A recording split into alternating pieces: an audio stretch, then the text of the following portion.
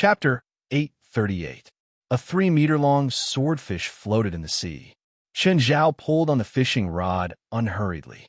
One had to admit that the fishing rod was really tough. The swordfish was at least 250 kilograms, so its strength in the water was probably 800 kilograms. But the rod didn't break, and the line didn't break either. Chen Zhao's arms were like the sea stabilizer. They didn't move at all. "What a big swordfish!" Fei Lai exclaimed. Chen Zhao slowly reeled in the line. Fei Lai immediately called the underling over. "Get ready. We can eat sashimi tonight." "Oh, which one of you knows how to make sashimi?" Sashimi was all about knife skills. It wasn't that complicated. Of course, the types of fish were very different. The best sashimi was tuna, but swordfish was also a good choice. Be it swordfish or tuna, the bigger they were, the more delicious they were. Chen Zhao finally pulled the swordfish to the side of the boat. Then he used the harpoon to pull it onto the boat. He cut off a piece of meat from the swordfish's back. This was the swordfish's most developed muscle, as well as its most valuable part. The first piece was for Fei Lai, of course. The underling immediately prepared a dipping sauce for Fei Lai. Actually, the best seasoning for sashimi was wasabi. However, wasabi was too spicy and irritating. It wasn't suitable for pregnant women. These underlings were perversely obsessed with their master's eating habits. They might even know what they wanted to eat better than Chen Zhao and Fei Lai themselves. For example, if Chen Zhao didn't look good in the morning, they would choose to prepare breakfast for Chen Zhao. After Fei Lai got pregnant, she would occasionally eat something she didn't want to eat. The underling would also remind her immediately. Apart from King Kong, who was a pure vegetarian, the other pets wouldn't reject sashimi. Of course, there was one family member that couldn't eat it. It was Blackie. Blackie watched the family eat sashimi and kept muttering, "I really want to taste sashimi. Beelzebub, what does sashimi taste like? Carrie, do you taste sashimi like this? King Kong, you can eat it. Why don't you?" "Mistress, pregnant women shouldn't eat too much sashimi," the underling said. "Why?" Fei Lai asked, confused. "That's because most swordfish have the problem of excessive metal content. Swordfish spend their entire lives swimming, and they often pass through heavily polluted waters, so their food sources are more complicated." "Chun, is he telling the truth?" "Yes, just try one now," Chen Zhao said with certainty. "After you give birth, you can eat as much as you want. Just try to eat less now." It wasn't that every swordfish had excessive metal content, but Chen Zhao didn't know if this one had. Generally, the bigger a swordfish was, the older it was, and the larger the sea it had swum through. Therefore, the possibility of it having excessive heavy metals was also higher. For example, in Japan, sashimi is their national dish. Every year, there were hundreds of cases of heavy metal poisoning caused by eating tuna or swordfish, which led to cerebral hemorrhage and stroke. Chen Zhao was also against Fei Lai eating sashimi, but he couldn't completely stop her from eating. Therefore, he still cut a piece. He couldn't eat more. Chen Zhao also had to be responsible for Fei Lai and the child in her stomach. Hearing Chen Zhao's answer, Fei Lai immediately lost her appetite for sashimi. "Why didn't you say so earlier?" "Fei Lai, don't be so nervous. It's not as serious as you think. It's not like you can't eat anything. Professor Ruffalo, I don't need to say more. You should know your situation. I want to know the location of the Kemesa ruins." Gold-Toothed looked at Professor Ruffalo. Professor Ruffalo stared coldly at Gold-Toothed and the pirates. "I don't even know how to find the Kemesa ruins." Without any warning, Gold-Toothed raised the gun in his right arm. Without even turning his head, he aimed at the team. No one knew who he was aiming at. Everyone huddled together in fear. Bang! One of the members of the expedition team was instantly hit in the head, and everyone let out a scream. Gold-Toothed didn't care who he hit. He just needed to force Professor Ruffalo to speak. "I really don't know," Professor Ruffalo shouted anxiously. "Let these kids go. They're innocent." Seeing a team member fall to the ground, Professor Ruffalo's heart bled. Gold-Toothed fired again. Kenora screamed. She was shot in the chest and fell into a pool of blood. "I really don't." Before Professor Ruffalo could finish, Gold-Toothed fired again. Another child was killed in front of Professor Ruffalo. "What did you say?" I. Tears streamed down Professor Ruffalo's face. Don't kill anymore. Don't kill anymore. The oldest of the children had been with him for more than a decade. The youngest had only been with him for 2 or 3 years. 1 or 2 hadn't even graduated from university. Boss, how could you bear to kill such a beautiful woman?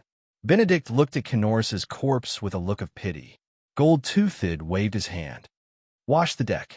3 corpses were thrown into the sea, but the killing on the pirate ship didn't stop. Gold-Toothed was getting impatient. Professor Ruffalo, I'll ask you one last time. Where's the Kamasa ruins?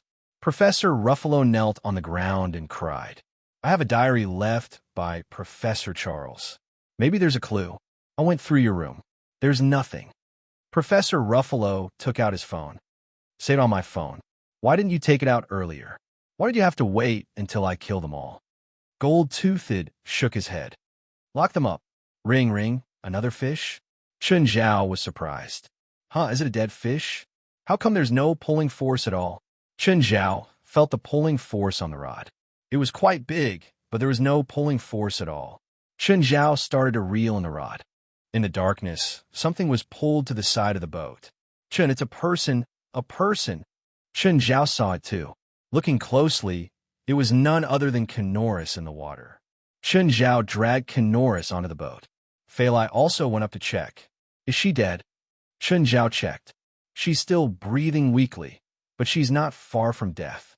Can you save her? Chapter 839. Canoris opened her eyes slowly, but she fainted again due to her weakness. After some time, Canoris woke up again. This time, she was woken up by a tongue.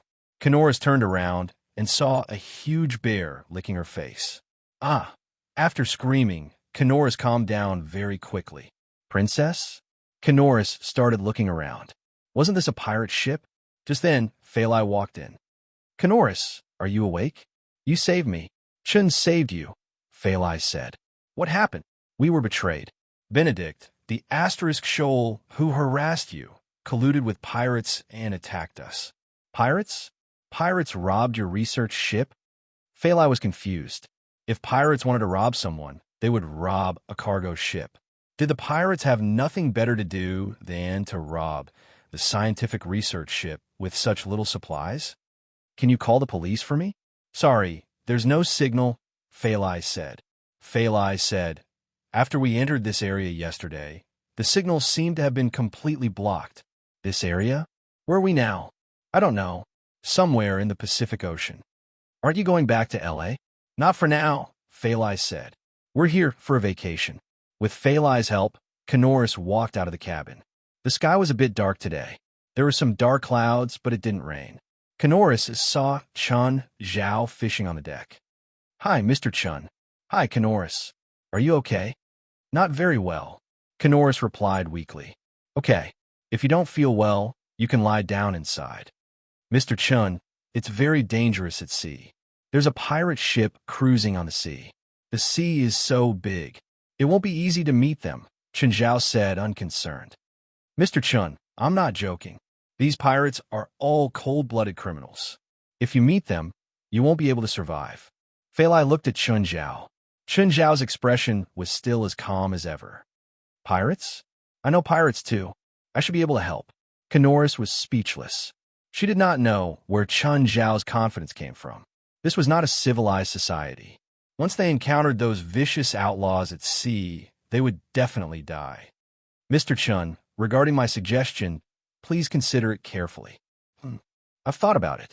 It's rare for Fei Lai and I to come out for a vacation, so we hope to finish it. Canoris didn't understand why Chun Zhao was so obsessed with vacations. Besides, my luck is pretty good. I won't be so unlucky as to encounter pirates. Chun, there's a ship over there. Fei Lai pointed in the distance. A ship entered their field of vision. Pirate ship. It's a pirate ship. Canoris' expression changed. She would never forget the silhouette of that ship, even if she died. It was that ship. They had attacked the research ship. Our luck seems to be a little bad recently, but it doesn't matter, they won't come to us. Boss, there's a yacht over there. The gold-toothed man picked up his binoculars. Fei Lai, what a beautiful yacht. It must belong to someone rich. Fei Lai. Benedict's eyes brightened. Boss, There's a woman on that yacht. She's really pretty. Really? Send them a message and trick them to stop. Pirate ships usually didn't attack directly when they hijacked their prey. Most of the time, they would use deceptive methods. They would approach them first and then attack after boarding the ship. Hi, our ship has some problems. Can you give us some help? The pirate ship sent a message to Phalai.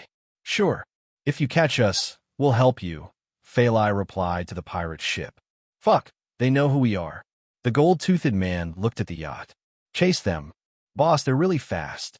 We can't catch them. The gold-toothed man's face darkened. Just then, a voice came from the communicator again. Can't catch them? Do you want me to slow down? Boss, they're slowing down. Damn Astra's souls.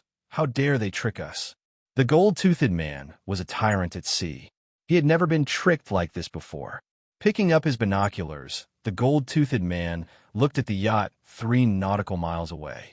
There was a person standing on the deck of the yacht. He was gesturing at them, giving them the middle finger. Chase them. We have to catch them. I'm going to tear them into pieces. But boss, even if they slow down, they're still faster than us. Contact Gulent and tell her to stop them.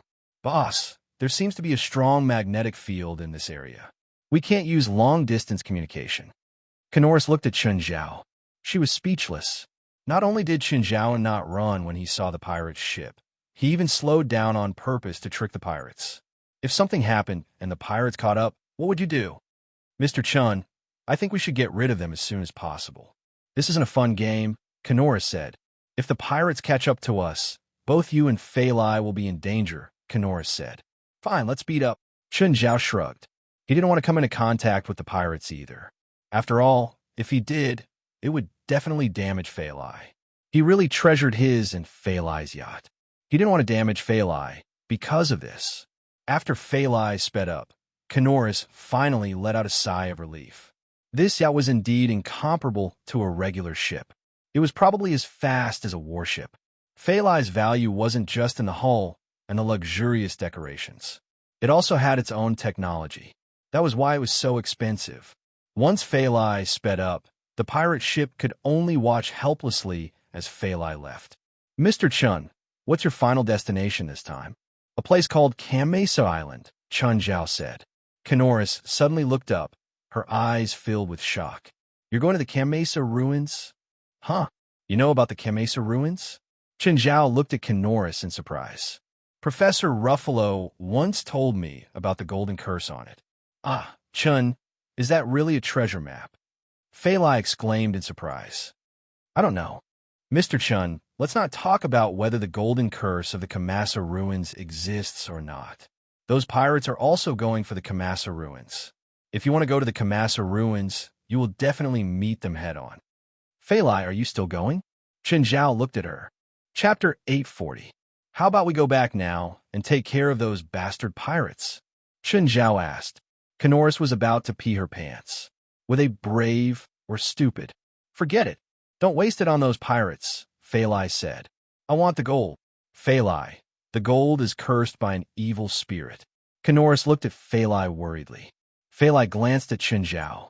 Chun Zhao shrugged nonchalantly. I'm not afraid of any shit curses.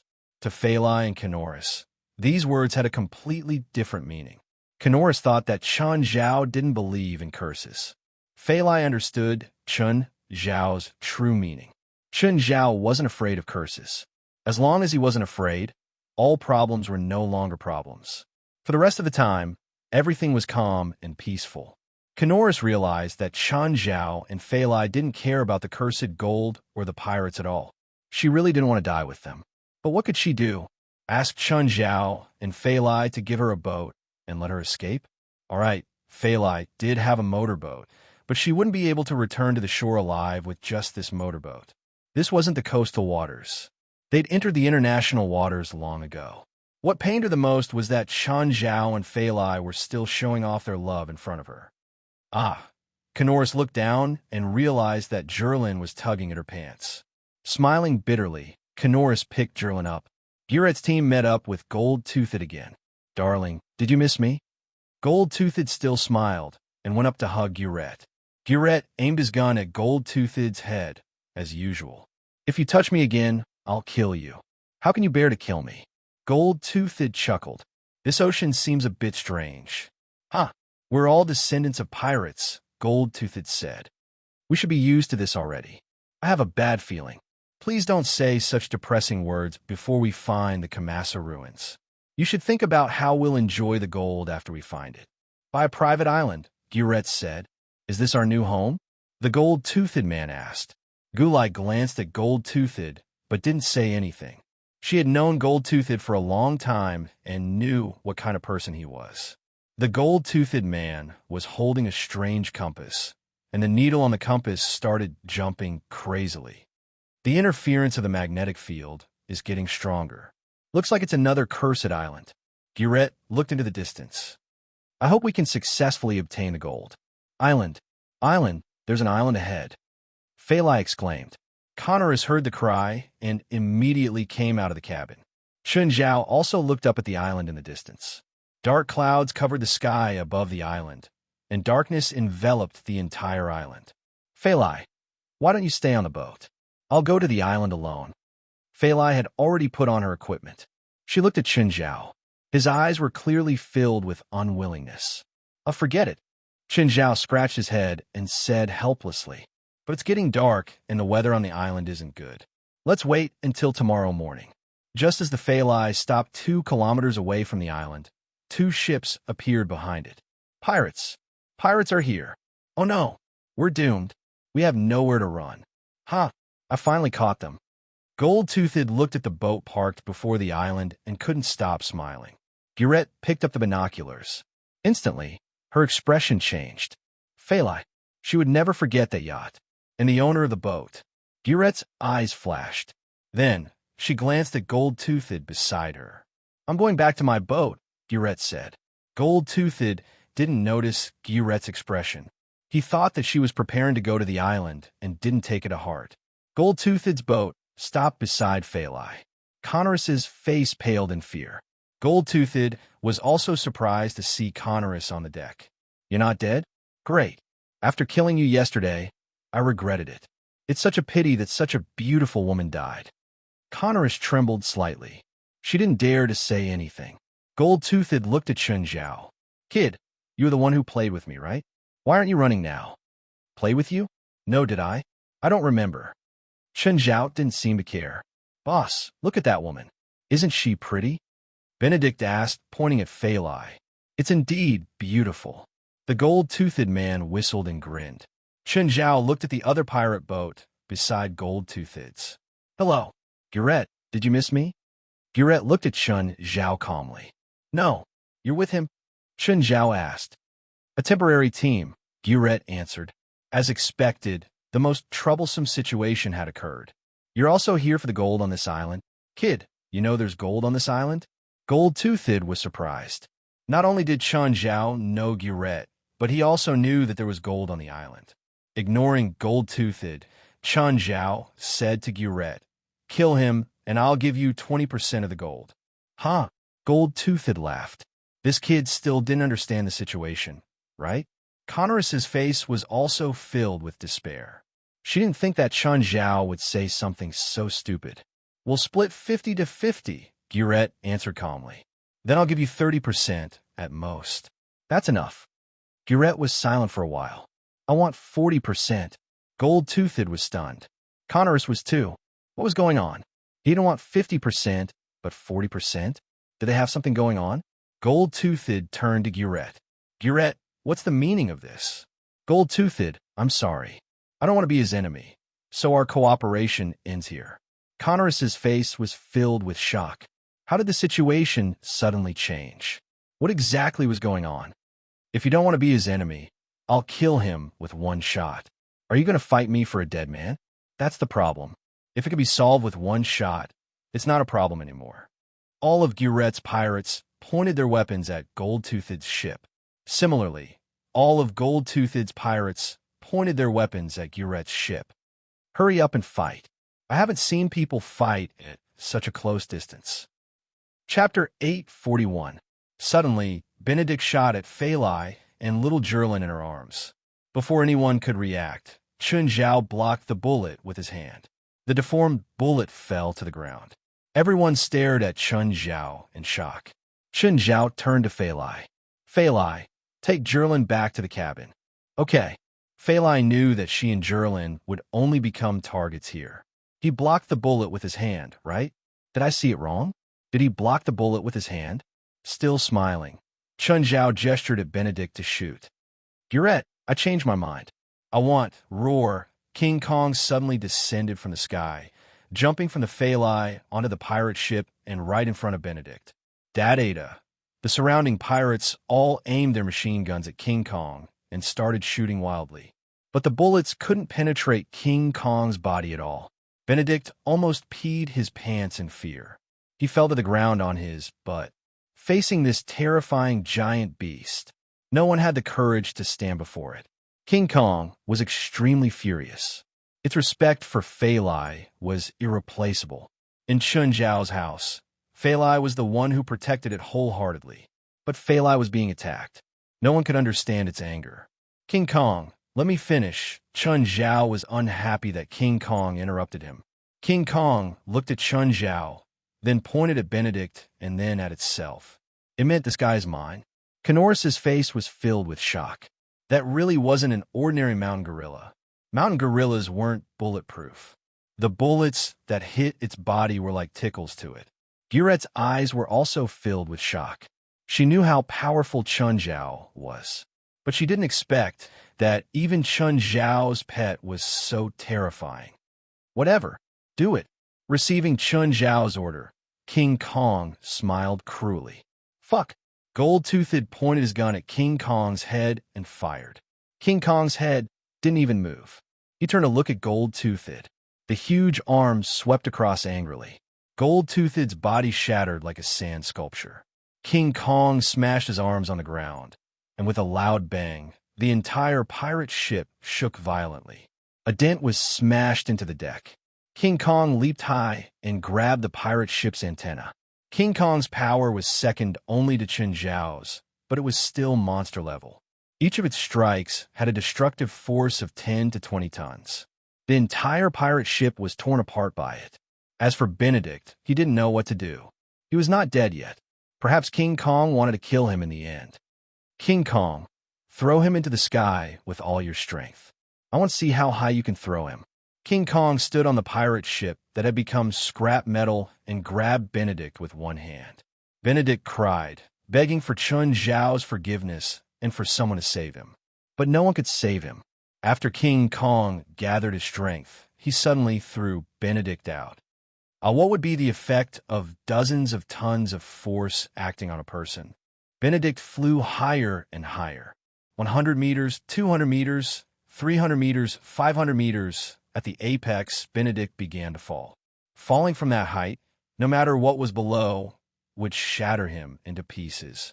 Even if Chun Zhao fell from that height, he would be smashed into pieces if he didn't take any precautions, let alone Benedict.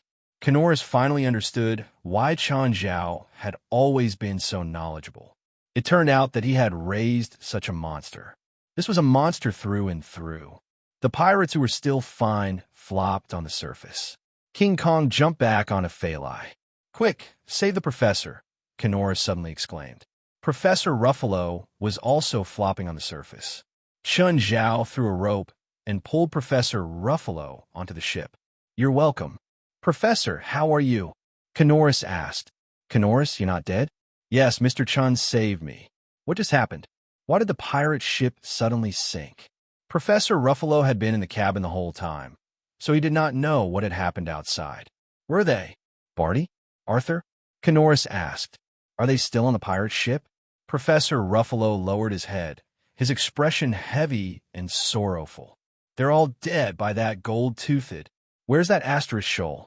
Where's that asterisk shoal now? Professor Ruffalo suddenly became indignant and hateful. And Benedict? Benedict's over there. Canoris pointed at the floating corpse. Gulai and her team were also a little frightened by King Kong at this moment. They did not dare to imagine what would have happened if Gurette did not know Chun Zhao. If Gurette had chosen to fight Chun Zhao, what would the result be? I suddenly feel a little unsatisfied that I killed that asterisk shoal so easily. Chen Zhao looked at King Kong. You stole my joy of revenge. King Kong looked at Chen Zhao with a wronged expression. Master, you agreed to it yourself. Canoris and Professor Ruffalo were both very sad. After all, their companions had all died. But they could not do anything. The only thing that comforted Professor Ruffalo was that Chen Zhao had avenged him. Gurette came to Chen Zhao's ship. Professor Ruffalo, you've been here before, right? Chen Zhao asked. This place. Why are you here? Professor Ruffalo had long discovered that this was Kamasa Island. It had once been his nightmare. For the gold, Chen Zhao said honestly. No, it's for a vacation. Because Fei Lai had already walked out, Chen Zhao had to answer truthfully. Mr. Chen, the gold here is full of misfortune. You shouldn't come here. Professor Ruffalo's kind personality started acting up again. I've been here before, so I know better than you how scary the gold here is. That's not a problem, Chen Zhao said. I'm more concerned about how much gold there is on this island. Do you really want to take the risk on the island? I'm already here. Do you think I'm joking with you? Professor Ruffalo told Chen Zhao about his experience. The gold in the Kamasa ruins is hidden at the top of the highest mountain. How much is it worth? A lot, about 100 tons. Chen Zhao gasped. Are you sure it's that much? Chapter 842. Is there any danger on the island? Chen Zhao asked. Danger? When our team first came to the island, it was like we changed into different people. We fought and fought. I think there's a demon on the island that can bewitch people. Chen Zhao glanced at Gurette. I hope you and your men can stay calm. Chen Zhao's words clearly had a hidden meaning. Gurette also understood. Whether it was herself or Chen Zhao, if anyone was bewitched, the result would be disastrous. Don't look at me, Chen Zhao said matter-of-factly. I can't be bewitched. You can't defeat the demon's power, Professor Ruffalo said. Gurette looked at Chen Zhao. She knew that since Chen Zhao said this, he must be confident. After all, Chen Zhao was someone who'd actually killed a demon. The next day, everyone landed on the island. The sky above Kamasa Island was covered in dark clouds. Chilly winds blew on the island, too. What made Professor Ruffalo and Kenora speechless was that Chen Zhao actually let Fei Lai and Little Jerlin go on the island, too. Not a single one of Chen Zhao's pets was left out. Is there a demon's aura on the island? Chen Zhao asked, carrying Samuel. I can't feel it. Mr. Chen, after you. Gurette didn't want to go first. Everyone entered the coconut forest. The ground was covered in low weeds and some mud. It was very uncomfortable to step on the ground. Suddenly, one of Gurette's men screamed. Without any warning, he was dragged down. A crocodile. Gurette's men immediately opened fire to save her. She was saved, but her calf was seriously injured. She couldn't walk alone. Just then, another 2-meter-long crocodile jumped out of the grass. Gurette reacted quickly. He pulled out his gun and shot 3 times in a row. The crocodile died instantly. Do you need help? Chen Zhao asked. No, Gurette said. Leave this small problem to us. Fine. Chen Zhao pulled Fei Lai and took a step back. Everyone didn't understand what Chen Zhao meant.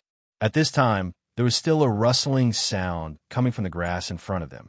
They could vaguely see many black shadows in the grass. Crocodiles. A horde of crocodiles. Some of the crocodiles were 3 to 4 meters long. The leading crocodile king was more than 7 meters long. It was much bigger than Abido's and twice as heavy as Abido's. It was probably the same size as the princess. These were all bay crocodiles, the largest reptile in the world. Gulf crocodiles could adapt to both saltwater and freshwater environments. Gurette's expression darkened. He turned to look at Chen Zhao. Chen, I only want 30%. If she didn't lower the price now, she would suffer heavy losses. Although her team had automatic weapons, there were too many of these crocodiles. Moreover, the thick shell of the Gulf crocodiles was very resistant to small-caliber firearms. Mid-caliber firearms could barely penetrate their shells, but it was still difficult to cause fatal damage. With so many saltwater crocodiles and that gigantic beast, they would definitely be able to annihilate their entire team. Children, it's time to eat. The princess and King Kong howled and rushed forward. She dashed towards the crocodile king. The crocodile king wanted to bite the princess, but the princess slapped it with her claws. The Crocodile King was stunned. King Kong grabbed the Crocodile King's tail, while Princess's claws dug into the Crocodile King's head and neck. The Crocodile King struggled to break free, but facing Princess and King Kong, two monsters of strength, it was powerless. Everyone exclaimed. The Crocodile King's body was torn apart. Its intestines and organs were everywhere. Black Ma, White Ma, Abitos, and White Snow all rushed forward. This wasn't an evenly matched battle. It was a one-sided massacre. Connorus was already disgusted by the smell of blood. On the other hand, Walter stayed by Phalai's side. He wasn't weak either. However, Walter preferred to protect Phalai instead of rushing forward to kill. Seeing that they couldn't win and that even their boss had been killed, the crocodiles didn't dare to fight anymore. They turned and ran. "Stop chasing," Chen Zhao called. "They're protected animals. You've killed more than half of them, and now you're thinking about protected animals?" Everyone rested where they were. Chen Zhao helped the injured female pirate bandage her wounds. "You didn't tell me that there are crocodiles on this island," Chen Zhao said to Professor Ruffalo. Ruffalo looked at Chen Zhao helplessly. "I didn't know we'd encounter crocodiles." Chen Zhao furrowed his brows. "How far is the treasure?" "It's on that mountain." Professor Ruffalo pointed to a mountain not far away. "We've rested enough," Chen Zhao said. "Let's go." They continued on their way. When they reached the foot of the mountain, Chen Zhao looked back at Phalai. "Phalai, leave Jerlin to me. Are you tired?" "Chun, I'm not even a month pregnant." "Okay, tell me if you're tired. We'll rest here." "Okay." There were traces of a man-made road on the mountain. It was winding and rugged, but it was still walkable. Chen Zhao reached out a hand. "Phalai, hold me. Don't fall." Phalai looked up at Chen Zhao. She wasn't tired. She wasn't tired, but she knew that Chen Zhao was still worried about her. She couldn't help but feel warm inside. "You just need to take care of Jerlin. I can take care of myself. Hold me." Chen Zhao stared at Phalai unrelentingly. Phalai couldn't change Chen Zhao's mind. If she didn't reach out, Chen Zhao wouldn't leave. Helplessly, Phalai could only hold Chen Zhao's hand. "Phalai, how about we buy an island when we're rich in the future? When we're free, we could take a vacation there and invite friends and family to our private island." "Actually, your current wealth is enough to buy an island," Phalai said. Normally, an island was only a few $1,000,000. However, it wasn't big. It was probably smaller than Mirror Lake. The team's journey was peaceful. They didn't encounter any danger. They went straight to the top of the mountain. There was a cave there. Everyone looked at Professor Ruffalo. "The gold is in the cave. Where's the relic? Where's the bewitching curse?" Chen Zhao said in disappointment. "Why didn't anything happen? I'm disappointed." "Chen, how much do you want something to happen?" Everyone entered the cave. In an instant, a burst of golden light blinded everyone's eyes. The entire cave was covered in gold. But at this moment, Samuel said something that dampened the mood. "So much demon gold, and it's been cursed with the spirit of speech," Beelzebub said. "It wasn't gold. It was demon gold." "Phalai, we might have come here for nothing." "What?" Phalai asked, confused. "Can't we take the gold?" "Yes." Chen Zhao could resist curses. Phalai had a little demon to protect her, and Jerlin also had a little angel to protect her. The three of them were extremely effective against curses. He couldn't do anything about the spirit of speech. Of course, the most important thing was that demon gold looked very similar to gold. Chapter 843. Not only was it worthless demon gold, but it was also enchanted with spiritual words. To get a piece of demon gold, one had to kill 3 people. Then, the other person's luck would be transferred to them. "Phalai, don't touch the gold. Let's go." Chen Zhao turned to leave. Phalai couldn't move. She seemed to have been bewitched. Chen Zhao slapped Phalai's face. She froze for a moment, then came back to her senses. Covering her face, Phalai stared at Chen Zhao. Tears were about to fall out. It was Chen Zhao's first time hitting Phalai. He had never thought that he would hit her. The first gunshot rang out. The killing had already begun. Including Professor Ruffalo and Connorus, they were also in battle. Everyone was bewitched. They started killing each other crazily. Connorus grabbed a piece of demon gold and smashed it hard on Professor Ruffalo's head. Phalai, let's go. With a serious expression, Phalai turned to leave. The sounds of fighting in the cave lasted for a long time. When everyone walked out of the cave, they were all covered in blood. They had gradually woken up from their madness. Canoris held a piece of demon gold in her hand. She had a faint smile on her face. There were either tears or blood at the corners of her eyes. Another person walked out, also covered in blood. Then Gurette walked out. She was very clean, but she held a bloody piece of demon gold in her hand. The people who walked out were all very calm. The sorrow in their bodies and hearts made them unable to summon any strength to fight. Chen Zhao looked at them and frowned. This wasn't a relic. It was a trap. Chun, was I like them just now? Phalai asked. Does it still hurt? Chen Zhao looked at Phalai with heartache. He had never thought that he would hit Phalai. A little. Including Canoris and Gurette, there were 5 people who came out. Canoris was the weakest. She couldn't stop crying. She knew what she had done. She couldn't control the fear and sorrow in her heart. She had actually killed the most respected Professor Ruffalo with her own hands. On the way down, no one spoke. Chun, why didn't they take more gold? They can't afford it. Canoris stayed on Gurette's pirate ship. She can no longer return to land. After all, she had killed Professor Ruffalo. Chen Zhao and Phalai also started their journey back. However, he didn't understand why Fanity would give him the map. What kind of mentality did she have when she handed this thing over to him? Without a doubt, this was definitely not something good. Fanity wanted to use this to frame him? It didn't seem to make sense. She should have understood that this kind of trap wouldn't be able to kill her. Instead, it would make him hate her.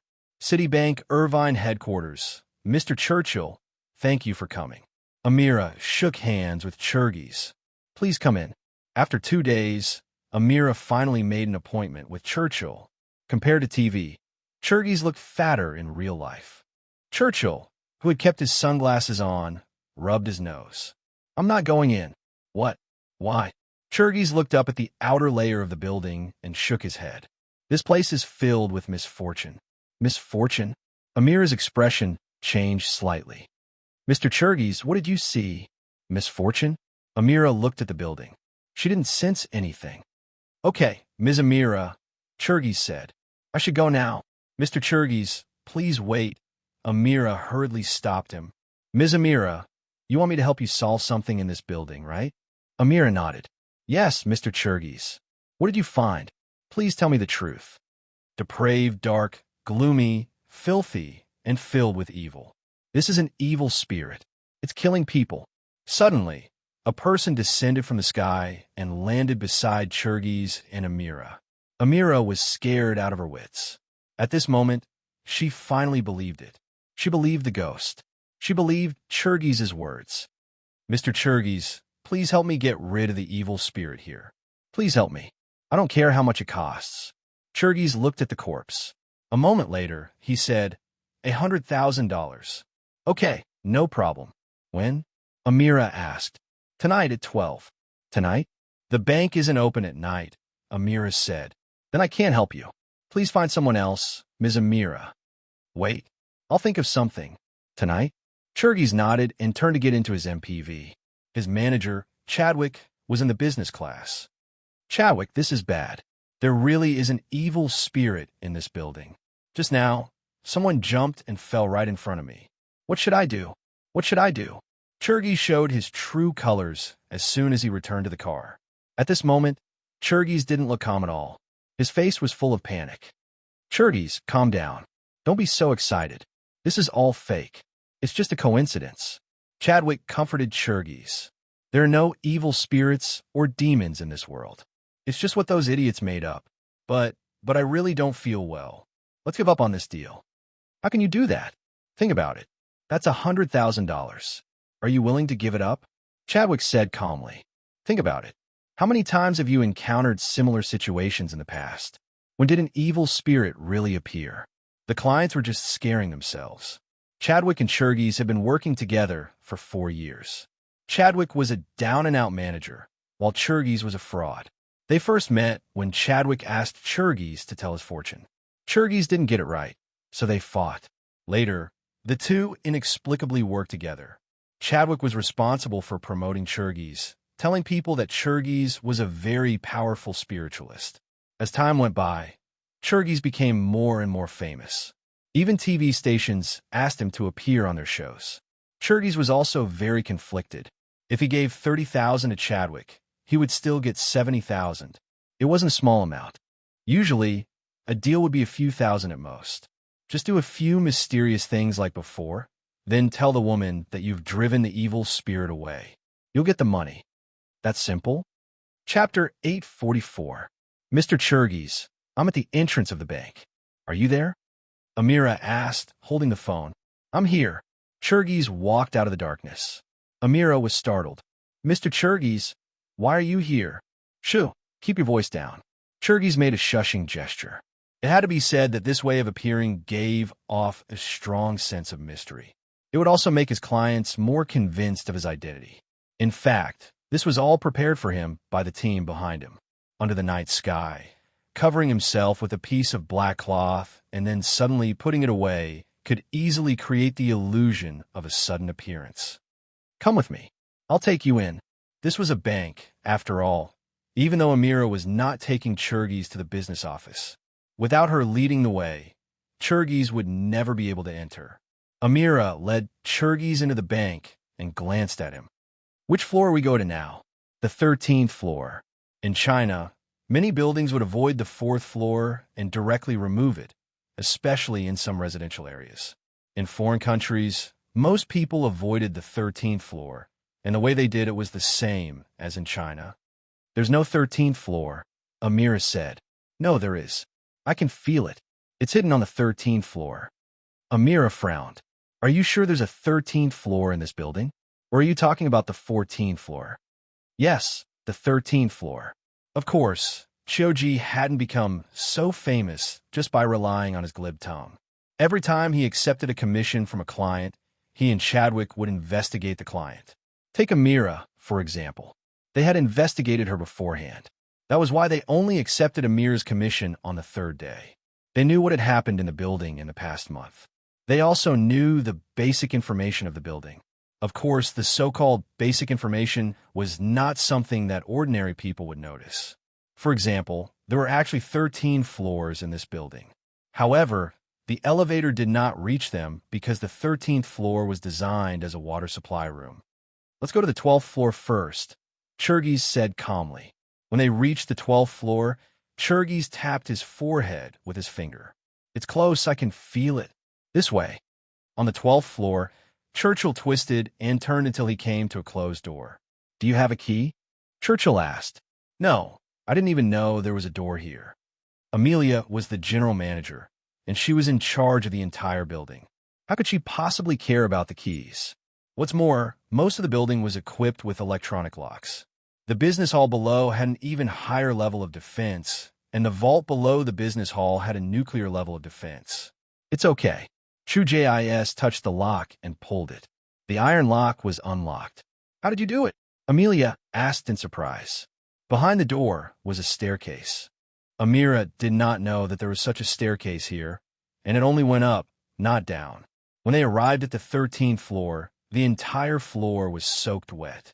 He could only vaguely hear the sound of water dripping. The lighting was also very dim, giving people a very uncomfortable feeling. Churgiz suddenly waved his hand. Stop. Amira immediately stopped. Churgiz said, I'm not talking to you. Didn't I tell you? All of a sudden, Churgiz spilled a cloud of powder. The moment the powder came into contact with the air, it exploded. A woman's scream came from the originally quiet floor. Amira was startled, and her face turned pale. What's going on? What just happened? It's fine now, Churgiz said indifferently. There was a woman's lingering resentment here, and I've completely eliminated it. Is it done? Yes, it's all done. There won't be any more problems. Churgiz looked confident. Thank you. I'll transfer the payment to you. Amira's body and mind immediately relaxed. It was finally done. Just as the two were about to leave the 13th floor, a cry came from behind them. Both Amira and Churgiz broke out in cold sweat. There's more? Amira turned her head stiffly to look at Churgiz. Churgis turned back to look at the room. Beside the water tower, in a dark place, there was a woman in white with her hair draped over her shoulders, huddled in a corner. The woman was the one who was crying. Churgis gulped. Suddenly, the light in the water room dimmed. Then, it lit up again, but at that moment, a horrifying face appeared in front of Amira and Churgis. It was a bloodless face, but its eye sockets were empty and completely dark. Ah! Both Amira and Churgis screamed in fear. Eliminate her! As soon as Amira turned around, she saw Churgis sprinting towards the ground. Only then did Amira realize that Churgis was not a spiritualist, nor did he know how to exorcise demons. Amira also ran out of the 13th floor and chased after Churgis. You liar! Liar! Churgis ran to the elevator on the 12th floor and pressed the button frantically. He was scared, really scared. The mission was no longer important. He just wanted to get out of here as fast as possible. The elevator door finally opened, and Churgis and Amira rushed into the elevator. The door closed, and the elevator slowly descended. But at that moment, the lights in the elevator began to flicker. Creak, creak, creak. Scratch marks began to appear on the elevator door. It was as if someone had scratched the metal door with a sharp object. Both of them broke out in cold sweat. Amira cried out in fear. Think of something. Think of something. There's a ghost. There's really a ghost. There's really a ghost. Churgis had completely lost control. There's really a ghost. There's really a ghost. This was no longer part of his plan. Churgis' mind was in a mess. Churgis had never been a daring person. In his past missions, even if they were all fake, he had never dared to enter those so-called haunted houses alone. Ding! The elevator door opened, and the two of them scrambled out of the elevator and rushed out of the bank. Suddenly, Amira tripped over something and looked back. Wasn't that the woman who had jumped off the building in front of them today? Hadn't her body been cleaned up a long time ago? Why was she still here? At this moment, the corpse began to crawl up slowly. Chapter 845. Amira was horrified. Church JIS pulled Amira to his side. What are you waiting for? Run. As Amira was running, she did not forget to look back at the employee who had jumped off the building. The female employee was still swaying as she strolled in her direction. At that moment, Amira suddenly noticed that a car was heading toward her. Turning around, she saw that the one in the car was the evil ghost she had encountered on the 13th floor. The female ghost had a ferocious look on her face. She gripped the steering wheel, and a crazed expression appeared on her face. The car was traveling at least 150 kilometers per hour. If someone were to be hit at such a speed, they would definitely die. I'm dead. Church JIS felt his legs turning to jelly. 20 meters, 10 meters, 5 meters. At that moment, a fireball suddenly fell from the sky. Boom! The fireball landed on the hood of the car that the female ghost was driving. With a loud noise, the car rolled forward and flipped over Church JIS and Amira's heads. Church JIS and Amira's mouths were wide open, their faces filled with shock. A tall woman, wielding a greatsword, was standing in the same place. The female ghost rushed out from the car and pounced at the woman. The woman's fist suddenly burst into flames, and she punched the female ghost's head. In an instant, the female ghost's head was crushed, and her spirit body began disintegrating. Shock was written all over Church JIS and Amira's faces. Are we saved? Amira looked at the woman, her eyes filled with stars. There's indeed something wrong with this building. Gaia looked at the headquarters of the bank before turning to look at Amira and Church JIS. Are you two all right? Don't walk around at a time like this, especially in an unsafe place like this. Madam, Amira stepped forward. I'm not married. Gaia's expression immediately turned ugly. It was very impolite to call an unmarried woman madam. Sorry. Children, let's go home. I am the general manager of this bank. Besides, I am not a child. Amira quickly stated her identity. Gaia ignored Amira and raised her head to look at the building before her. Suddenly, Gaia moved. Like a ferocious tiger, Gaia charged toward the building. But at that moment, a gust of air formed by evil spirits gushed out from the entrance of the building. Like a torrent, it directly hit Gaia's body. Then, Gaia flew backward and hit the wall on the opposite side of the road. Amelia and Chujis were so scared that they almost peed their pants. Wasn't this place too scary? Originally, they thought that a savior had come, but in the end, they were sent flying by a single blow from the evil spirit. Flying so far away, that woman was dead for sure, right? At this time, Gaia stood up again and patted the dust off his body. Immediately after, flames appeared on Gaia's body along with a greatsword in her hand. At this moment, Gaia was on the verge of exploding. Her fighting spirit, and state were all completely released after that blow. Gaia was like a cannonball, directly shooting towards the entrance of the building. Evil spirits surged out from the entrance of the building again, crashing into Gaia. But this time, Gaia was not sent flying. Gaia's flaming greatsword slashed down. Bang! The torrent of evil spirits was split apart by Gaia. Amira and Churchill covered their mouths, their eyes filled with disbelief. But Gaia did not last until the end. Her body was sent flying again. She landed in front of Amira and Churchill. Amira hurriedly helped Gaia up. "Are you okay?" "I'm fine." Gaia twisted her neck and took out her phone. She realized that her phone was broken. "Can I borrow your phone for a while?" "Of course." Amira quickly handed the phone to Gaia. Gaia made a call. "Hello, Mr. West. I'm at the Los Angeles branch of Irvine Bank. There's a very powerful existence there that I can't handle." Gaia called for a minute and hung up. "Thank you for calling." With that, Gaia turned to leave. "Wait, miss, what about the evil spirits in this building?" "I can't beat them," Gaia said. "Then what?" "If I can't beat them, then I can't. What else do you want me to do?" Gaia answered matter-of-factly. "So you're not going to do anything?" "I'll gather my partners and come up with a battle plan," Gaia said. "How do you want me to cooperate?" "Before the problem is solved, it's best not to worry about the inside." "So our bank can't operate normally?" "You can choose to continue, but people will die one after another." "How long will it take to solve it?" Amira asked. "I don't know.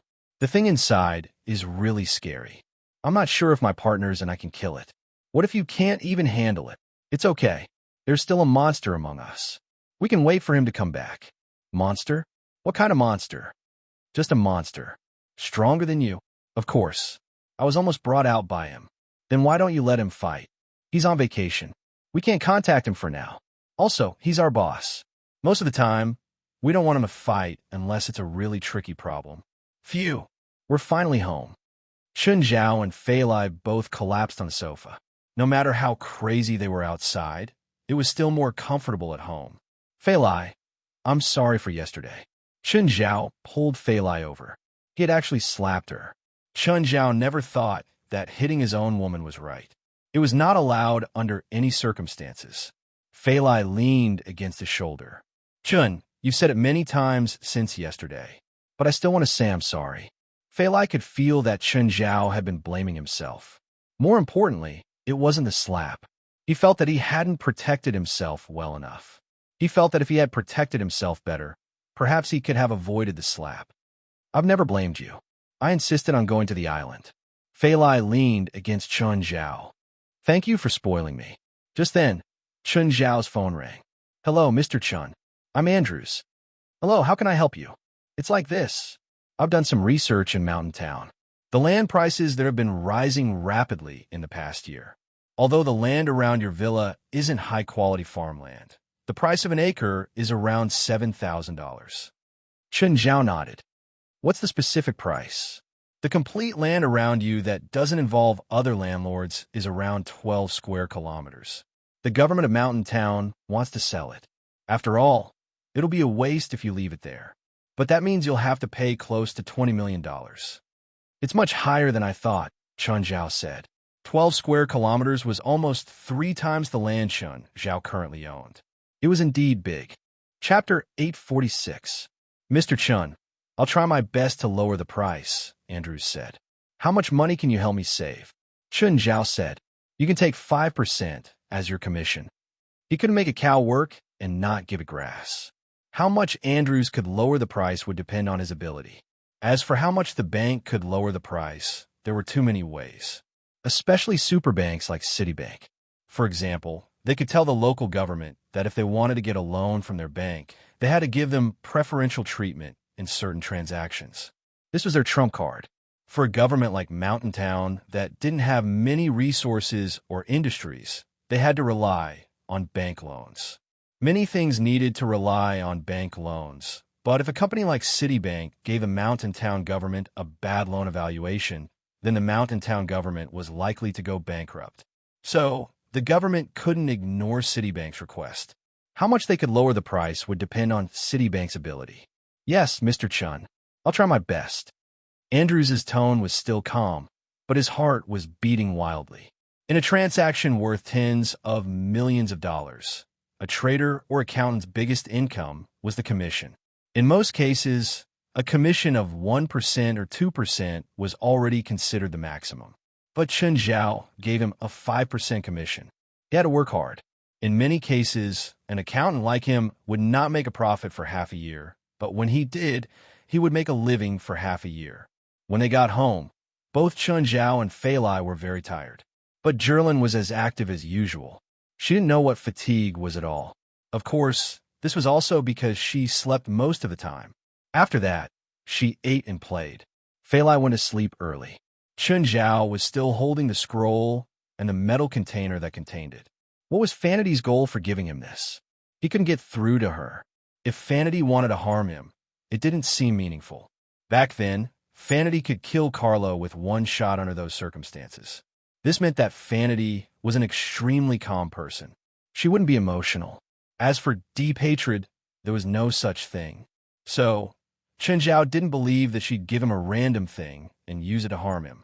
Kamesa Island was a trap.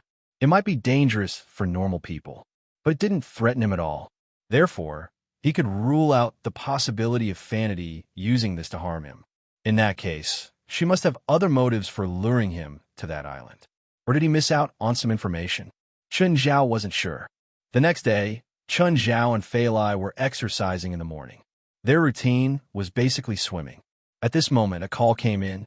After receiving a notification from the butler system, Chen Zhao returned to the shore and picked up the call. It was Evely. They hadn't contacted each other for a long time. Chun, do you remember what you promised me? Did I promise you anything? Why don't I remember? Could it be that I've made a solemn vow to you before? You said that before the World Championship, you would help me train for 10 days. In the end, you stood me up. It seems that you didn't inform me in time. Do you know how busy I am? If you didn't take the initiative to remind me, how would I know if you wanted to train? So it's my fault. Clearly, it's your fault, Chen Zhao replied. Then I want to train now. The World Championship is over. Why are you still training? I didn't break the men's world record. Are you planning to humiliate us men to the point where we have no face left? If you think that I humiliated you men, you can participate in the competition yourself. I think that with your ability, you can definitely make your men proud. All right, I'm not that bored. Are you willing to help or not? What competition do you have next? In November, there's a World Championship Celebrity Invitational. I'm the world record holder now, so I'm also invited. I also plan to break the men's world record in the Celebrity Invitational. My girlfriend's pregnant. I don't have much time. 10 days, $2 million. Starting from today, are you in LA? Fuck, Evely cursed. Huh, you know that word? I've been learning Chinese recently. Okay, where are you now? I'm at the North Beach Natatorium. How come I don't know this place? Chen Zhao asked, confused. It's a high-end natatorium. I've been training here recently. I don't understand. What's the difference between a so-called high-end natatorium and a regular one? Don't you know that the difference in water quality has a lot to do with the swimmer's performance? Your performance didn't depend on the water quality, Chen Zhao said, unconcerned. Hurry and come over. Stop nagging. Fine. After hanging up, Chen Zhao said to Fei Lai, who was on the lake, Fei Lai, I'm going out to earn money. Fei Lai waved her hand, indicating that she heard. Chen Zhao drove and found the North Beach Natatorium according to the GPS. Not to mention the facilities inside, just the architectural style of the natatorium was enough to tell that it was expensive. As soon as Chen Zhao got out of the car, someone bumped his shoulder. Turning around, he saw that it was a high-ranking official from Citibank. His name seemed to be Amira. Seeing Chen Zhao, Amira was also stunned. Sorry. Amira didn't know Chun Zhao's name. He only knew that Chun Zhao was a client of their bank. Chun Zhao nodded, but after walking for a while, he realized that Amira seemed to be heading in the same direction as him. At the entrance of an indoor natatorium, Amira looked at Chun Zhao. Sir, you've been following me all the way. Chun Zhao was helpless. I'm also coming to this pool.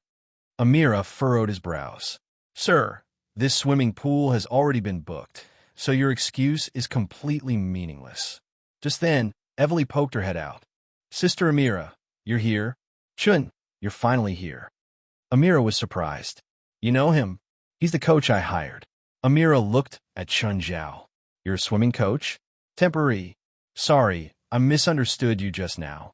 Amira apologized perfunctorily. Temporary swimming coach? She wanted to see how special Chun Zhao's temporary swimming coach was. Right now, almost all the swimming coaches in the country were lined up for Evely to choose. She was the world champion, the world record holder, and the first woman to swim the 800-meter freestyle for 8 minutes. With all these accolades, Amira was practically the Usain Bolt of the swimming world. Her condition had always been very stable. As long as she participated in a competition, she would always win. Chapter 847. Amira and Evely were in the changing room. Evely, are you sure that Asian can really be your coach? Of course. He's the most qualified person to be my coach. No one's better than him. Are you sure? Amira wasn't a swimmer, but she would occasionally hire some swimming coaches to train her, so she knew many famous coaches. Of course, Evely said. He charges $2 million for 10 days. What? Amira shrieked. How can he do that? Amira screamed. The price was higher than her salary as an executive in a bank. That was the equivalent of $200,000 per day. Even the best swimming coaches, if they did not take into account the income of their students, would have an annual salary of about this amount. One day was equivalent to the salary of other top coaches. Amira thought that Evely was crazy. I went through a lot of trouble to get this. Before the World Championship, I told him about it, but that bastard forgot about it. Evely, you don't rely on your results, but you shouldn't squander like that. Your pay is too high. It wasn't just high, it was unreasonable. I can't help it. If I pay too low, he won't come. He'd rather stay at home with his pregnant girlfriend. This was clearly a trick used by scammers to drive up the price. However, no matter what he said now, Evely probably wouldn't listen. From her tone just now, it was clear that she trusted that person a lot. Amira worked in a bank, so she only interacted with finance. She knew a lot of scammers' tricks very well. If a victim was in the process of being scammed, it would be very difficult to listen to persuasion. The best way now wasn't to persuade the victim, but to expose the scammer. The two walked out of the locker room. Amira saw Chun Zhao sitting on the bench beside them, paralyzed. He didn't have the attitude of a coach at all. Chun Zhao's expression was indifferent. He was even holding an apple in his hand. Chun, that's my food, Evely said. Oh, Chun Zhao shrugged. Go into the water and swim a few laps first.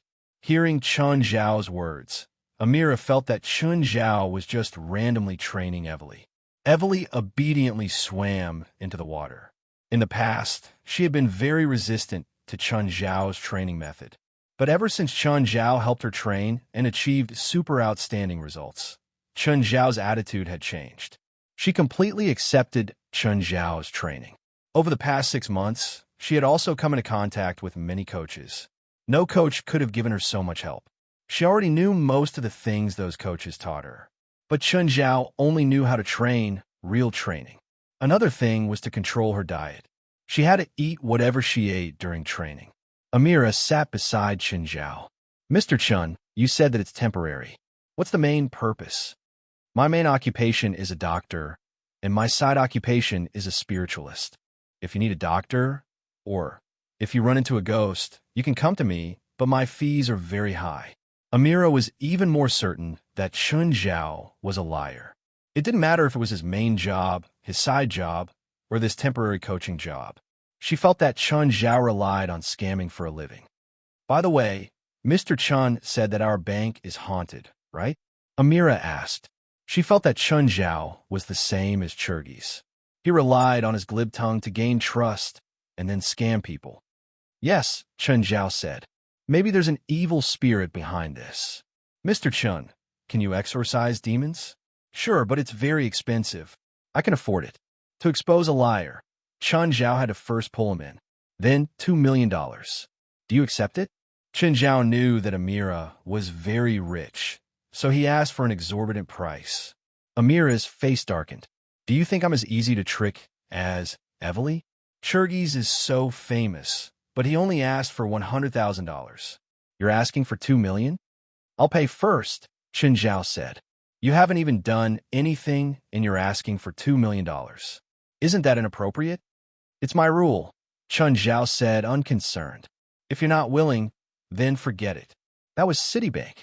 Chen Zhao didn't think that his price was too high. In fact, Chen Zhao even thought that his price was fair.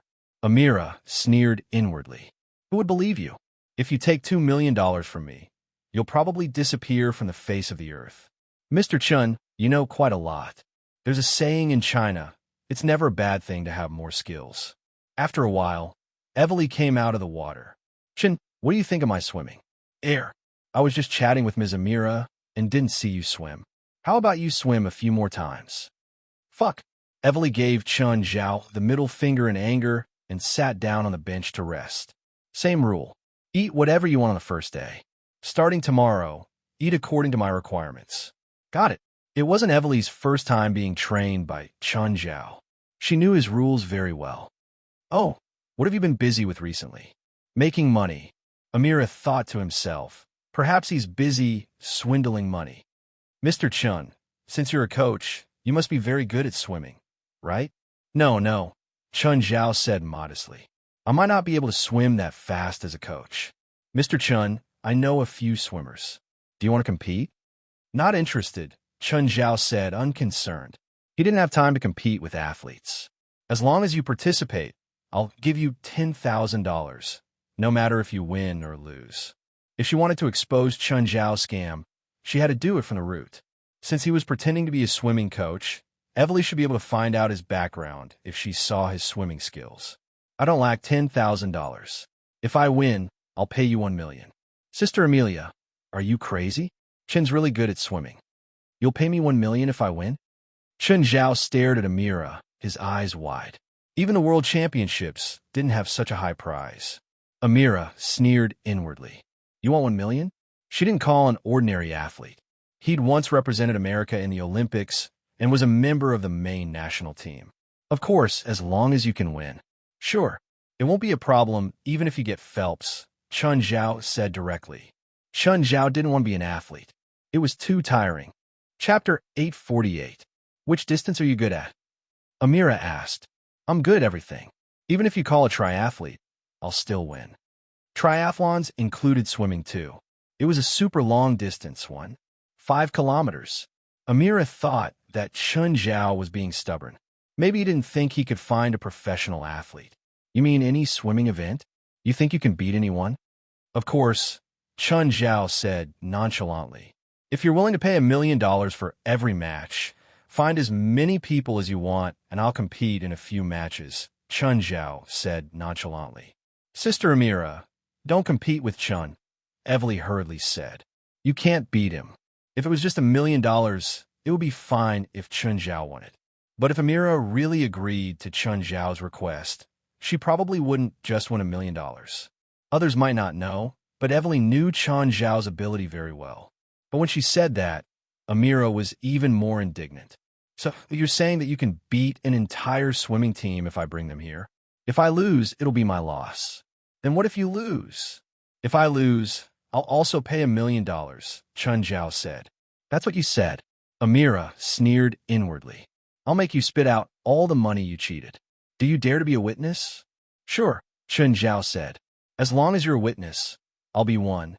Freestyle, breaststroke, butterfly, backstroke, and medley. Do you dare to accept all of them? Amira made up her mind. She had to make Chen Zhao go bankrupt. Since Chen Zhao dared to cheat her best friend, she had no reason to let him go. Sure, I don't mind making more money, Chen Zhao said calmly. As long as you can afford it, you can have as many races as you want. Are you sure you want to have so many races in a day? Amira asked. I'm very sure. Evely covered her face. Sister Amira, don't you want to reconsider? Evely, I brought someone from the national swimming team. They're training in Los Angeles recently. I can't think of any possibility that they'll lose. Amira looked at Chun Zhao. As long as he doesn't pee his pants. How about this? As long as it's a race of 200 meters or more, I'll give you at least 50 meters. Evely widened her eyes at Chun Zhao. She didn't expect him to be so arrogant. On the U.S. national swimming team, there were few who held world records. You still want to give them at least 50 meters? Evely knew that Chun Zhao was very strong. No, very scary. She also knew that Chun Zhao had given in to others several times during the University of California sports. But at that time, they were all female students or second or third-tier athletes. This was a completely different concept. You are now facing athletes from the national team, which is absolutely world-class. What are the characteristics of a liar? That was unrealistic boasting. In order to boast about how strong he was, he started to boast unrealistically. Not to mention the number of consecutive races. Just giving 50 meters was a sign of ignorance in Amira's eyes. She wasn't an athlete, but she knew that 10 meters was a decisive distance when competing against world-class or even national athletes. Giving 50 meters to a 200-meter race? Do you think you're Superman? That's what you said. Of course. Then if I find a notary, can I write it in the notarization too? Of course. With that, Amira went to make the call. Evely glanced at Chun Zhao. Are you confident? Sister Amira definitely won't find an ordinary person. She can easily pull them to the national team. Even if they're not in Los Angeles, she can still gather them in one day. Do you think I have a reason to reject someone who's giving me money? Don't lose all your money. Evely was still very concerned about Chun Zhao. If it was a regular race, she believed that Chun Zhao could win. But if he gave 50 meters to a 200-meter race, that would be too arrogant. In less than 20 minutes, the notary arrived. Chun Zhao even suspected that the notary had been prepared beforehand. Miss Amira, is there anything I can do for you? Amira glanced at Chun Zhao and then told him the whole story. The notary's face was filled with shock. He turned to Chun Zhao. Miss Amira, are you sure you didn't make a mistake? Of course. Why would I reject someone who wants to give me money? The notary looked at Chun Zhao. Sir, are you sure too? Or do you want to change some details? I don't think so. Disdain appeared in the notary's eyes. This Asian wanted to challenge the U.S. swimming team, and he wanted to give up points. Was he looking down on the U.S. national team? Actually, Evely was also on the U.S. national team. However, she didn't have much confidence in Chun Zhao now. After all, Chun Zhao's words were too confident, almost to the point of arrogance. The notary quickly drafted the VM agreement. Then please sign it. Since he was here, it meant that the VM was legally binding. Chun Zhao and Amira both signed their names. The notary also signed his name. The agreement was officially in effect. It didn't take long before the swimming team arrived. Uncle, Amira hugged the coach directly. Darling, did you say someone wants to challenge my kids? Amira pointed at Chun Zhao. That guy. Which event is he swimming in? He said he's all-rounder and he can defeat the entire team alone. Young man, do you know what you're saying? Chun Zhao was sitting lazily on the bench, eating some fruit. I know, I'm earning money. What do you mean? The coach was clearly confused. Amira moved to the coach's ear and whispered something. The coach looked at Chun Zhao. Kid, you're too arrogant. He'd already changed the way he addressed Chun Zhao from young man to kid. Clearly, he was already quite dissatisfied with Chun Zhao. 200 meters, or more than 200 meters, directly give up 50 meters? This was a complete insult to his team. I don't need you to do that, the coach said coldly. As long as you can beat any one of them, it's my loss. Although the coach said that, he didn't mean what he said. After all, Chun Zhao wasn't betting against him but Amira. Chapter 849. Okay, the coach said. Who's going to beat him first? A 2-meter-tall guy walked out. I'll do it, coach. Rochelle, you're a 200-meter freestyle swimmer. Don't lose. I'm serious. If you lose to this Asian, I'll kick you out of the national team no matter how good your past results are. Rochelle didn't have a world record, but he'd won almost all the championships. 4 years ago, He'd won the Olympic 200-meter freestyle gold medal, the World Championship, the Swimming World Cup champion, and all the championships for the national team. Rochelle was best at the 200-meter freestyle. He also had a good result in the 400-meter freestyle. Rochelle looked down at Chun Zhao. Asian, do you want me to give you a handicap of 50 meters? I don't mind, Chun Zhao replied, smiling. Rochelle, a competition is a competition. Even if it's not a formal competition, you have to be serious, the coach reminded. Come here, Asian, Rochelle called out provocatively. Let me teach you a lesson. Chun Zhao stood on the platform, chewing on the apple in one hand. Kid, you're going to die. You're still eating? Chun Zhao placed the apple beside the platform and looked at Evely, who was in charge of the starting pistol. Ready. Evely raised the pistol. Bang. As expected, Rochelle jumped in immediately. He was just saying that he would give Chun Zhao a handicap of 50 meters. He wanted to crush Chun Zhao with absolute strength. As promised, Chun Zhao stood on the platform. He didn't jump in until Rochelle turned around at the first 50 meters. That's a non-standard entry. The national coach looked disgusted. Chun Zhao surfaced at 15 meters. There was a rule for diving distance in formal competitions. It couldn't be more than 15 meters. So fast. Chun Zhao's speed finally exploded. Every time he swam, he'd move a long distance forward. Most of the people present were professional swimmers. They were very sensitive to speed. Even without a stopwatch, they could roughly estimate a person's speed in the water. Chun Zhao was very fast. He finished the first 50 meters in the blink of an eye. Did he use 20 seconds just now? Definitely. The world record is only 91 seconds. He can't break the world record. I feel like he didn't even use 20 seconds. My senses must be wrong. Evely held the stopwatch. She knew Chun Zhao's speed better than anyone else. Chun Zhao took 66 seconds for the first 50 meters. This meant that Chun Zhao had already broken the world record in the first segment. Before Rochelle could finish the second section, Chun Zhao had already passed him.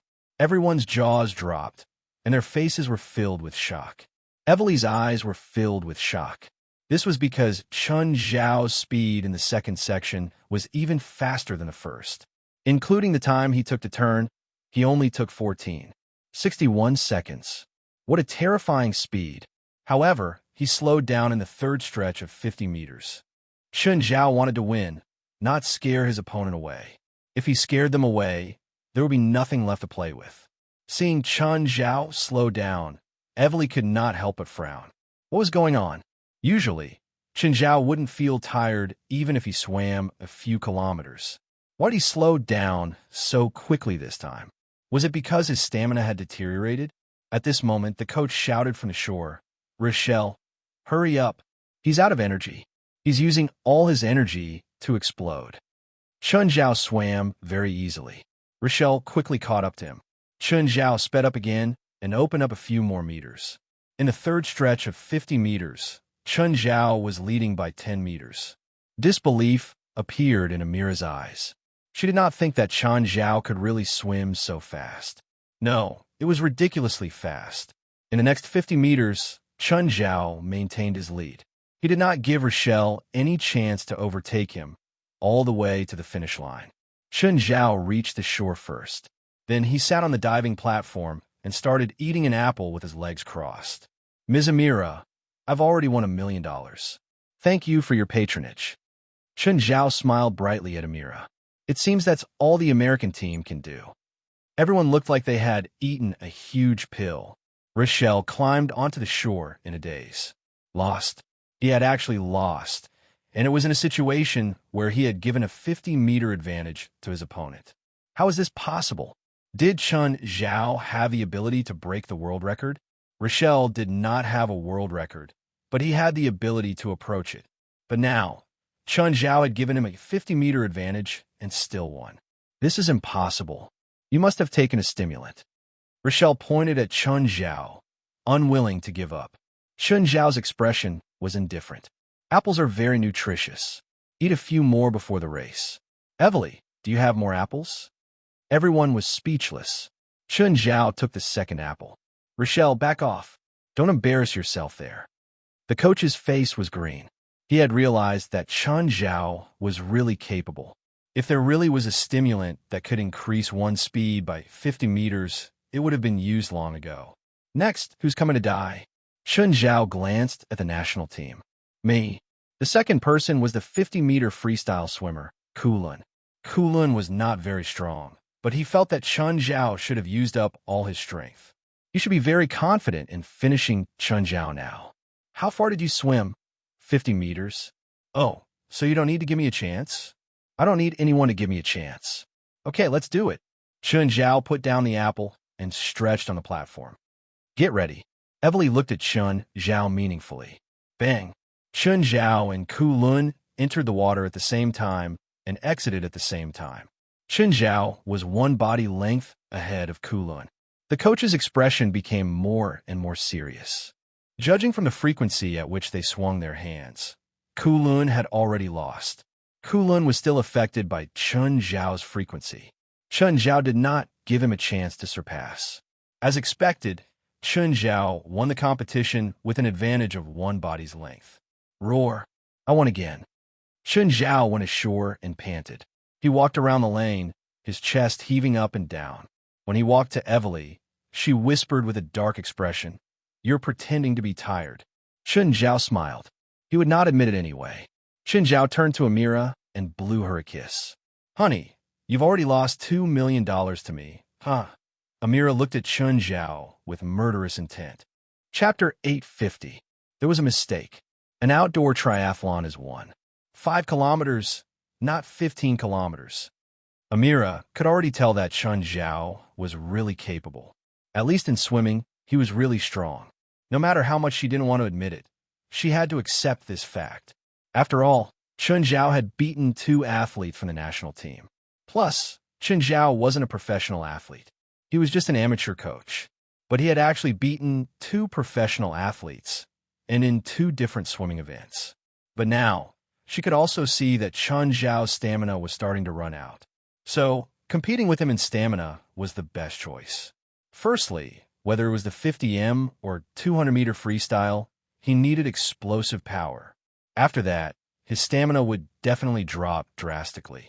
So, he might not have the stamina to finish the 5 kilometers in the triathlon. Also, even if he lost the triathlon, his stamina would drop to the limit. In the next race, he wouldn't have the stamina to fight anymore. This was also Amira's plan. Chen Zhao glanced at the other contestant. It was Kink. I'll give you a handicap of 300 meters. Kunk looked at Chen Zhao calmly. Thank you. After the race started, Chen Zhao really gave Kunk a handicap of 300 meters, which was 6 laps, before going into the water. Amira felt that Chen Zhao was probably trying to recover as much stamina as possible, so he purposely gave him a handicap of 300 meters. This time, Chen Zhao didn't use super speed to surpass Kunk. Instead, he accelerated at a constant speed. After a whole 20 laps, which was a kilometer, Chen Zhao finally surpassed Kunk.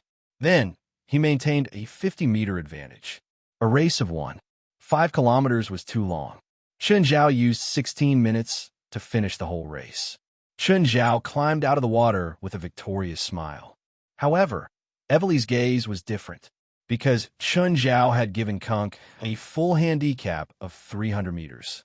Adding on the lead of 20 seconds, it was close to 3 minutes. If these 3 minutes were deducted, Chen Zhao would have broken another world record. By now, even the slowest person could feel that Chen Zhao's abilities were not to be underestimated. Not only was he fast, but his stamina was also monstrous. After competing in 3 completely different events, Chen Zhao won them all with an absolute advantage. That was enough to explain the problem. At this time, the national team coach no longer talked about kicking someone out of the national team. Because if he insisted on this idea, the men's national team would be disbanded today. Only Evely knew that Chen Zhao's stamina was much more than that. Chen Zhao looked at Amira provocatively. The warm-up is over. Who wants to die now?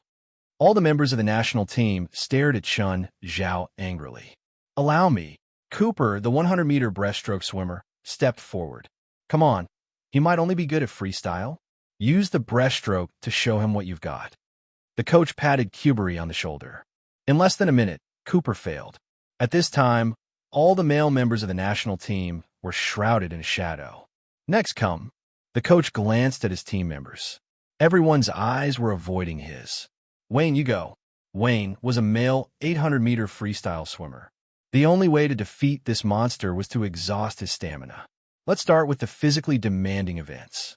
They dragged it out until the very end before sending out their strongest. However, Wayne's result was also a crushing defeat. Amira couldn't stand still anymore. Right now, she was making more money than anyone else. She'd lost another $1 million. Who could defeat this monster? Next was the men's 400-meter individual medley. He failed again. Everyone was in despair.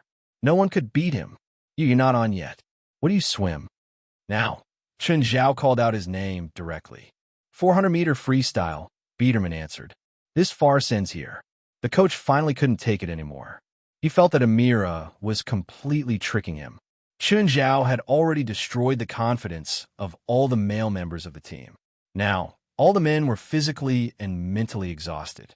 Even those who hadn't gone on stage could no longer fight. If they continued, even if the national team didn't disband, they wouldn't be able to recover in a short time. Everyone was covered in cuts and bruises. Only that man was still standing there with a calm look on his face. Coach Rodman, stop competing. He's a monster. Don't try to compete with him in any sports. He used the same method to destroy all the students in our school who specialized in sports. From high jump to long jump, from track and field to swimming, no one could beat him. Not even professional athletes could beat him, Evely said. Coach Rodman, stop competing. Everyone was dumbfounded by Evely's words. He won't get tired? His so-called tiredness is all an act.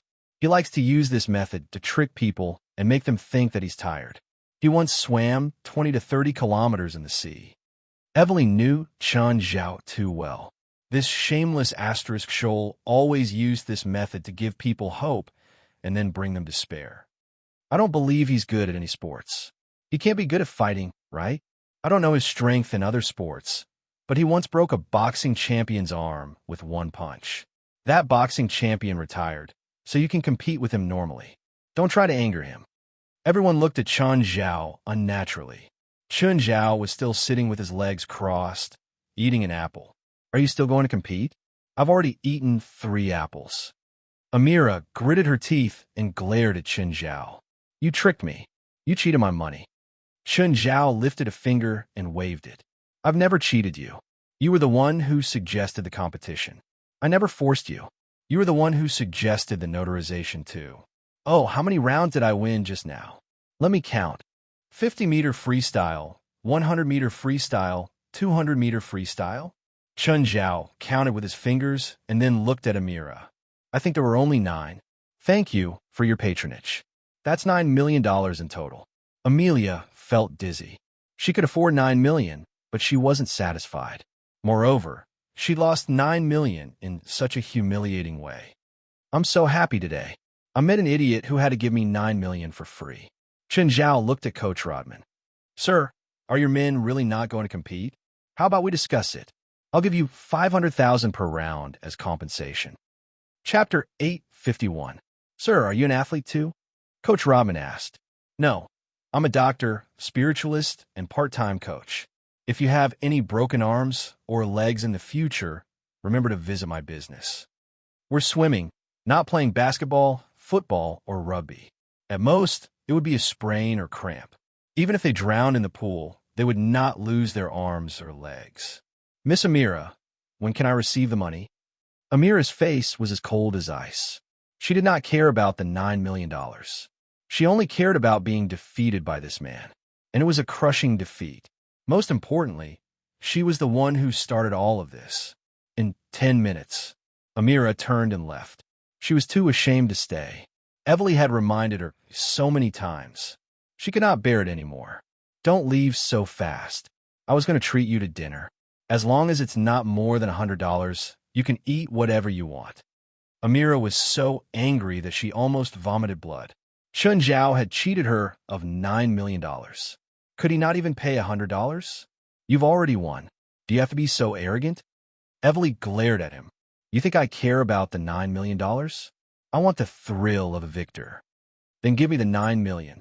I'll give you the thrill of a victor. Forget about the loser. I can't find any thrill of a victor on you. Amelia transferred the money to him as soon as possible. Her heart was bleeding when she transferred the money.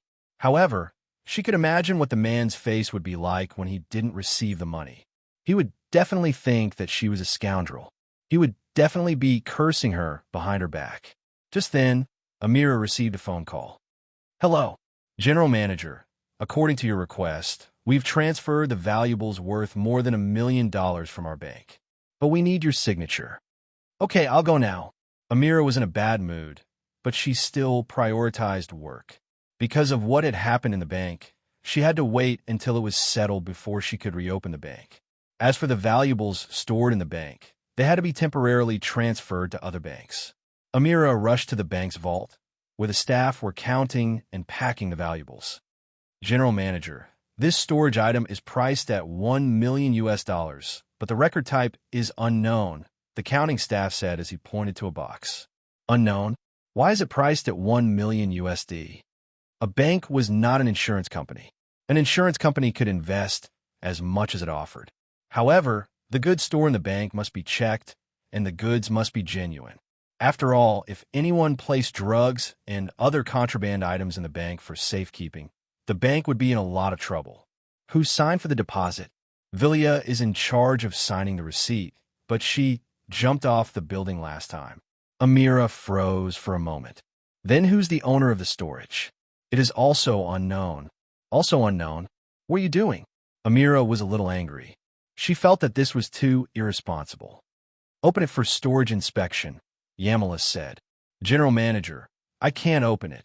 It's not locked. Why can't I open it? Amira saw two people trying to open the lid of the box, but they couldn't. You guys come and help. Everyone came over to help. Some grabbed the box, while others pulled the lid. Just then, a gap suddenly opened in the box. Then, a hand suddenly reached out from the box and grabbed the arms of the staff who were touching the box. What's going on? What's this? Help! A few staff members howled in pain. Amira was startled by the sudden turn of events. Just then, the staff were directly pulled into the box. Amira was so shocked that she took 2 steps back and sat on the ground.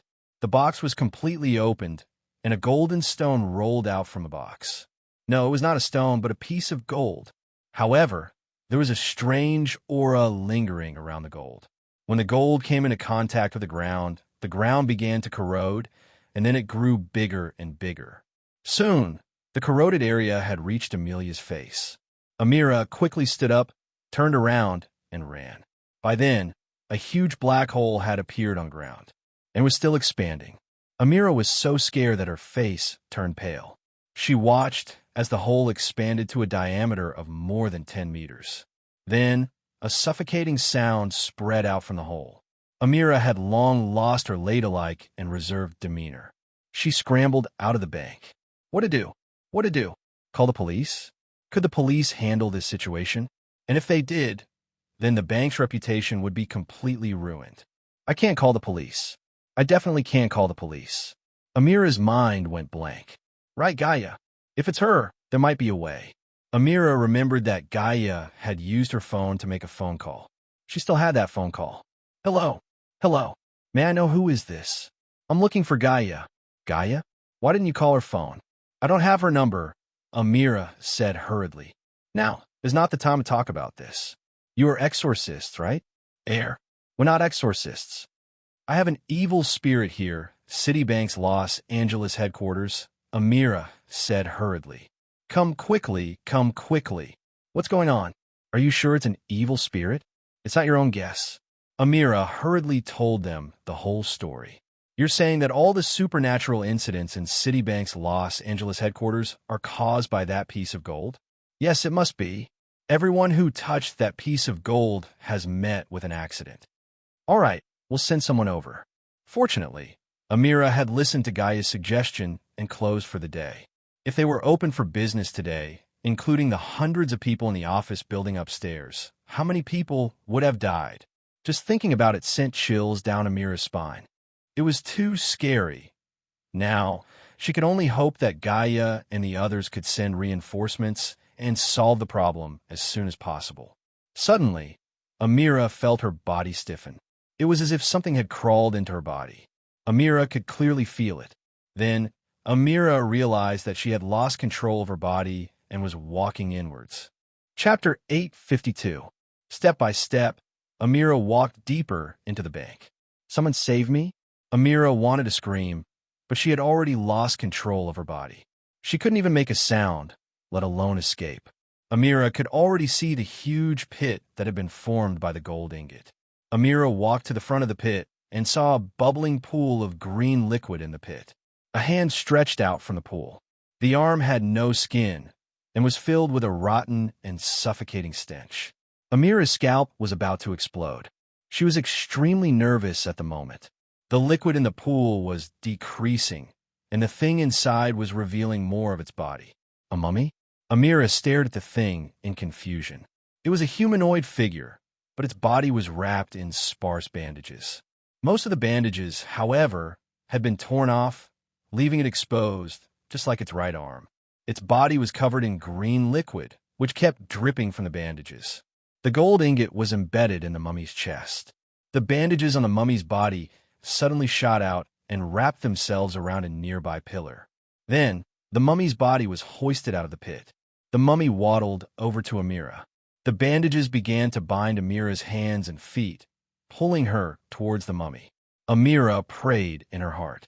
Suddenly, a loud noise came from behind. A flash of fire came from behind, brushing past Amira's ear. Boom! The flash of fire exploded on the mummy's body, and the mummy immediately collapsed.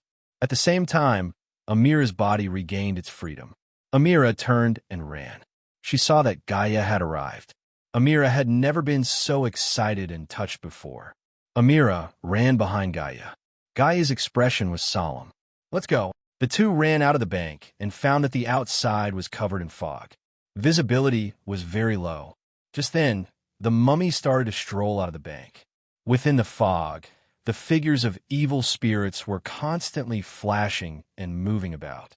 Amira's nerves tightened, and she pulled on the corner of Gaia's clothes tightly. Suddenly, a figure dashed out of the fog. More rushed towards the mummy and hugged it with both arms. Boom! A suicide attack. Amira was dumbfounded. What just happened? A child launching a suicide attack on a mummy? "My companions are here," Gaia said. West and the others finally arrived. Suddenly, a figure appeared beside Amira. Amelia was startled. "Help! Don't be afraid, little girl." Pamela's figure flickered as she glanced at Amira. "She's with us," Gaia said. "That guy won't die," Immerse said. West came to Gaia. "What's the situation now?" "That's the mummy. From Egypt? I don't know where he is, but he looks like he's from Egypt," Gaia said. "This guy is scary. It controls tens of thousands of evil spirits." Pamela looked around. The entire area is covered in an evil spirit fog. Where did it come from? Controlling tens of thousands of evil spirits? I don't think there are that many evil spirits in all of Los Angeles, right?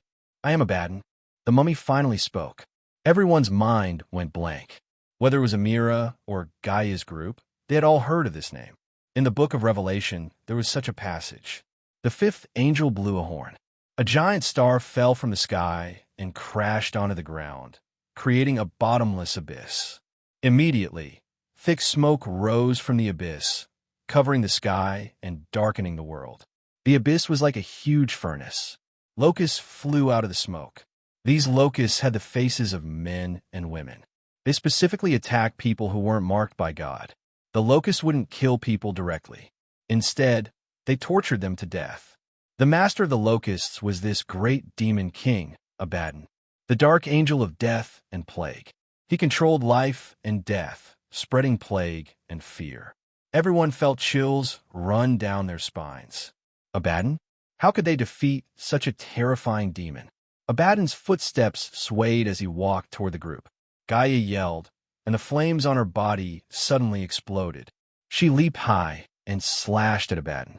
Without even looking up, Abaddon shot the bandages on his body at Gaia. He bound her limbs and smashed her to the ground. Gaia was defeated in one move. Gaia stood up again, wanting to charge at Abaddon again. But two evil spirits darted out of the mist and pierced through Gaia's back. Gaia spat out a mouthful of blood. "Gaia, come back. We can't beat him," Wes shouted. "We have to wait for the president. We can't beat a demon of this level alone. When is he coming? I can't get through. The signal interference here is very bad." "Let's hide first," Wes said. "We can't fight him here." "You can't hide," Abaddon said. "This is my territory. You have nowhere to hide. Think of something. Quick, think of a way." Amelia was already crying out of fear. When had she ever experienced something so terrifying? In fact, she wasn't the only one. Everyone from the supernatural organization also felt cold. The enemy this time wasn't an ordinary one. It was a demon king from hell. Chun Zhao was still training heavily in the swimming pool. Suddenly, Chun Zhao's phone rang. Chun Zhao's phone rang. It was Sienna. "Chun, something big happened." "What happened?" "A huge source of mana has appeared in Air Bay. Fog has covered Air Bay, and evil spirits are constantly rushing out of the fog." "Air Bay?" "Yes. All the spiritualists in L.A. are heading there now. Since so many have gone, I don't think I need to go. Cheryl and I plan to go too, but Cheryl can't fight at all. She's curled up like a frightened wolf cub." Chun Zhao frowned. Cheryl could sense danger, but she was so scared. But why was Cheryl so scared? What was in Air Bay? "The mist is spreading," Sienna said. "If we can't stop it, it might cover all of L. Okay, I'll think of something." After hanging up, Chun Zhao called West. He couldn't get through. He tried calling Gaia again, but it still didn't go through.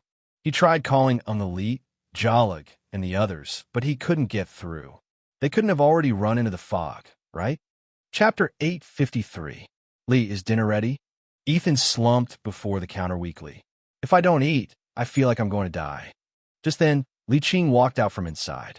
Ignoring Ethan, she walked to the door and looked into the distance. "Li, is dinner ready?" Li Qing was still looking into the distance. After a while, she turned around and looked at Ethan. "Mr. Ethan, I need to go out. Dinner is in the kitchen. Go get yourself." "Where are you going?" Li Qing didn't speak. Instead, she went back to her room to change. She even took a sword. Ethan looked at her in shock. "Li, where are you going?" "Mr. Ethan, can I borrow your car?" "Okay." Ethan looked at Li Qing's expression and her outfit. "Are you going to a costume party?" Li Qing's expression was stern and cold. Her eyes were like torches. Ethan had never seen Li Qing like this. Her domineering aura was like an unsheathed sword. "How come I didn't realize that Li is so pretty before?" "My dear master, that place is too dangerous. Don't go there. It's different this time. There's a terrifying demon hidden in the fog," Simon said in fear. Harisha looked at the fog in the distance. "The Witch Assassin Union has issued a mission. I have to go. Otherwise, my identity will be taken away." "That's still better than going there to die." "We can't defeat the demon inside," Simon said. "You can leave now." "No," Simon said seriously. "I already swore to protect you forever. Even if you go to the toilet, I'll accompany you. You'd better die right now. Rupert, bring this and that too." Camilla followed beside Rupert and kept reminding her. "And this wand." "Teacher, are you sure you want me to bring a wand that's longer than me?" "You have to. This wand can greatly increase your magic power," Camilla said. "Teacher, what's inside?" "You've never been so nervous before." "I don't know what's inside, but that thing makes me feel fear." "Chun will go, right?" "Even Chun might not be able to defeat the thing inside this time." "Even he can't defeat him? Is it that scary?" "Yes, I feel a huge source of mana. It's a feeling I've never felt before. It's 100 times stronger than the ghost ship I've fought before." "Is it really that scary?" "This isn't something that a single person can defeat. If that thing isn't handled properly, it's likely to kill everyone in Los Angeles." Chun Zhao felt uneasy on the way back. When they got home, Feilai didn't look too good. "Feilai, what's wrong?" "I don't know why, but I just feel uncomfortable all over." Chun Zhao glanced at the little demon beside Feilai. It seemed to be very anxious. "Master, we felt a huge magical power in that direction," King Kong said, pointing in the direction of Air Bay. "We felt a huge magical power in that direction." "Even they felt it?" It's probably some big demon's power leaking into this world, Samuel said. He's starting to pollute the world. I hate this feeling. I hate when people steal my things. Won't such a powerful demon's power be suppressed by the human laws if it leaks into this world? Chun Zhao asked. I don't know how he did it. Just then, Chun Zhao's phone rang. It was Warrencom. Chun Zhao picked it up. Hi, Chun, Warrencom said. Looks like we'll have a chance to fight side by side again. Won't you consider joining the Holy Knights? You know, too, our satellite detected a huge and terrifying source of mana in the northwest of LA. It's filled with an evil aura. Fuck, you Holy Knights have satellites? Yes, join us. We're rich. Not only do we have satellites, but we also have a lot of high-tech equipment. Do you have spaceships? No. When you have a spaceship, Chun Zhao said. Call me to join. After hanging up, Chun Zhao planned to go out too. Fei Lai, I'm going out later. Be careful. Fei Lai seemed to have sensed something. Don't worry. This time, Chun Zhao brought Beelzebub, Raymond, Carrie, Blackie, Abitos, King Kong, Black Ma, White Ma, and Samuel. He brought all the demons with him. Chun Zhao didn't know what was inside or what was inside. We better think of a strategy, Chun Zhao said. All the demons surrounded Chun Zhao. The car slowly stopped outside Irwin. Just then, all the demons around Chun Zhao started mutating. They were going back to their original forms. Usually, this would happen when they were in a spatial crevice. In other words, they were in a spatial crevice right now. By now, Chun Zhao's demon servants were no longer in their ordinary forms. Except for one demon, Samuel. Unless this was a demonic territory created by another demon king. Otherwise, it was impossible to reduce the suppression of laws on him. Okay, disperse. Chun Zhao waved his hand. All the demons dispersed. They each searched for the main source of pollution. When they found it, they would call Chun Zhao over. On the other hand, Chun Zhao carried Samuel and walked in the mist. Blackie followed beside Chun Zhao. It should be Abaddon's power, Samuel said. Abaddon? What's his background? A level 2 demon king. It's the same level as the king of ice and snow. It has the ability to spread plagues and curses. It also controls countless evil spirits, Samuel said. Are you saying that I'm going to face a demon king this time? If it's a demon king, I can turn around and leave right now. I can't win it all, okay? It's not a demon king, Samuel said. His power can't seep into the human world. It should be Abaddon's subordinate. It should be a mid-level demon and not the main body. Just then, an evil spirit pounced at Chun Zhao. Blackie swept past, and the evil spirit turned into ashes. Just then, a figure ran out of the mist. Help! Help! Chun Zhao took a closer look. Wasn't that Amira? Chapter 854. Why are you here? Eyes wide, Amira stared at Chun Zhao in shock. Looking at Chun Zhao's arms, he was actually holding a kitten. Taking a walk. Amira held her forehead. Take a walk? Are you taking a walk to heaven? You're taking a walk here? Can't I? Don't you want to see the situation here? Here? What's wrong? You're just going into the fog. Great, Chun Zhao said. It's rare for L.A. to have fog like this, especially at night. Amira was speechless. She'd never seen someone so careless. Forget it. She couldn't care less about his life now. She couldn't even protect herself now. She couldn't save anyone else either. Suddenly, an evil spirit charged out of the fog. The evil spirit only had one head, but it was many times larger than an ordinary evil spirit. Amira broke into a run. In the blink of an eye, she disappeared into the fog. Amira looked back. Chun Zhao hadn't followed. The evil spirit hadn't caught up either. Amira was very tired. She'd been running for a long time. Just then, Amira heard crying. She saw the figure of a child in the fog. Amira went forward, trying to pull the child back. However, she realized that the child had already disappeared with the wind. Sister, are you looking for me? Amira heard the child's voice. Looking back, she saw the child lying on her back. The child was covered in blood. Amira was paralyzed with fear. Come down, come down. Suddenly, a sword flashed. Amira saw the child's head cut off by the sword. A strangely dressed woman strolled over, holding a sharp sword. She wasn't young. Her hair was white, but she gave Amira a very special feeling. Elegant. That's right, elegant. The woman's face was as cold as ice, and her aura was as cold as the wind. She swung the sword at the fog. The fog around them was swept away. The evil spirit hidden in the fog also let out a wail. It was Li Qing. Amazing, Amira exclaimed. But at that moment, a huge figure rushed out of the fog. It was a giant monster with dozens of skulls on its neck. Its body was 6 to 7 meters tall, and its huge fist smashed down towards the woman. Li Qing's expression changed as he hurriedly dodged. Although her spiritual power was strong, her physical resistance was relatively weak. This kind of monster was the last thing she was good at. The dozens of skulls on the skeletal monster's neck let out a rattling sound. But at that moment, another black shadow appeared in the fog. It was even bigger than the giant skeleton monster. Amelia trembled in fear, while Li Qing's expression froze as she stared vigilantly at the mist. Finally, the fog was abruptly smashed open. A snake, a 5-flowered python, broke through the mist. It was a 5-flower python that was more than 30 meters long. It bit the giant skeleton monster.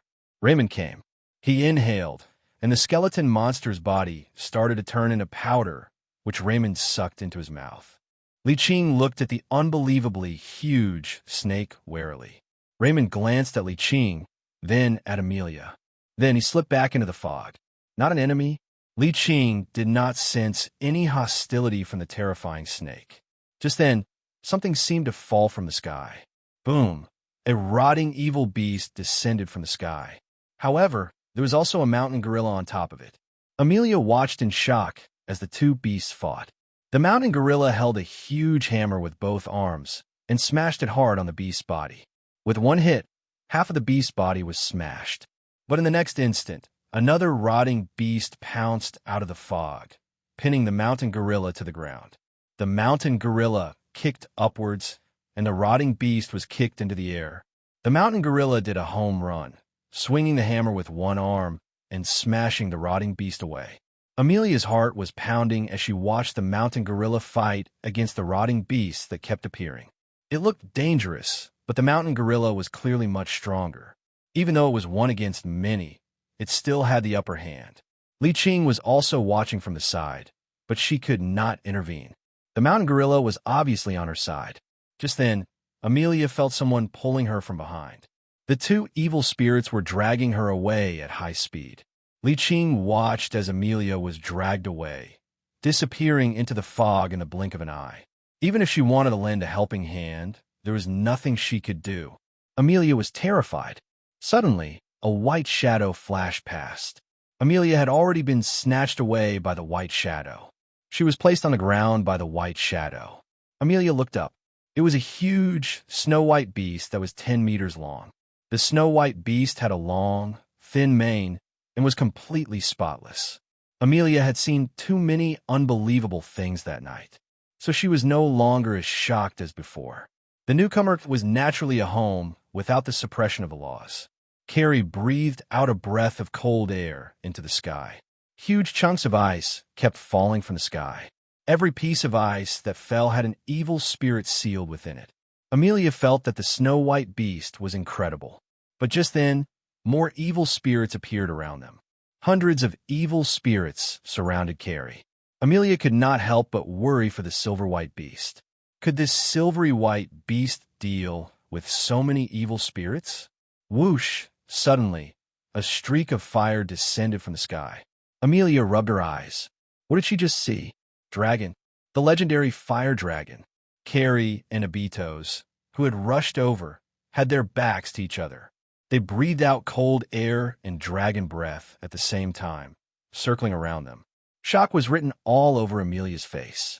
She felt like she was living in a myth. Suddenly, a foul stench assaulted them. Amelia was no stranger to this smell. That thing was coming. She saw Abaddon swaying his body in the fog, walking in their direction. Carrie and Abitos both looked wary. The next moment, bandages shot out of the fog, binding Carrie and Abitos. Abaddon appeared in front of Amelia again. Amelia felt her hair stand on end. Abaddon sprayed a mouthful of green liquid at Amelia. "You're dead." The next moment, Amelia suddenly felt someone pull her collar, dodging the green liquid. Amelia looked up. It was Chun Zhao. Chun Zhao was carrying Amelia with one hand and holding the cat with the other. "Hi, Miss Amelia, we meet again. You're not dead? Air, is this how you greet people in your hometown? Didn't you notice the situation here?" Amelia asked excitedly. "Did you forget that I'm a spiritualist?" Chapter 855. At this moment, another unfamiliar giant beast appeared. It was Beelzebub's glutton. Right now, he was opening his bloody mouth and continuously absorbing the surrounding mist. This made his body even more bloated. It also made the surrounding air cleaner. Carrie and Abitos released ice power and fire dragon power directly, breaking the bandages on them. King Kong also charged out of the mist. Amelia's breathing quickened. He stared intently at the divine beasts surrounding Abaddon in all shapes and sizes. "Should we move further away?" Amira asked. Just then, Gaia walked out of the mist. At this moment, Gaia was covered in wounds, and he had to use his great sword to move his body. "Chun, you're finally here." "Gaia, you're so pitiful." "You know each other?" Amira asked in surprise. "Guild leader, you're finally here." "West ran out of nowhere." "You're the president?" Amira was even more surprised. "President, Fire Dragon, and King Kong are yours. I don't think I've seen the others before. They're also my pets. You've seen Beelzebub, Carrie, and Raymond." Puff, Gaia, and West gaped at him in disbelief. These three were Beelzebub, Carrie, and Raymond? In their minds, these three had always been different from the other pets in Qin Zhao's family. They were too small. Even Raymond, who was 3 meters long, was very ordinary. He actually looked about the same size as the king cobra. But now they realized Beelzebub, Raymond, and Carrie's true forms were actually so terrifying. "What about Black Ma and White Ma?" West asked. "Speak of the devil." The two large dogs were hanging on a 3-meter-tall zombie monster and rolling into the field. "Master, we'll deal with this thing soon." Black Ma and White Ma usually bullied the weak and feared the strong. Even though they'd entered this demonic territory, they hadn't improved much. This was because they were in their original forms. They still had the same strength as before. Moreover, their strength wasn't reflected in their combat ability.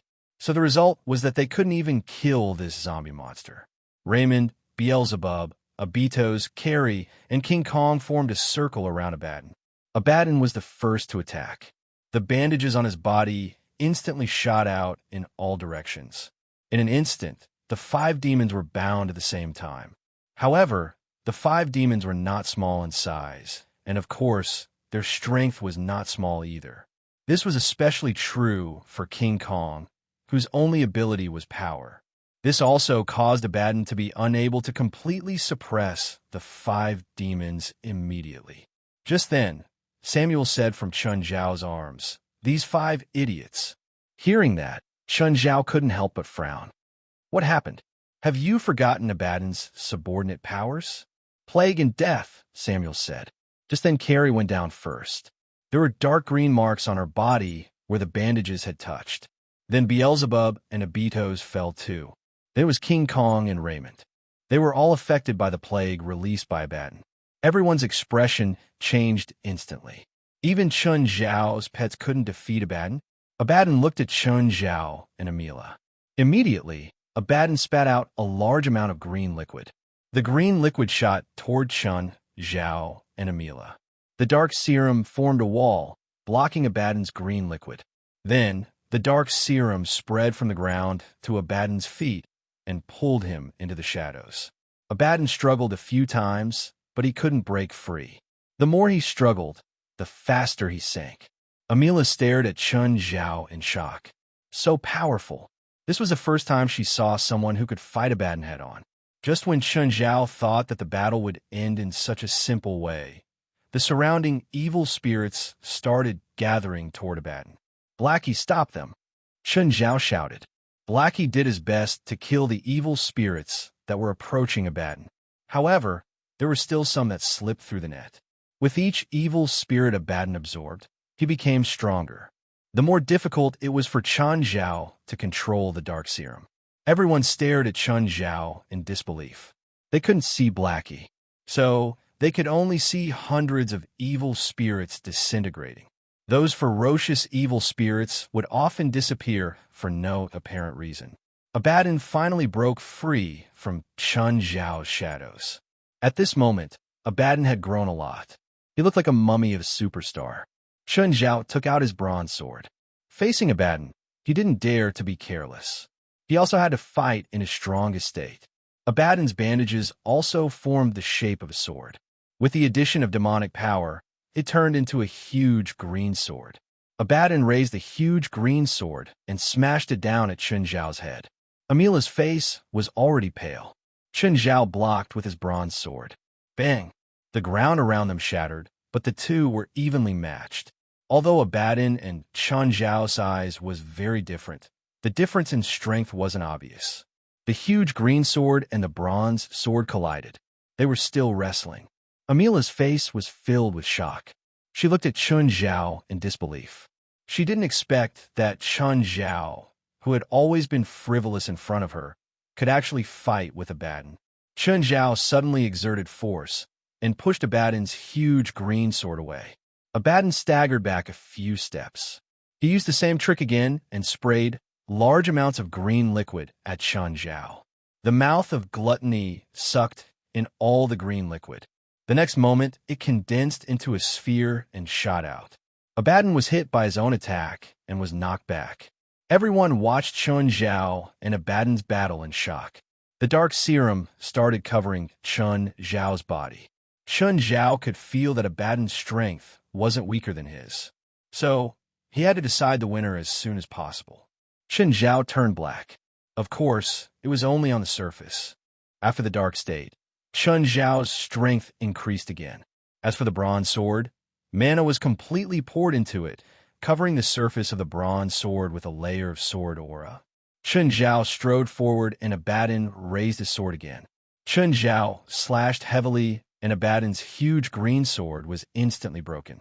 Everyone's jaws dropped as they looked at Chun Zhao in disbelief. Chapter 856. The heart of the sword was like iron, the body like fire, and the aura like a rainbow. It landed on Abaddon's head. Abaddon's huge body was split in half. The place where the blade passed burned.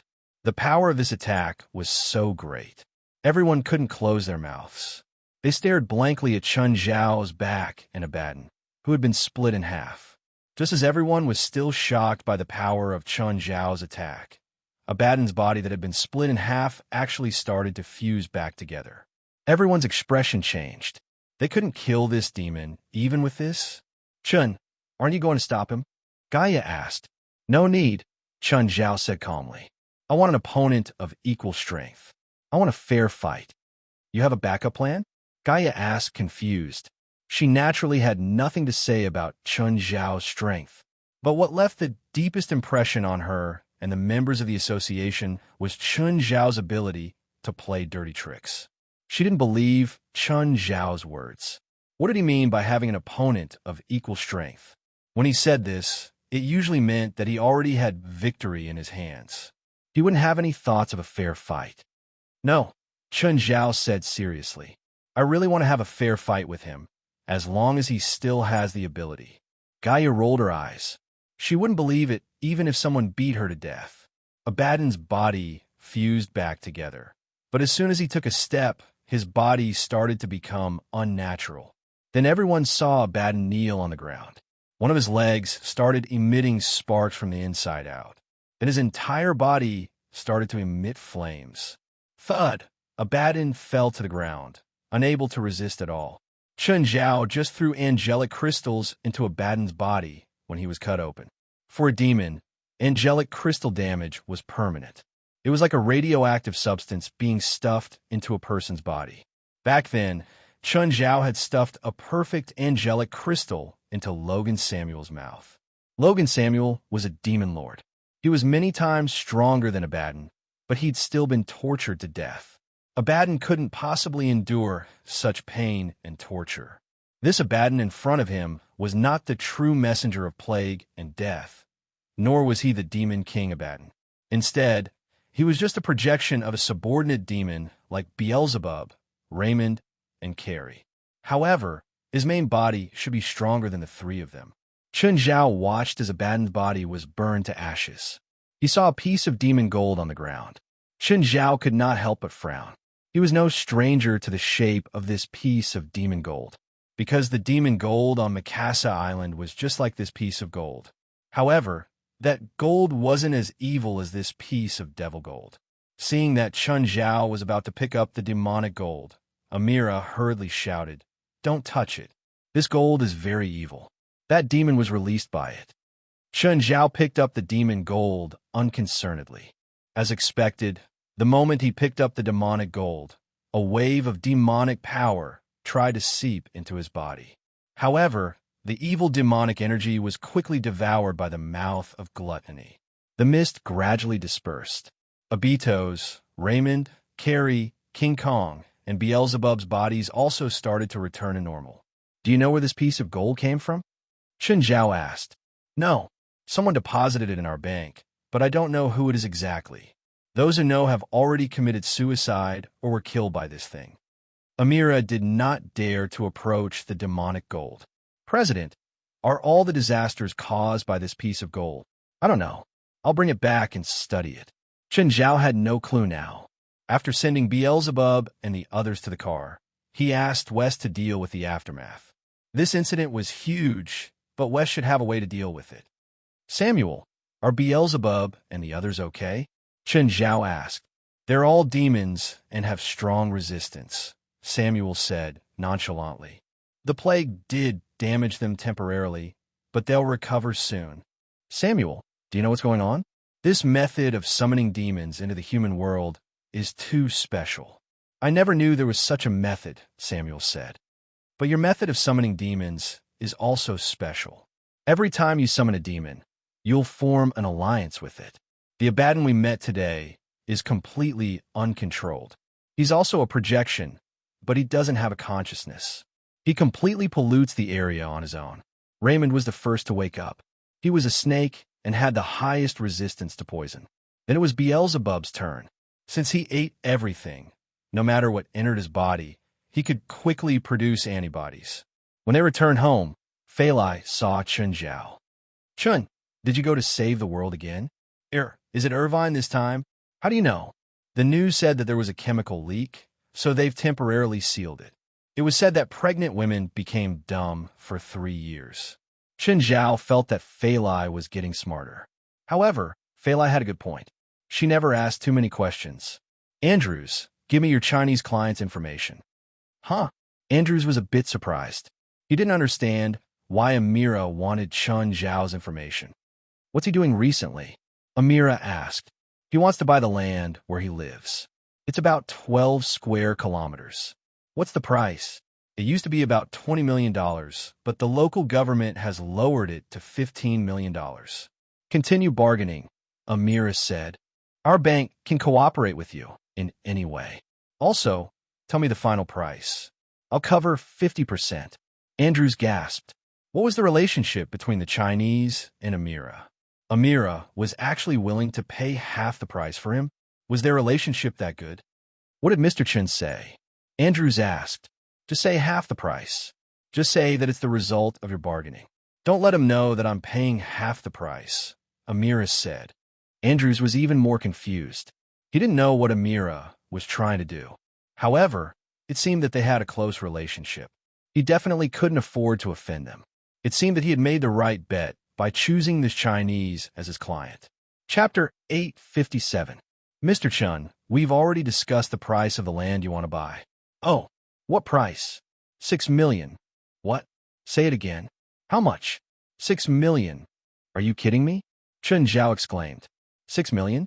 In Chen Zhao's opinion, 15 million was about the price. It was basically impossible to go any lower. But Andrews told him that he only had to pay 6 million. Chen Zhao felt that it was really a joke. "Of course," Andrews said. "The mountain town government wants to apply for an 80 million loan from our bank, but their mortgage is a bit low, so it's hard to approve." "So you're using the loan as a bargaining chip?" "Yes," Andrews said. "Mr. Chun, when are you free to come over and sign the land purchase contract?" "I'm free anytime." How about now? Sure.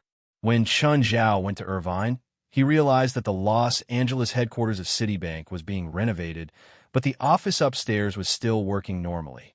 Although there had been a series of changes, the interior of the bank wasn't affected. This was understandable. After all, with Citibank's power, it wasn't hard to suppress this matter. It was not difficult to suppress this matter. For them, if the gaffe continued to worsen, their business would be affected. Even if it was just the L.A. branch, the loss of a day's work would be huge.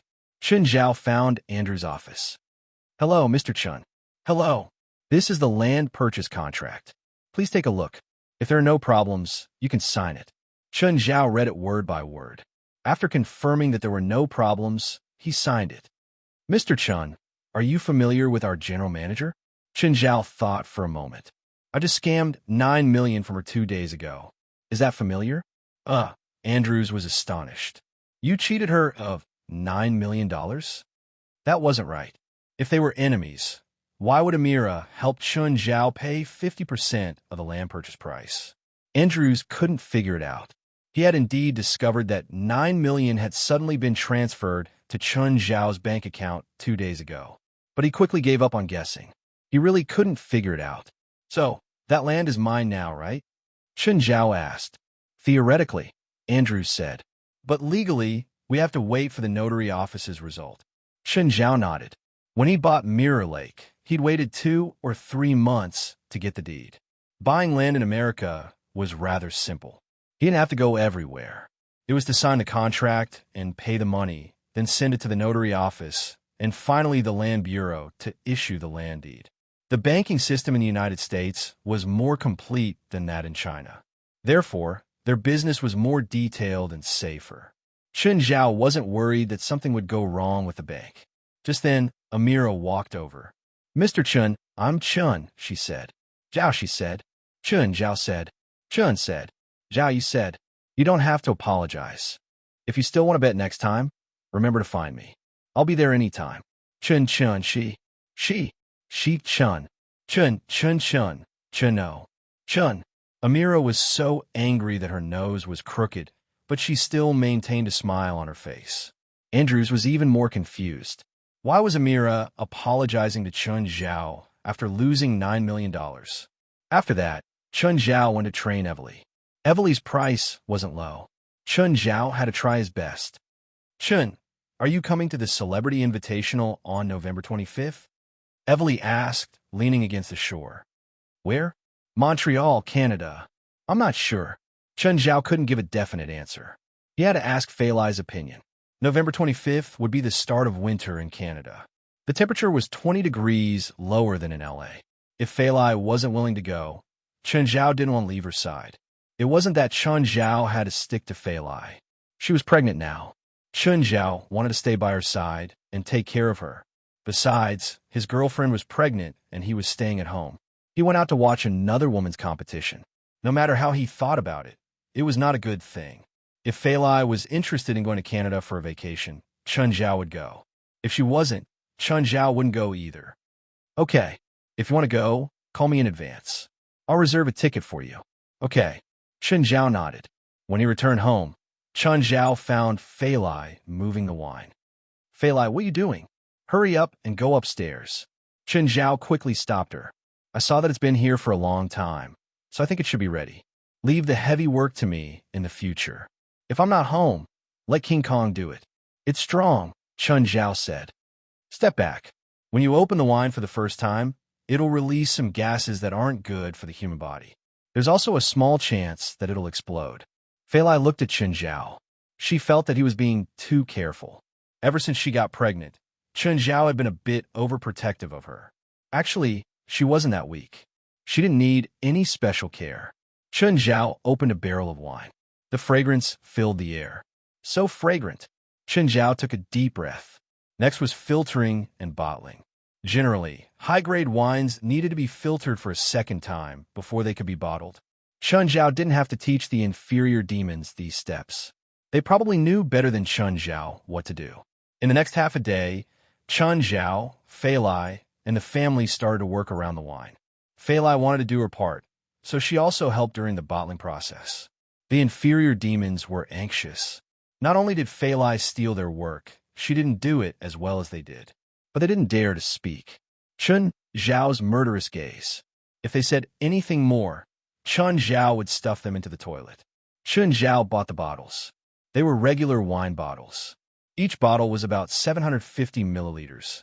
In the end, there were around 1,000 bottles. Because wine went bad more easily than other grain wines, it had to be sealed better. Chun Zhao and Fei Lai looked at their results with satisfaction, even though the inferior demons had done most of the work. The next step was to preserve it and give it as a gift. Chun, send a few bottles to Mom and Dad, Fei Lai said. Got it. Chapter 858. Planting Trees. These 2 days, Fei Lai had fallen in love with planting trees again. Now, the plants around the house were quite dense. Chun Zhao and Fei Lai had also realized Robio's original idea of covering the house with a few meters of land. Eugenis' control over the soil had extended to every square meter of land. He could distribute nutrients to every inch of soil so that all the plants could receive sufficient nutrients. However, because of a new land area, there was still a large piece of land that was abandoned. As Fei Lai's belly gradually bulged, her stamina dropped too. Chun Zhao and King Kong were in charge of plowing the land while the kids dug holes. Fei Lai planted the saplings again. This time, she mainly planted beech and oak trees. When these 2 plants matured, they would have very beautiful tree shapes. At the same time, they wouldn't be too dense, leaving some light for the forest. In the future, it wouldn't be too hard for him and Fei Lai to play in the forest. After half a day, the family had only planted half an acre of land. There were only around 20 trees in total. Of course, the underlings would take care of the rest. Other than planting trees, Chun Zhao also planned to build a wine cellar in his house. Of course, he would let the underlings build it too. However, the 10 underlings in the house clearly weren't enough to build a wine cellar. So, Chun Zhao chose 10 new underlings. At noon, Chun Zhao received a call from Winip. Chun, did you make the wine yourself again? Winip asked. Yes, why? Give me 1,000 bottles and sell them in my supermarket, Winip said. Chun Zhao smiled bitterly. He hadn't thought about making money from selling wine. There was a limited amount of wine. There were only around 1,000 bottles. Those who gave gifts would give the rest to the guests. That definitely wouldn't be able to finish it, but if they sold it, a few hundred bottles was too little. Plus, he and Fei Lai had worked so hard to make the wine. He didn't think that selling it for tens of thousands of dollars was worth their effort. Chun, my friends really like your wine. They're willing to buy it for $60,000 per bottle. Chun Zhao almost choked. $60,000 per bottle? That's right, $60,000 per bottle. They really like your wine. Not everyone was willing to spend a few $1,000,000 for the purple brew. As long as the quality of the wine was good, it would be popular. Even some middle-class families would be willing to buy it. There's too little of this wine. Fei Lai and I only brewed 1,000 bottles. We've given more than 200 bottles to our friends, so there's only about 800 left.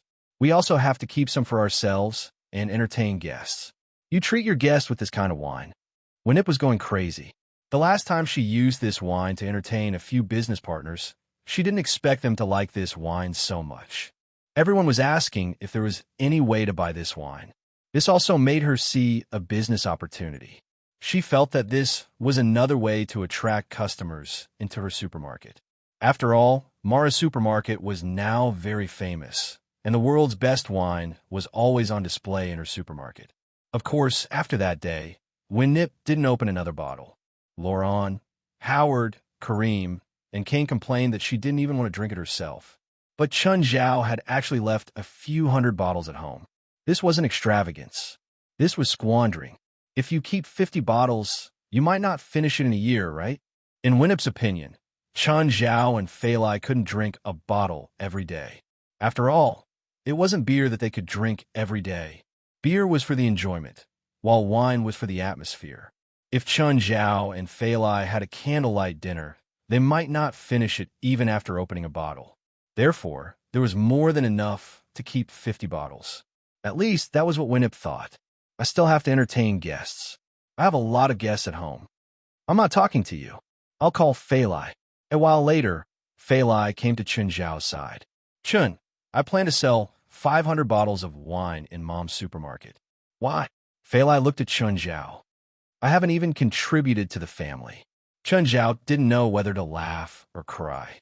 Darling, you're thinking too much. I've never cared about this. We're family. Is there a need to care about who earns more and who earns less? Fei Lai looked at Chun Zhao stubbornly. This might be her only chance to increase the family's income. Fei Lai felt that she should insist. Fine, fine, Chun Zhao replied helplessly. Actually, he also felt that 700 or 800 bottles of wine were too much. It was really too much. In the end, he still had to give it away. Since Fei Lai had this thought, he'd just let her have it. Dad, I'm back. Qin sat down on a chair. What's so fragrant? Is it this wine? It's the wine Chun brewed himself. Have a sip. Ban enjoyed a mouthful. I don't drink wine, Qin said, unconcerned. I didn't drink wine before either, Qin said. But I've completely fallen in love with wine now, Ban said. You really don't want a glass? Air. Is it really that good? Qin knew that his father was like him. He usually only drank whiskey, vodka, or beer. He always looked down on wine. Qin was also influenced by his father, so he never liked wine. But how did his father fall in love with wine in less than half a month? Of course, you've definitely never tasted such good wine before.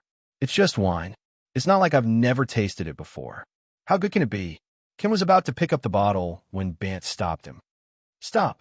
I'm going to enjoy it slowly. Bant poured Qin a glass, and Qin drank it in one gulp. Instantly, the rich wine aroma filled his mouth. Qin felt that all the cells in his mouth had come alive, greedily absorbing the wine. His lips and teeth were filled with the lingering taste of the grapes. Too beautiful, truly too beautiful. Dad, give me another glass. Asshole, do you know how to drink wine? You can't drink it like this. You need to savor it slowly. Bant was an uncouth man, but he actually said something like savoring wine. If Qin had never tasted wine like this before, he would probably think that his father had been replaced. How did Qin brew wine? I've never tasted such good wine before. It's mainly because of his grapes. When they ripened last time, he sent some to us. Unfortunately, you weren't home. Your mom and I finished 5 kilograms of grapes in 2 days. Don't tell me you guys eat grapes as your main food. Qin's eyes almost popped out. 5 kilograms of grapes in 2 days? Just then, Qin's phone rang. Hello, it's Qin. Qin, the boss needs a car. Come over immediately. Chapter 859. Qin was now a chauffeur for a rich man. Today, he had sneaked back from his busy schedule. After snatching a bottle of wine from Bant, Qin happily drove to work. Hello, Mr. Rosario, Qin greeted as he watched his boss get into the car. To Beverly Hills. When Rosario got in the car, he also took a bottle of red wine. Suddenly, Rosario saw a bottle of wine on the front passenger seat. What wine is that? Mr. Rosario, I just went home. My father's friend gave it to me. Pfft, it doesn't even have a brand. Rosario's tone was somewhat mocking. Do you know Rendezvous Winery? Or Marag Winery? I don't know. Qin, you don't even know these famous wineries. Why are you drinking red wine like others? Rosario picked up the wine he'd brought. Do you know how much this wine costs? I don't. $20,000. 90 years from Rendezvous Winery. There are less than 1,000 bottles in the market every year. That's called red wine, understand? Qin chuckled. The first rule of being someone else's chauffeur was not to argue with his boss. He indeed didn't know much about wine, but he liked Chun Zhao's wine. Qin had always been grateful to Chun Zhao. Back then, Chun Zhao had saved him, dragged him out of the fire, and even helped him save his life. Moreover, their families had always been close. Their families often visited each other too. In Qin's eyes, Chun Zhao was much wealthier than his boss. As for his boss, Qin knew him well. Rosario was actually just a nouveau riche. He was in the transportation business. He had 10 trucks under him and over 10 million in assets. However, after Rosario became rich, he started to learn from the upper class.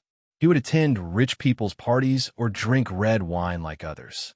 After arriving at a villa in Beverly Hills, Qin waited at the door.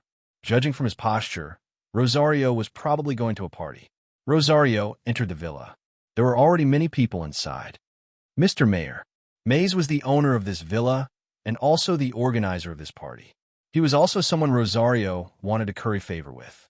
Mays was the owner of a local appliance manufacturer in Los Angeles. If Rosario could get Mayor's order, then his company's business would increase by at least 30%. "Hi, Rosario, you're here. Come in and have a seat." Mays treated Rosario coldly. He patted Rosario on the shoulder and turned around to leave. Mays had always looked down on Rosario. He had never thought of Rosario as belonging to his own class, because Rosario used to be a truck driver. Rosario stopped Mays. "Mr. Mays, I bought this for you. It's a 90-year-old wine from the Valand Rue Chateau. It's very hard to find in the market." Mays picked up the wine Rosario had given him and had a look. He couldn't help but sneer. "Rosario, do you know red wine?" I occasionally study it." "Then do you know that the red wine made from the Valand Rue Chateau uses white Doux Cabernet Sauvignon? Because the white Doux Cabernet Sauvignon grows on the red soil in the suburbs of Paris. The soil there has a higher alkaline amino group, so the white Doux Cabernet Sauvignon absorbs it.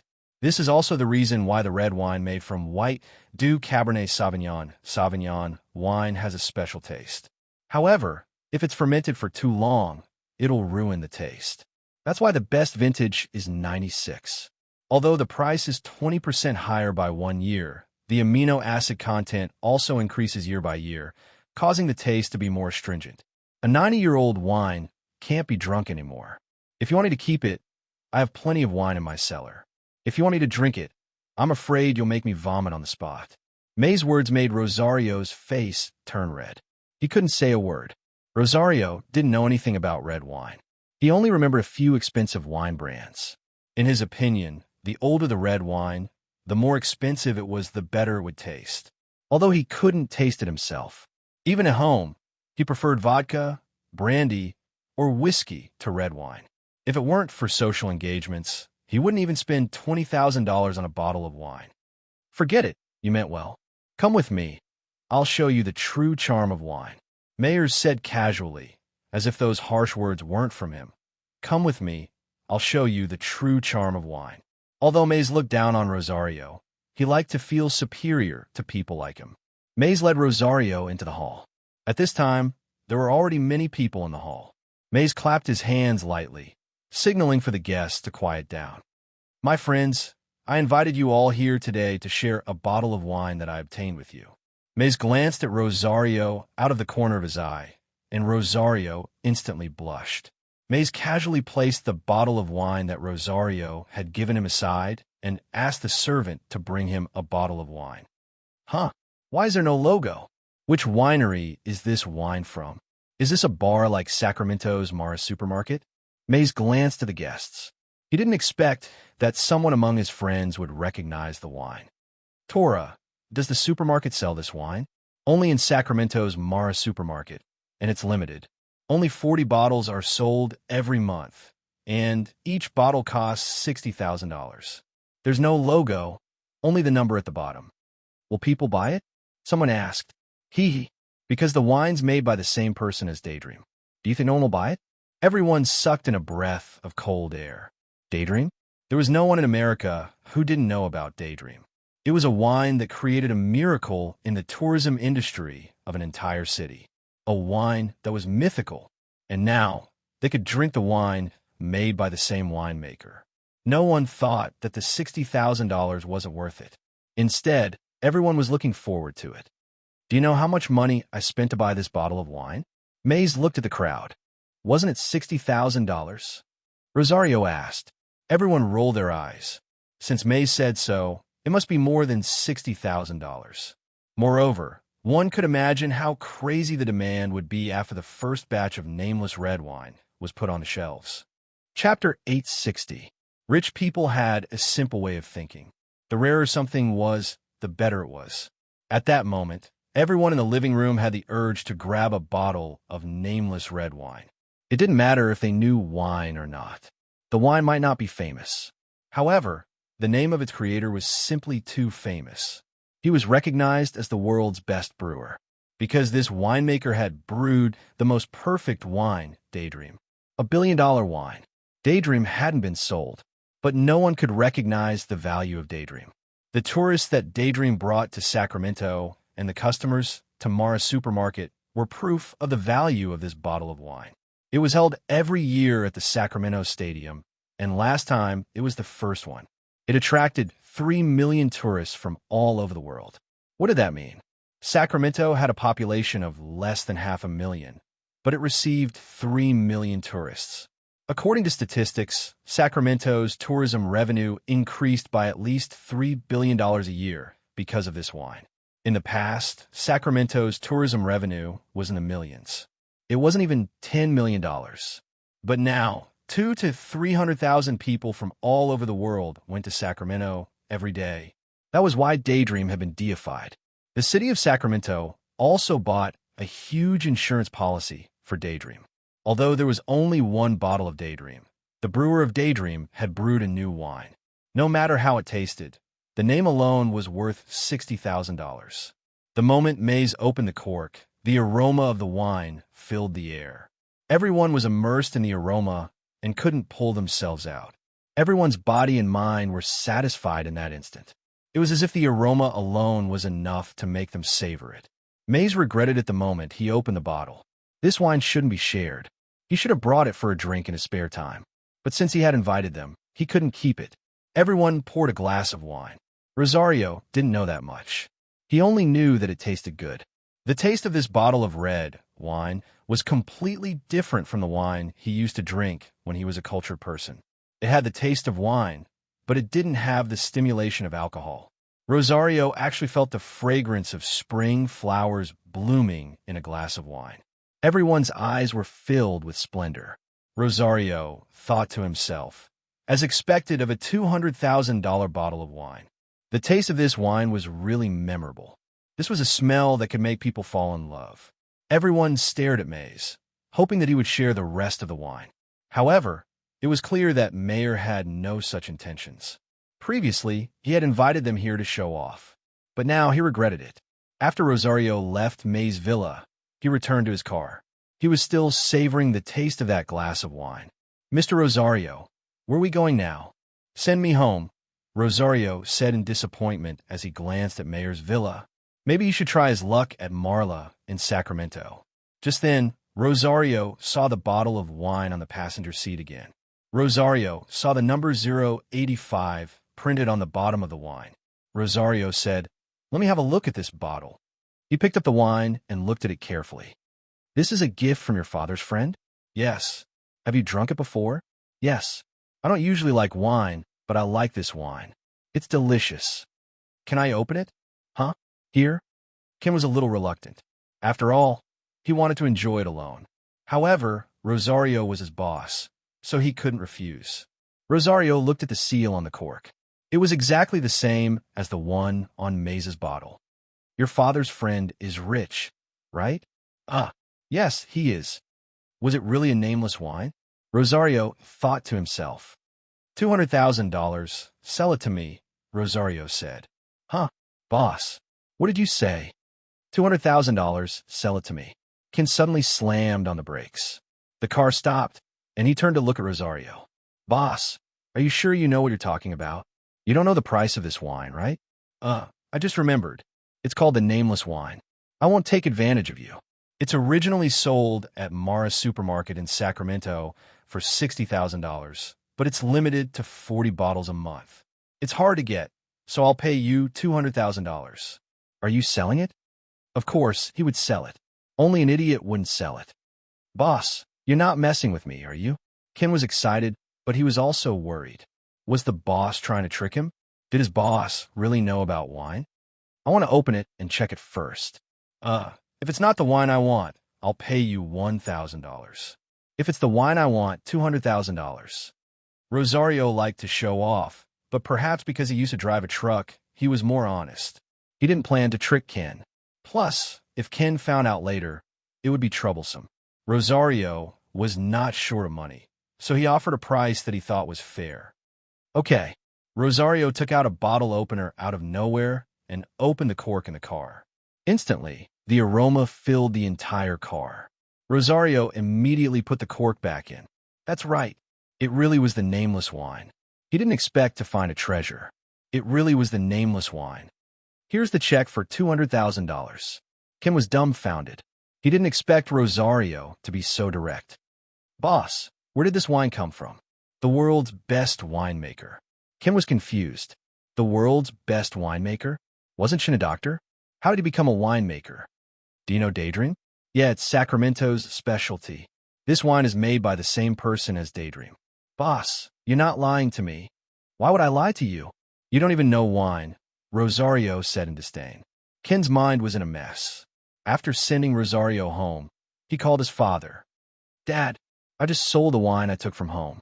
You asked her, Shoal, did you do drugs? Or do you need money? Tell me if you need money. Why did you sell the wine? I don't even have enough to drink, and you're selling it? You asked her, Shoal. Dad, do you know how much I sold it for? Chapter 861. Dad, I sold it for $200,000. Don't talk nonsense. I'm serious. I really sold it for $200,000. Van's mouth was wide open, his face filled with shock. Dad, use your phone to search Mara Supermarket for nameless red wine. Van started searching for related information. As expected, a lot of information and news popped up. 5 days ago, Mara Supermarket had put 40 bottles of wine on the shelves. They were specially approved by the Sacramento city government. They were sold out as soon as they went on sale.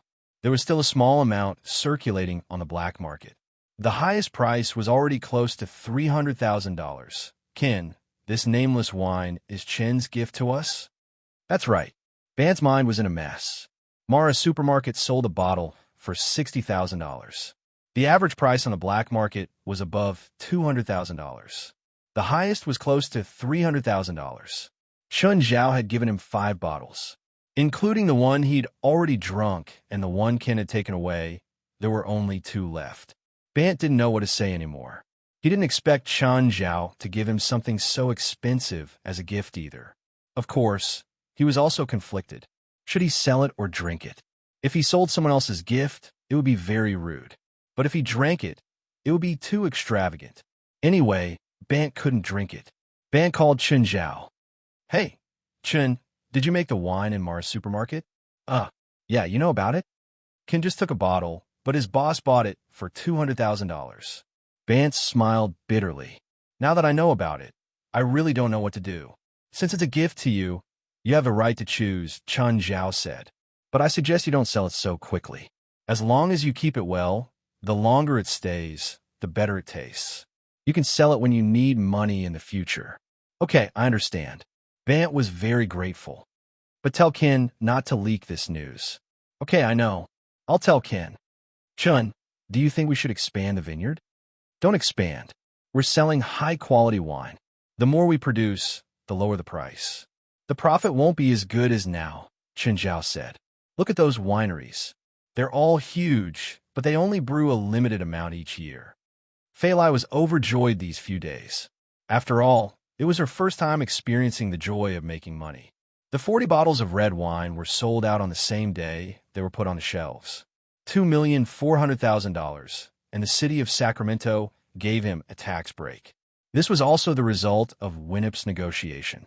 Now, Winnip's attitude towards the Sacramento government was in a strong phase. Now, Sacramento had completely transformed into a tourist city, and all of this was brought about by Daydreams. As long as Daydream was in Winnip's hands, Sacramento would be in Winnip's hands. This wasn't just for show. The value of Daydream was no longer limited to its own value.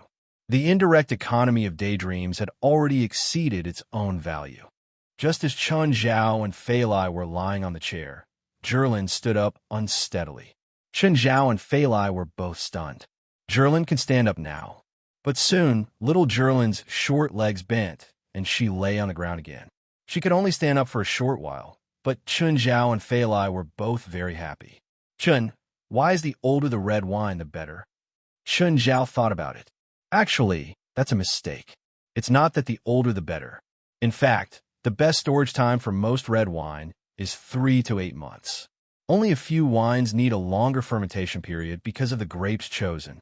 For example, our little Zhirlin needs around 20 years to grow up, but Simba and Nana only need a few years to grow up. Some wineries use vines that have been cultivated for generations, or even dozens of generations. Their vines are the winery's most precious assets. Usually, they're not allowed to leave. You can think of Gerland's growth period from the fermentation of red wine. What else can you think of? There are too many things to compare, Chun Zhao said casually. For example, Chun Zhao's heart jumped. He suddenly thought of a problem. Old Turtle had once said that Chun Zhao's magic power was at the bottleneck of ultimate transformation. Chun Zhao had always had a vague idea about this. But now, he suddenly thought of the fermentation process of wine. Was ultimate transformation similar to the fermentation of wine? If this was true, then he should consider how to ferment magic power. The process of ultimate transformation was the fermentation of magic power. Chun, what are you thinking about? I'm thinking about what to eat tonight. Fei Lai rolled her eyes. Ever since the underlings came to the house, they hadn't worried about this. Chun Zhao had been thinking about how to ultimate transformation his magic power. He would ask Old Turtle later. At night, Chun Zhao entered the river map. Every time he entered the river map, Old Turtle was playing games, and he was always playing games with his avatar. Old Turtle, isn't the ultimate transformation similar to the fermentation of wine? Huh, you actually figured it out? It's such a simple question. Why did you have to hide it before and make me figure it out myself? Chun Zhao looked at Old Turtle, indignant. Don't novels say you have to figure it out yourself? Is there no other reason? No. Then how do I ferment the magic power in my body? Extreme environment, Old Turtle said. Extreme how? It's either extreme heat or extreme cold. But in most cases, if you're in these two extreme environments, you'll either be burned to death or frozen to death. The extreme you're talking about, don't tell me you're burning or throwing it into an ice house. Look at Sun Wukong in Journey to the West. He mastered the fiery eyes in Taishang Latsu's alchemy furnace. You're getting more and more ridiculous. That's a myth and also a novel. You can also choose an environment one level lower. For example, go to the hottest or coldest place in the world and stay there for 3 to 5 years. Then the fermentation process will be complete. Chun Zhao's heart jumped. Wait, I can create an extremely hot or extremely cold environment. Right here in the river map. Since wine could be fermented in the river map, Old Turtle could cultivate here for thousands of years. Chun Zhao should be able to do the same, right? Most importantly, you're thinking about extreme heat or extreme cold. Is there a difference? Chapter 862. What's the exact difference? Chun Zhao asked. If you use extreme heat as your state, you'll be training your body with fire. You'll be invulnerable. Your body will be like iron, and your heart will be like the sun, Old Turtle said. If you use extreme cold as your state, your heart will be like a blade, and your mind will be like a sword. No inner demons will be born. Your energy will be like a rainbow, and your power will be like frost. To be more direct, I don't understand. Extreme heat is training your body. Extreme cold is training your heart. Do you think body training is awesome? Chun Zhao said. At least you can feel the changes in your body with body training, but who knows if there will be any changes with heart training.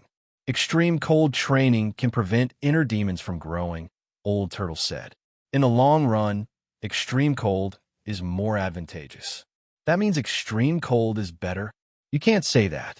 If you don't have inner demons, you can't improve your state of mind. Fuck, is extreme heat better or extreme cold better? Either is fine. Can I train in both ice and fire? Chun Zhao asked. Taoism walks on the balance of yin and yang, but in most cases, no one can succeed.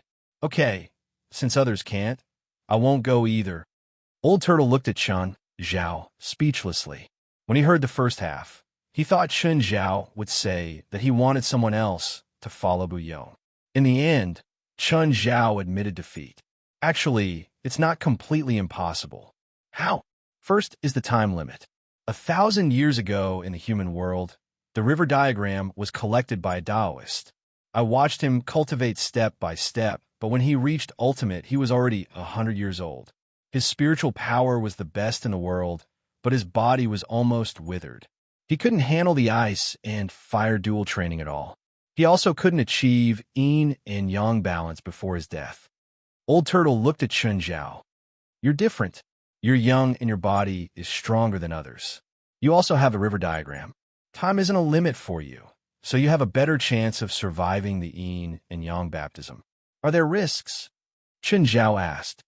There are risks, but the benefits definitely outweigh the risks. Chen Zhao thought about it. How long? Depends on what package you want. Chen Zhao rolled his eyes. What combo do you offer? I'll create an extremely hot or extremely cold environment for you, Old Turtle said. It'll take around 100 years. 100 years in the river diagram? Did that mean a month had passed in the outside world? No, if I disappear for a month, Phalai will go crazy. Then I'll use the heavenly fire and mystic eyes to help you transform. How long will this take? Estimated 10 years. Can we stop halfway? Sure. Then use this, Chen Zhao said. How do I do it? I'll first create a barrier of heavenly fire and mysterious ice. Old Turtle's Phalai was countless times stronger than Chen Zhao's. The vicissitudes of life could only be in his thoughts. First, huge pillars of mystical ice fell from the sky. These pillars of mystical ice were of different sizes and lengths. They formed a semicircle within a radius of several thousand zhang. Following that, the ground began to burn with raging flames, connecting with 1,000 zhang-long profound ice barrier. Ice and fire formed a ring. Half of it was ice, and the other half was flames. If one looked down from above, it looked like a Taiji diagram. As soon as Chen Zhao approached the flames, he felt a wave of heat. Chen Zhao wanted to change directions. When he approached the ice, he felt a bone-piercing chill again. What do I do? If I go in, I'll be frozen into ice or barbecued. Use your spiritual power to protect your body first. Then go in from the direction of the mystic ice. After half a circle, you'll enter the other half of the heavenly fire. Run as fast as you can. Chen Zhao glanced at Old Turtle. Are you sure this will work? This is just the outermost layer of cold and heat. The closer you get to the core of the circle, the stronger the cold and heat. If you can't even handle this bit of temperature difference, you should change to a normal, extremely hot and cold environment. Chen Zhao glanced at the entrance and then at Old Turtle. So I'll be done after running one circle? In the next 10 years, you have to keep running. When you completely transform your spiritual power, you'll be considered to have completed ultimate transformation. Chen Zhao activated all the spiritual power in his body and started covering his skin. When he approached the mystic ice field again, it wasn't as unbearable as before. Suddenly, Old Turtle pushed Chen Zhao from behind. Chen Zhao didn't have time to prepare at all. He fell into the mystic ice field. Just then, the entrance to the mystic ice field closed. Run if you don't want to freeze to death. When he entered, the bone-piercing chill attacked him again. Old Turtle, fuck you. Chen Zhao started running. Chen Zhao ran as fast as he could. He didn't know how fast he could run. He had to leave the mystic ice field as soon as possible. Chen Zhao only took a minute and a half to cover the distance of 3 kilometers. Just then, a wave of heat surged from the place where the mystic ice field connected. Chen Zhao didn't have time to think. He dove into the heavenly fire field. For a moment, Chen Zhao felt warm from the heavenly fire field. The coldness was gone. But the next moment, he couldn't take the scorching heat anymore. The human body reacted more to heat than cold. Chen Zhao felt like his hair was about to ignite. Chen Zhao sped up and passed through the burning heavenly fire field. Another wave of coldness attacked him. Where's the exit? Where's the exit that was supposed to connect here? Old Turtle, you old asterisk shoal, you blocked the exit? You want to slack off after just one round? Old Turtle's voice came from outside. Chen Zhao ran while yelling. He charged into the mystic ice field again and ran another round. He passed through the heavenly fire field and then the mystic ice field. The cycle repeated again and again. Chen Zhao could endure it physically, but he couldn't keep up with the consumption of spiritual power. Without the protection of spiritual power, Chen Zhao would have to face the mystic ice and heavenly fire directly. Finally, on the 8th round, Chen Zhao's spiritual power was completely used up. He hadn't finished the 8th round yet. Chen Zhao could only brace himself and sprint forward. He finally saw the exit. Chen Zhao rushed out of the exit and collapsed on the ground. His body was covered in frostbite and burns. Why do I have to torture myself? Chen Zhao wanted to cry, but had no tears. It's okay. You'll get used to it slowly. Rest for a day, and then continue. Old Turtle, why do I feel like you're so passionate about me? Because I'm bored. Chen Zhao suspected that Old Turtle had thought of this method just to torture him. Chen Zhao's recovery speed was quite good. He recovered the next day. Chapter 863. Chen Zhao felt that he hadn't improved in other aspects during the month in the river map. He sped up to pass through the Mystic Ice and Skyfire realms as quickly as possible. Chen Zhao sped up again and again. The Mystic Ice and Skyfire realms combined to form a 6-kilometer ring. Chen Zhao had originally needed around 3 minutes to finish, but now it was 2.5 minutes. At this speed, he would be going around 140 kilometers per hour. At the same time, Chen Zhao's control of his spiritual power was better. He knew how to use spiritual power to the maximum. He didn't need to use the most spiritual power at the start. In the end, he ran out of spiritual power after a few laps. Now he could run 20 laps in one go. He didn't know how many laps he'd run in the past month. Chen Zhao, try not using spiritual power to protect your body. How many laps can you last? Do you want to freeze me into a popsicle? Or roast me? If the Mystic Ice and Skyfire realms don't enter your body, you'll never improve. Just bear with it. Bear with it? Why don't you come with me? I don't need ultimate transformation. Why should I suffer with you? Chen Zhao stood before the Mystic Ice and Skyfire realms again. He didn't use spiritual power to protect his body. Chen Zhao took a deep breath and dove in.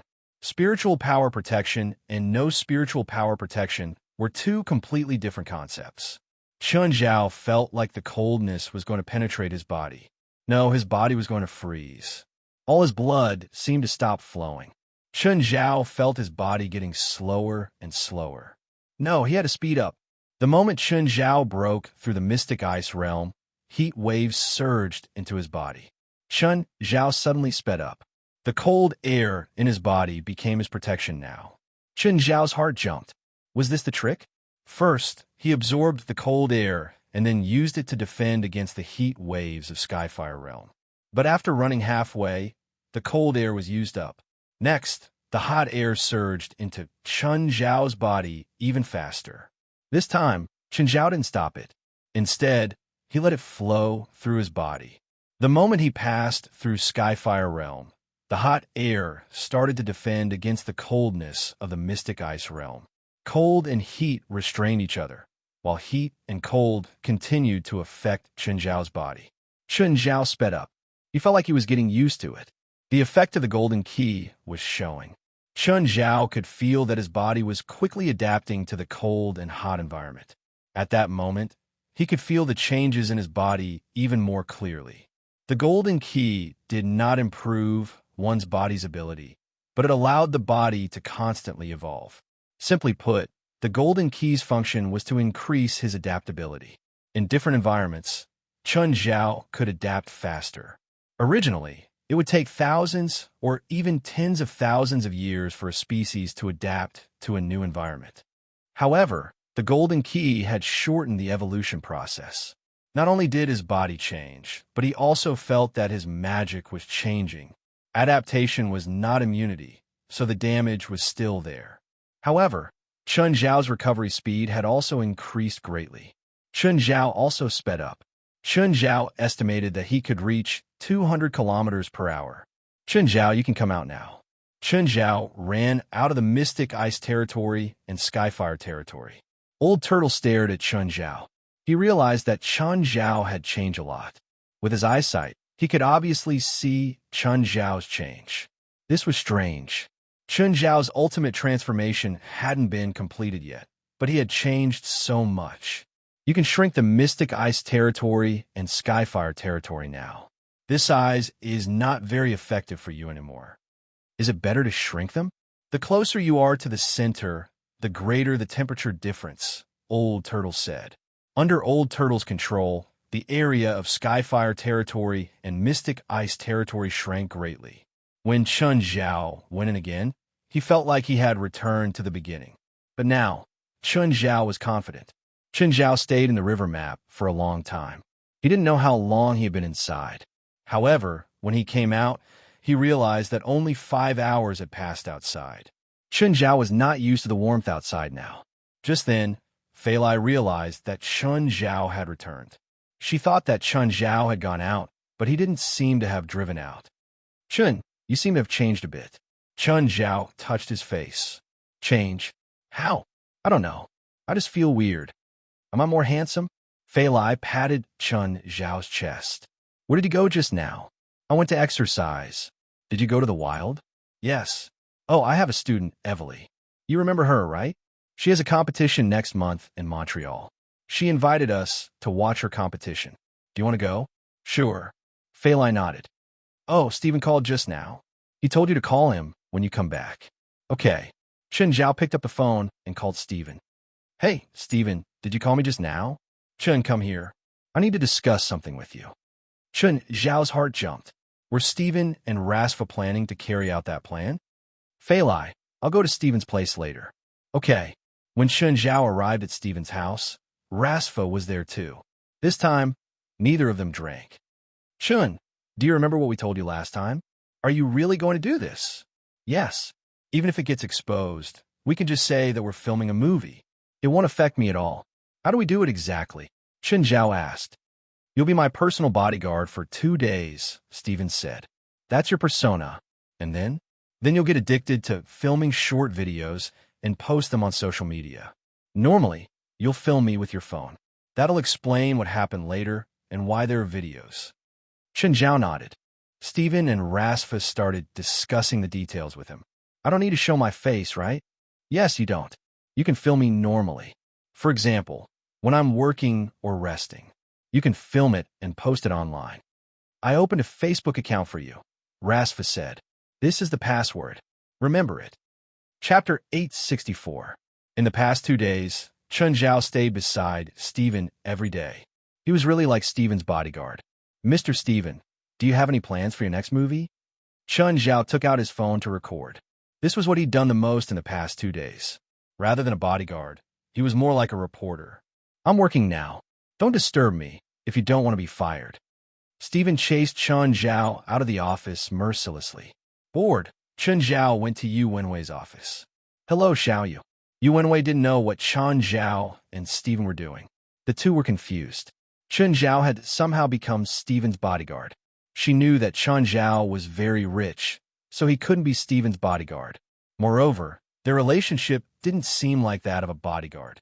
Every time he came to the studio with Stephen, Chen Zhao would start harassing people. "I'm not familiar with you." "Okay, Ms. Yu. As Mr. Stephen's assistant, do you have anything to say?" "Sorry, I'm Mr. Stephen's assistant. A lot of his work is confidential and can't be leaked. Also, close the door for me when you go out." "Thank you." Chen Zhao shrugged. "I'm glad you cooperated. See you next time." In the morning, Chen Zhao harassed most of the women in the office. At noon, Chen Zhao and Stephen went out for lunch. "Stephen, other than me, you have someone else arranged for you, right?" Chen Zhao asked. "Yes, my bodyguard is still following us secretly." "No wonder. Hey, Stephen seems to have fewer bodyguards these days. He only has one bodyguard with him. It's not a trap, right? Are you stupid? How rich is he? Why would he use himself as a trap to lure kidnappers?" "Yeah, and he doesn't even know we're here. Maybe he thinks he's safe, so he's starting to be careless. It's much faster than we expected." "Perfect. We can speed up our plan." "When do we do it?" "Tomorrow." "When do we do it?" Chen Zhao asked. "Tomorrow," Stephen said. "What's the specifics?" "First, we'll pick up Rasfa. Then, we'll have an argument in the car. You'll have to secretly record our argument." Then, Rasfa got out of the car in anger, Stephen said. I chased him out of the car and continued arguing with him. Just then, the robbers appeared and dragged both of us into the car. You realized that something was wrong, so you started a car chase. Stephen paused and continued. "At this time, we will arrange for an accident. Are you sure it's okay?" "Sure, as long as you don't hit me with a train." "Then you got hurt, blamed yourself, and started planning to rescue me and Rasfa. But we can't film all of this. If we film all of this, it will seem too deliberate. First of all, you can use the car recorder to record the kidnapping and car chase. Secondly, you can record the one-man show in the car with the phone you threw aside," Stephen said. All right, how many people have followed your Facebook account these few days? Less than 100, Chun Zhao said. So little? With my name as a gimmick. No one will pay attention to it? Of course. Who would watch an unfamiliar video if they haven't done any promotions? Whatever. I'll do it later. Then how do we set up the rescue process? Chun Zhao asked. First, buy a dog. No. You have so many pets at home. Borrow one and put in the video. Think of it as me temporarily adopting it. Then, I developed feelings for it. With this pet, we finally found the kidnapper's lair. Chun Zhao looked at Steven speechlessly. He was really a drama queen. Who do you think is suitable in my family? If it's a normal pet, it's too boring. How about I borrow Snow White? But we'll start tomorrow. If we get a cougar today and develop feelings for it, won't that be too sudden? How about this? I'll ask my ex-wife to participate too. Snow White is my pet before we divorced. She's going on a long trip, so I'll take care of it. Chun Zhao went home and picked up Snow White.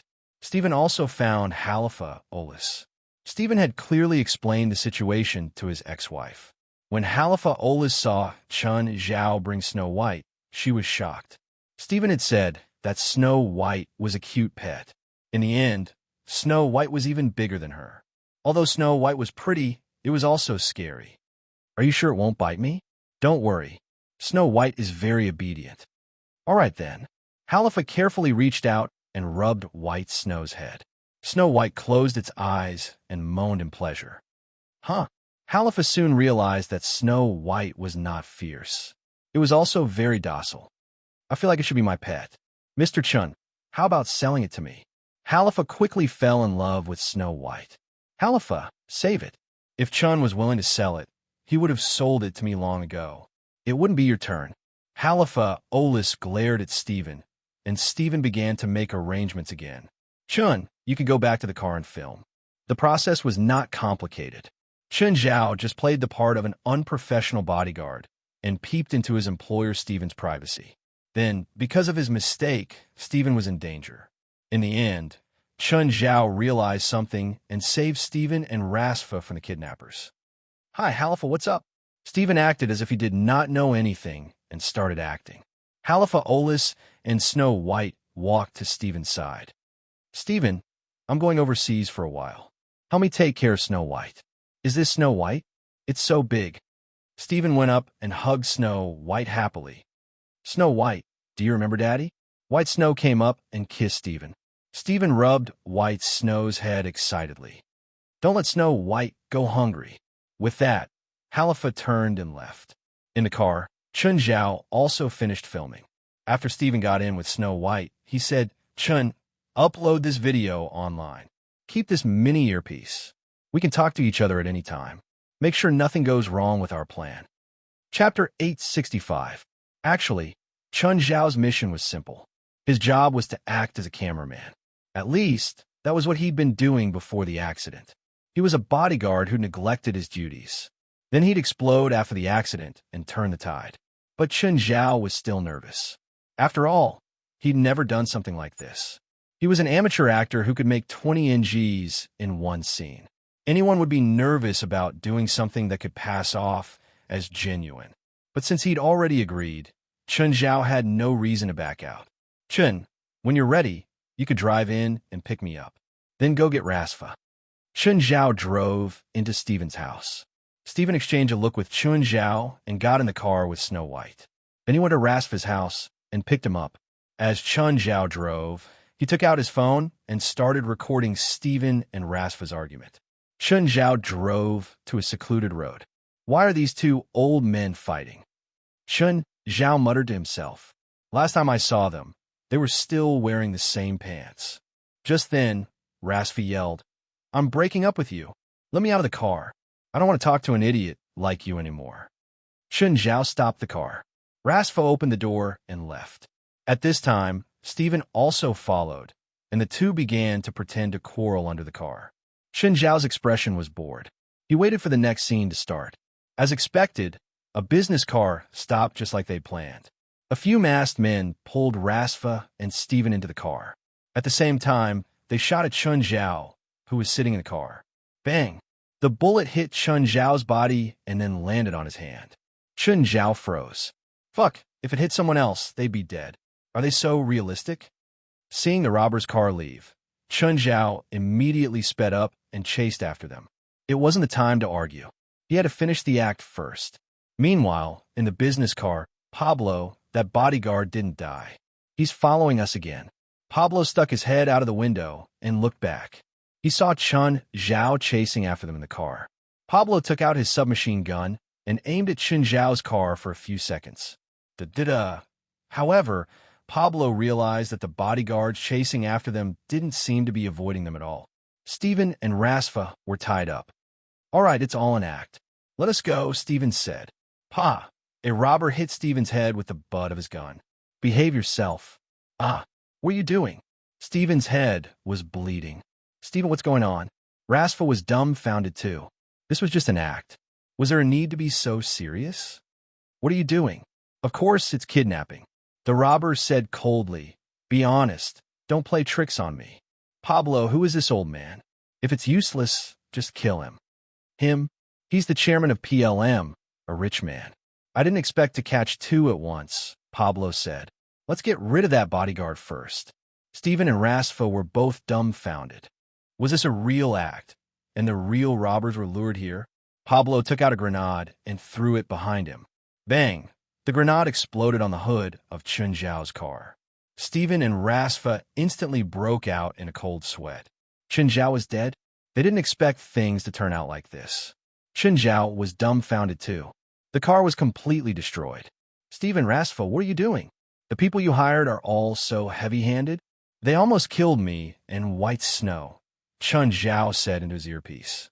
Steven and Rasfa were both wearing earpieces. Hearing Chun Zhao's voice, they both heaved a sigh of relief. However, they couldn't speak now. They were all anxious. Chun Zhao and White Snow got out of the car.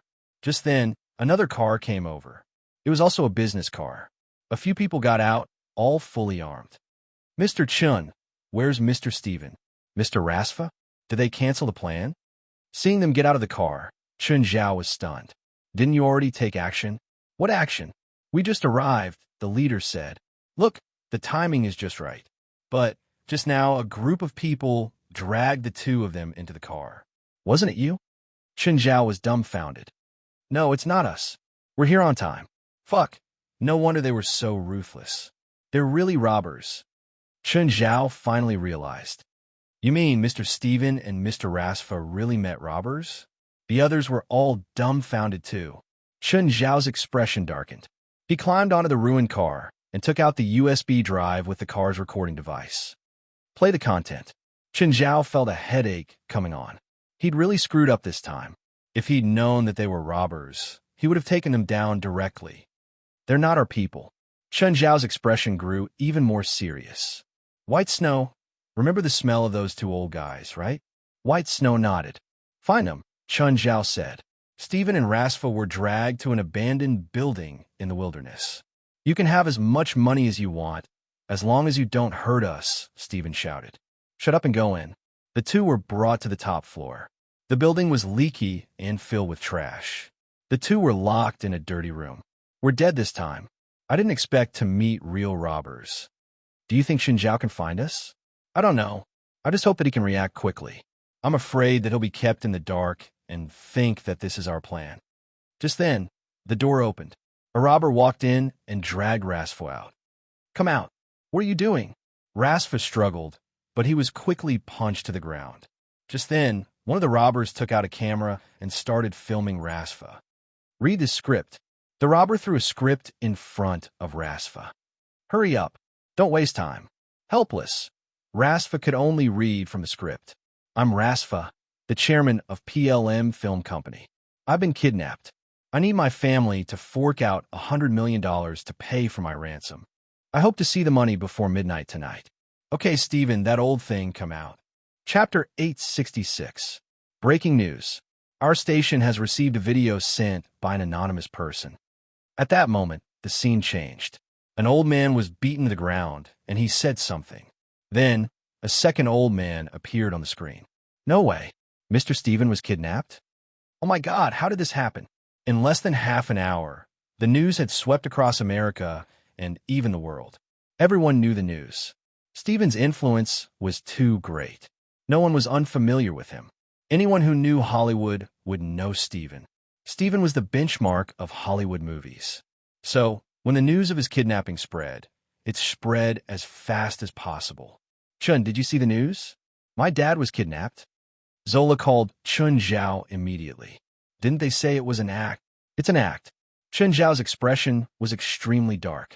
He felt that he had to take responsibility for this accident. Are you sure? It's fake. Don't worry. But I can't get through to my dad. It's for the plot. Are you sure? Is it fake? Why does it look so real? There's blood on my dad's head. It's all props, Chun Zhao said, forcing himself to say. Scared me. I thought my dad was really kidnapped. As soon as Zola hung up, Halifa Olas called. Mr. Chun, I just saw the news. Is this part of your plan? Yes, it's all arranged. You're not lying? It's not like you don't know our plan. Okay. Finally, it was over. Chun Zhao heaved a long sigh of relief. He was very calm now. He had no other thoughts other than killing the kidnappers. Fortunately, White Snow had a very sharp sense of smell. When the sky turned dark, Chun Zhao finally found an abandoned building far away in the countryside. This building had probably been abandoned for 20 to 30 years. It was more than 10 stories tall and had an old-fashioned design. Chun Zhao climbed up the outer wall of the building under the cover of the night. Right now, Rasfa and Stephen were still in the kidnappers' hands. Chun Zhao didn't want to alert them. If the kidnappers directly took the two of them as hostages, then it would be very troublesome. So, he had to save them first. Killing the kidnappers was secondary. Papa, what's that sound? At this moment, more than 10 kidnappers were gathered on the top floor. They could vaguely hear voices coming from outside. It's probably the wind. It doesn't sound like the wind. One of the kidnappers poked his head out. At this time, the sky was too dark to see anything outside. A building with more than 10 floors was neither big nor small.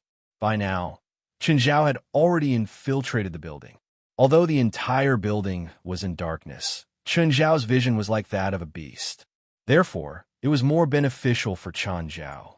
Suddenly, Chun Zhao tripped over something. Then, the walls on both sides suddenly exploded. The flames engulfed Chun Zhao instantly. Someone triggered the trap. There's an intrusion. All the kidnappers became nervous in an instant. You two go take a look. The two kidnappers ran to the place of the explosion to check, but there was nothing there. There was a hole in the wall. There's nothing here? Then who triggered the trap? It's probably a rat, one of the kidnappers said. If it's a human, there'll definitely be blood here. The two kidnappers returned to the room where their friends were gathered. It's a rat. Who triggered the trap? Rat?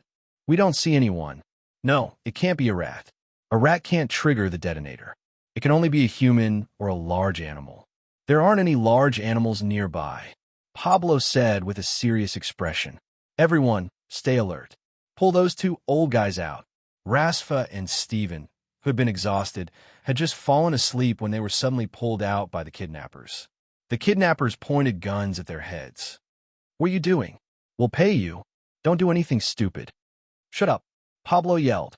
Who's there? Come out, or I'll kill you. Don't do anything stupid. I'm coming out. Chun Zhao walked out. Shoot. Clatter, clatter, clatter. Chun Zhao screamed and fell to the ground. When Rasfa and Stephen saw Chun Zhao, they still had some hope. But they didn't expect the kidnappers to be so decisive and shoot directly. Both of them were filled with sorrow. Chun Zhao was their friend. If they hadn't come up with this crazy plan, Chun Zhao wouldn't have been implicated and died in front of them. Chun Zhao wouldn't have been implicated and died in front of them. Lock them back in the room. Also, everyone, check around and see if there's anyone else. Only 2 people were left outside the room where Stephen and Rasfa were locked up. The others scattered to the other corners of the building. The one on the ground was only Chun Zhao's clone. Chun Zhao's real body was climbing up the ventilation duct. While Stephen and Rasfa were mourning in the dark room, a figure suddenly descended from the sky. Stephen and Rasfa were about to scream, but Chun Zhao covered their mouths. Shoo! Chun Zhao gestured for them to keep quiet. The two of them nodded in understanding. Chun, how come you're not dead? Just now. Do you know there's something called bulletproof vests in this world? How do we escape now? Stephen asked in a low voice. Don't you think it's a good chance? What chance? A chance to show off, Chun Zhao said. First, I'll kill them all. Then you guys call the actors you arranged beforehand, and we'll have a big fight here. They all have weapons. How we kill them all? Are you going to do it or not? Chun Zhao said. If not, I'll just kill them and send you home. But are you confident? Just then, intense gunshots came from outside. You're not the only one? Stephen asked in surprise. There's another helper, Chun Zhao said. It was actually Chun Zhao's other clone. It was currently killing the kidnappers. I'll kill the two at the door first. Chun Zhao opened the door casually. Seeing the door open, the two kidnappers immediately charged in. Chun Zhao crushed the necks of the two kidnappers. They collapsed before Stephen and Rasfa. Both of them jumped in fright. Chapter 867. Stephen and Rasfa picked up the guns of the two kidnappers. Then, Chun Zhao dragged the corpse of one of the kidnappers and smashed it onto the camera. Is it open? No. Then, let's do it again. After Chun Zhao's antics, Stephen and Rasfa forgot about their nervousness. After you throw the corpse on the ground, press it down with your hand. As long as the camera is connected, no one will be able to tell, Stephen said. He was the most professional when it came to camera language. Don't leave fingerprints, Rasfa reminded. Okay, 3, 2, 1. Start. Chun Zhao threw the corpse on the ground and used a tree branch to switch on the camera. The camera had already been positioned in the right direction and lens. Chun Zhao stood behind the camera and made an okay gesture to Stephen and Rasfa. Rasfa, I didn't expect you to still remember what you learned in the army. Fuck, they're using nylon rope to tie me up. They're looking down on me. Rasfa rubbed his arm. After 3 hours, I finally broke the rope. Did you lose your shooting skills? Stephen asked. My stamina can't keep up, but I'm still good at shooting. After Stephen and Rasfa finished their lines, Chun Zhao used the gun to change the angle of the camera. Then there was a series of gunshots. Rasfa said, I killed 3. I killed 1. Someone else is coming. Oh no, I'm out of bullets. I was too excited just now. I'm out of bullets too. You're really only suitable to be a director. You're wasting bullets. Chun Zhao was now pretending to be a kidnapper. There was no image, only sound. If the audience saw this, they would use their imaginations to their heart's content. They could use their imaginations from their conversation and the sounds of fighting. Crack. First, there was the sound of wood breaking. Then there was the fight between the two old men and the kidnappers. Finally, there was a dull thud. Damn. Grenade, get down. Boom. Stephen, thank you for saving me. I take back what I said earlier. No, I should be the one apologizing. If I didn't lose my temper in the car today, this wouldn't have happened. The plot was that the two friends had a conflict and a disaster. In the end, they reconciled and fought against the kidnappers together. Da-da-da. Chun Zhao dragged a kidnapper over. Then, Rasfa and Stephen started acting again. After this scene, Chun Zhao killed the kidnapper with one punch. The kidnapper screamed, Ah, Snow White, my Snow White is here. Why is your pet here? Mr. Stephen, sorry I'm late.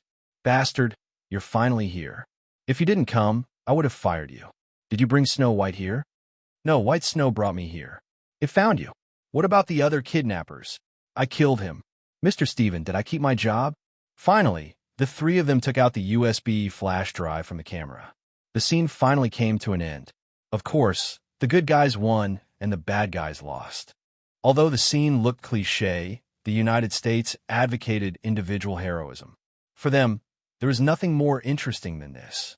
And this time, because the fake had become real, the impact of this show was even greater than expected. However, the police were still needed to deal with the aftermath. The next day, the police reported that Stephen and Rasfa had been successfully rescued. No one knew what the inside story was. All the media reporters were trying to find out more about the case. But the police had already been warned by Stephen and Rasfa. This was a country that cared a lot about privacy. So, without their permission, the police would not release what had happened. Stephen and Rasfa were not in a hurry to release the video. This was because the news was still very popular. If they released it now, it would just be a flourish. They wanted to create a sensational effect. Kate, we found a Facebook account called The Great Director's Bodyguard. The owner of this account is probably Mr. Stevens' bodyguard and driver. Take a look. Kate searched the account on Facebook and found that there were a lot of videos there. They were all taken by someone who did not show his face. Most of the videos were taken by Steven. Most of the time, these videos were taken secretly. Suddenly, the last video of the account caught Kate's attention.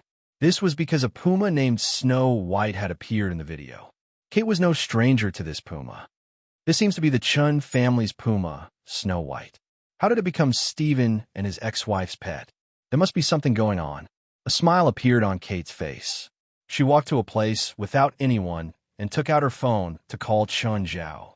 Hey, Chun. Hi, Kate. How are you? How come you're free to call me today? How's Snow White? It's great, but all the kids in my family miss you. If you only say hello to it, the other kids will be very sad. I saw a video on Facebook with a puma called Snow White in it, Gunyinji said. I want first-hand inside information. Chun Zhao knew that he could not avoid it, but the news had to be released sooner or later. Rather than letting other reporters take advantage of it, he might as well take advantage of his own people. When are you and David free? Chun Zhao asked. Feilai misses you a lot. Tonight, then. When David gets off work, we'll go to your house together. Then Feilai and I will prepare dinner and wait for you. David, when do you get off work? Kate packed her things and was about to go home. I might be a bit busy today. Chun called me just now and said that he wants to invite us to his house. I agreed for you. All right. You might know something about the kidnapping of director Steven that's been on the news for the past 2 days. Huh? Then I'll pack up and we'll go to Mountain Town together. At 6 in the evening, Kate and David went to Mountain Town together. When they reached their house, the two were already there to welcome Kate and David. Feilai, have you gained weight recently? Kate looked at Feilai in confusion. I'm pregnant. Feilai's face was filled with happiness. Huh? You're pregnant? You have a kid? Yes. Oh my God, when did this happen? Why didn't you tell me? Kate's eyes were filled with envy. She looked back at David. Chapter 868. You can come to me if you have any problems, but I can't do anything about infertility. When Kite saw little Jerlin waddling out, he immediately went forward and hugged her in surprise. Little Jerlin can actually walk? How old is she? That's because she's my and Feilai's child. Of course, our child is just as outstanding. Little Jerlin had never been afraid of strangers. She would greet everyone with a smile. Moreover, with her cuteness, she could definitely charm anyone. Jerlin had always been Chun Zhao's pride. Every time he heard someone praise little Jerlin as cute, Chun Zhao would feel proud from the bottom of his heart. After dinner, everyone sat together and chatted. Chun, tell me, what's going on with Mr. Stevens' kidnapping? Actually, it was an accident that turned fake into real, Chun Zhao said. Chun Zhao told him the whole story from beginning to end. Everyone was dumbfounded. It was the first time Feilai had heard Chun Zhao mention this. Steven still has 2 videotapes, Chun Zhao said. When it's time to expose them, you'll do it. Chun, I realize that you always make big news. This was a complete accident. It really was an accident. I was scared to death too. I don't know how I'll explain it to their families if something happens to them. If they do this to me again, I'll kill them first. Chun Zhao said. Do you know Mr. Steven well? Pretty familiar, right? The killer whale in Sea of Wrath wasn't created with CGI. It was a mon. I've also watched Sea Sentinel, and I always thought it was made with special effects. David and Kite were no strangers to Detective New High. That was because the theme of the movie was actually derived from the incident that they had personally experienced. In fact, the male and female leads were David and Kate. Carter was already very satisfied with being able to obtain first-hand information. She didn't plan on revealing the truth. From Chun Zhao's explanation, it was actually more dramatic and more sensational to reveal the truth. With her relationship with Chun Zhao, she wouldn't cause trouble for him. The fact that Chun Zhao could tell them the truth meant that he trusted them. Except for Steven's competitors. The whole world should be cheering for Steven's rescue. But someone was smashing the TV angrily. This man was the one who hired the kidnappers, Libel. He used to be the male lead of Angry Sea Police. But later, because he offended Chun Zhao, he offended Steven. His reputation would be completely ruined. Later, because of the miraculous performance of Sea Patrol, it became the laughing stock of Hollywood. Moreover, Steven's influence was too great. As a result, all the film companies in Hollywood refused to let him take any role. Hatred. Ribble had hated Steven from then on. This had become his obsession. He shut himself in his house every day. He wanted to take revenge on Steven and destroy him. However, he also knew that it was impossible for him to succeed with normal methods. Steven's fame, influence, and wealth. It was destined that libel would not be a threat to him at all. So he decided to use another method. That was why there were 2 kidnappings and attacks. However, both attempts ended in failure. In fact, Steven had taken advantage of these 2 incidents. This made Steven's influence even greater. Libel was unwilling. He was extremely unwilling. The hatred and unwillingness in his heart kept growing. Revenge.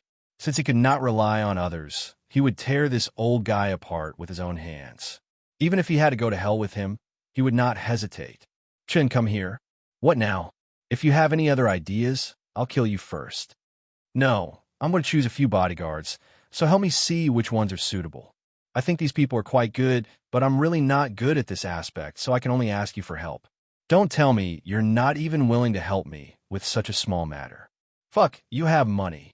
You just need to spend some money and find 8 or 10 bodyguards by your side. I believe no one can hurt you. Of course, that's if you don't look for trouble for no reason. What do you mean by looking for trouble for no reason? I'm doing this for our new movie IP. Who do you think Rasfa and I are in danger for? You sound like this new movie has nothing to do with you. Fine. I was wrong. Since you admit your mistake, come and help me choose people. When Chun Zhao arrived, he realized that he was in a studio. There were dozens of people lining up outside. Steven already had a dozen bodyguards behind him. Hey, Chen, you're here. Come and sit here. Chun Zhao sat beside Steven. Are you choosing bodyguards or actors? Bodyguards, of course, Steven said matter-of-factly. Do you think I'm joking? Then who are the bodyguard behind you? Rasfa lent them to me. Didn't you already have a group of bodyguards? I fired them. Why? None of them can fight 5 at once. Why would I need them? Chun Zhao rubbed his forehead. What did it mean to fight 5 at once?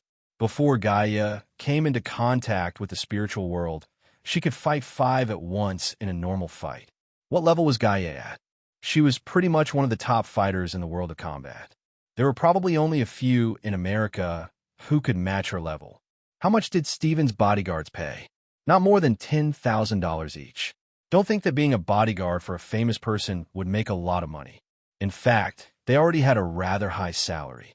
But Steven actually wanted a group of bodyguards at Gaia's level, unless he was willing to offer a salary of $100,000 or more.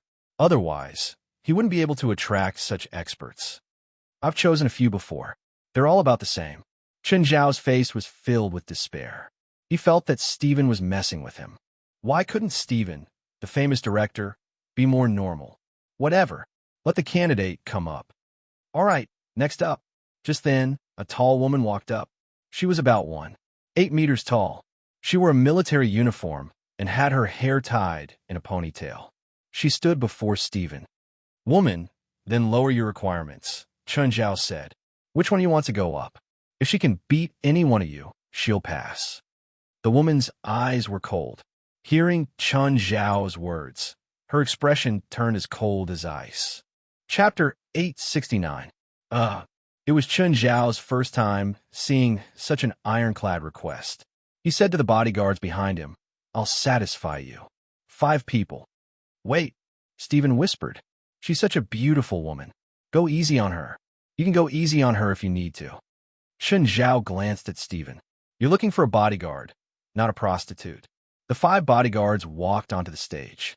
Without further ado, they started fighting. Chun Zhao was surprised. Apart from Gaia, this was the first time he'd seen such a good fighter. However, no matter how good she was, she couldn't really beat the 5 bodyguards down. In fact, if the 5 bodyguards hadn't been merciful, the woman would have been down already. Fighting and life and death battles were 2 different things. The woman was very skilled, but she was still lacking in strength. After all, strength depended on the size of the body. Chun Zhao didn't know who was better at fighting, Gaia or this woman. But she definitely couldn't beat Gaia in her normal form. Strength played a crucial role in combat. just like Chun Zhao and Gaia. In the beginning, Chun Zhao had been pressed against the ground by Gaia. But when Chun Zhao's strength reached a certain level, Gaia was no longer his match. All right, that's enough. You pass. Stephen stopped the fight. The woman wasn't unscathed, but she still looked calm. In fact, she didn't expect the interview to be like this. She thought that there would only be 2 people to fight with her. She was also confident that she could fight 1 against 2, but she didn't expect the test to be 1 against 5. In the beginning, he had held on for 10 seconds. After that, he had been getting beaten up. Let me introduce myself. Mr. Stephen, I'm Fantas. I'm a retired female soldier. I've received professional military training in the Marine Corps. I'm good at fighting and shooting. $15,000 a month. Is that acceptable? Sure, Fantas answered. Okay, come sit here, Stephen said. Next. Then a slightly chubby, tall man walked in. He bowed to Stephen first. Hello, Mr. Stephen. I'm Tori, your fan. This is not a meet and greet with my fans, but a job application for my bodyguards. If you are not capable enough, then I will not accept your application, Stephen said seriously. Chun Zhao pursed his lips. Stephen wasn't this serious when he was talking about Matisse. Stephen, this is clearly sexism. Of course, I know this is a bodyguard application. I'm also confident that I can become Mr. Stephen's bodyguard. Oh, Stephen touched his chin. What are you good at? I might not be able to express myself verbally, so I hope to demonstrate my abilities with my actions, Tori said confidently. Looks like you're very confident. All right, how do you want to show it? 10 of you, Tori said. Chun Zhao was a bit surprised. Did this man think he could beat 10 people? It doesn't look like it. Could it be that the real person doesn't reveal his true appearance? A glint flashed through Fantas' eyes as well. 10 people, Stephen ordered. Okay, you can start. Tori crooked his finger. The 10 people didn't hold back. They started punching and kicking Tori. Tori squatted on the ground, covering his head without fighting back. Stop, stop, stop. Everyone stop. Stephen's face darkened. Mr. Tori, didn't you say you wanted to show your abilities? Yes, I'm showing them now. What are you showing me? Getting beaten up. I'm really good at getting beaten up. Mr. Tori, are you serious? Yes, I'm very serious. Then how will you protect me? If there's danger, I can stall the criminals and buy time for Mr. Stephen to leave. If they have guns, I can also stand in front of Mr. Stephen. What's your original job? Chun Zhao asked curiously. I don't have a job. I used to be a punching bag on the streets. Then what's your ideal salary? Stephen asked. He seemed to think that Tori was indeed not bad. Mr. Stephen, how much do you think is suitable? $8,000 a month. Okay. Wait. Stephen, didn't you call me over to give you a suggestion? Why didn't you ask me? I think they're not bad. I think so too, Fantas said. Famutas said, I think professional matters should be left to professionals, not irrelevant people. Chun is very strong. Stephen could tell that Fantas was unhappy with Chun Zhao, so he said on purpose, you definitely can't beat him. Really? Mr. Chun, how about we compete? Do you have money? Chun Zhao asked. What does that have to do with me? I like to have some stakes. If you want to fight me, take out $100,000. Do you have that? Fantas turned his head. If he had that, would he still need to be someone else's bodyguard? The interview continued. Then it was time for Chun Zhao to take over. He didn't care about Stephen's objections at all. As long as Chun Zhao thought it was okay, he would make the decision for Stephen. All in all, there were 6 bodyguards who looked like they had some ability left behind. These people all had good qualifications and abilities. Not only were they good at fighting, but some were also good with guns or had experience as a bodyguard. Chun Zhao had studied their information thoroughly. He mainly chose experienced bodyguard with good marksmanship and fighting skills. He didn't need them to be invincible. A certain level of skill was enough. Okay, from now on, you'll be Stephen's bodyguards. That's all. Chun Zhao stretched. Also, if your boss does something stupid in the future, you have to stop him immediately. For example, knock him out with your fists. That's right. Stephen looked at Chun Zhao, speechless. Chun, do you think this is enough? How many do you think are suitable? In Chun Zhao's opinion, 8 was the most suitable number. Under normal circumstances, if someone wanted to harm Stephen, they wouldn't be able to pass through 8 people. If there was more than one person, Stephen could escape under the protection of 8 people. If there was more than one person, Stephen could escape under the protection of 8 people. How about you hire an army? That's the most suitable. Fampus looked at Chun Zhao in confusion. She didn't understand the relationship between Chun Zhao and Stephen. At first, Fampus thought that Chun Zhao was the first bodyguard she'd applied for. Chapter 870. Chun, how do you usually train? Teach them, Stephen said. The 8 new bodyguards behind Stephen all had an unconvinced expression on their faces, even though 6 of them had been chosen by Chun Zhao. However, 8 bodyguards were enough to beat Chun Zhao up just because he was single. Only Fampus was the same height as Chun Zhao, but because she was a woman, she was already very tall at 8 meters. She would also look very tall. These people more or less knew some combat techniques, and in combat, the size of one's body was very decisive. Unless it was someone like Fampus who had a certain level of technique, the winner would still be decided by body size. So, even Tori, who was good at taking a beating, felt that these 8 people could beat Chun Zhao. I haven't been working out lately. In fact, Chun Zhao would enter the river map after returning home. His physical release in the river map was much greater than normal workouts. Everyone snorted and looked down on Chun Zhao. Some people thought that Chun Zhao had gotten to Chun Zhao's side with some title. Maybe he was a kung fu master or something. They also thought that they could beat Chun Zhao and get Stephen's favor. But Chun Zhao couldn't be bothered with their thoughts. You drive every day and have him run behind the car, Chun Zhao answered seriously. That can improve their abilities. I'm asking you seriously. Why do you think I'm not serious? I'm going back. I wasted another 3 hours here. Then Chun Zhao swaggered off after returning home.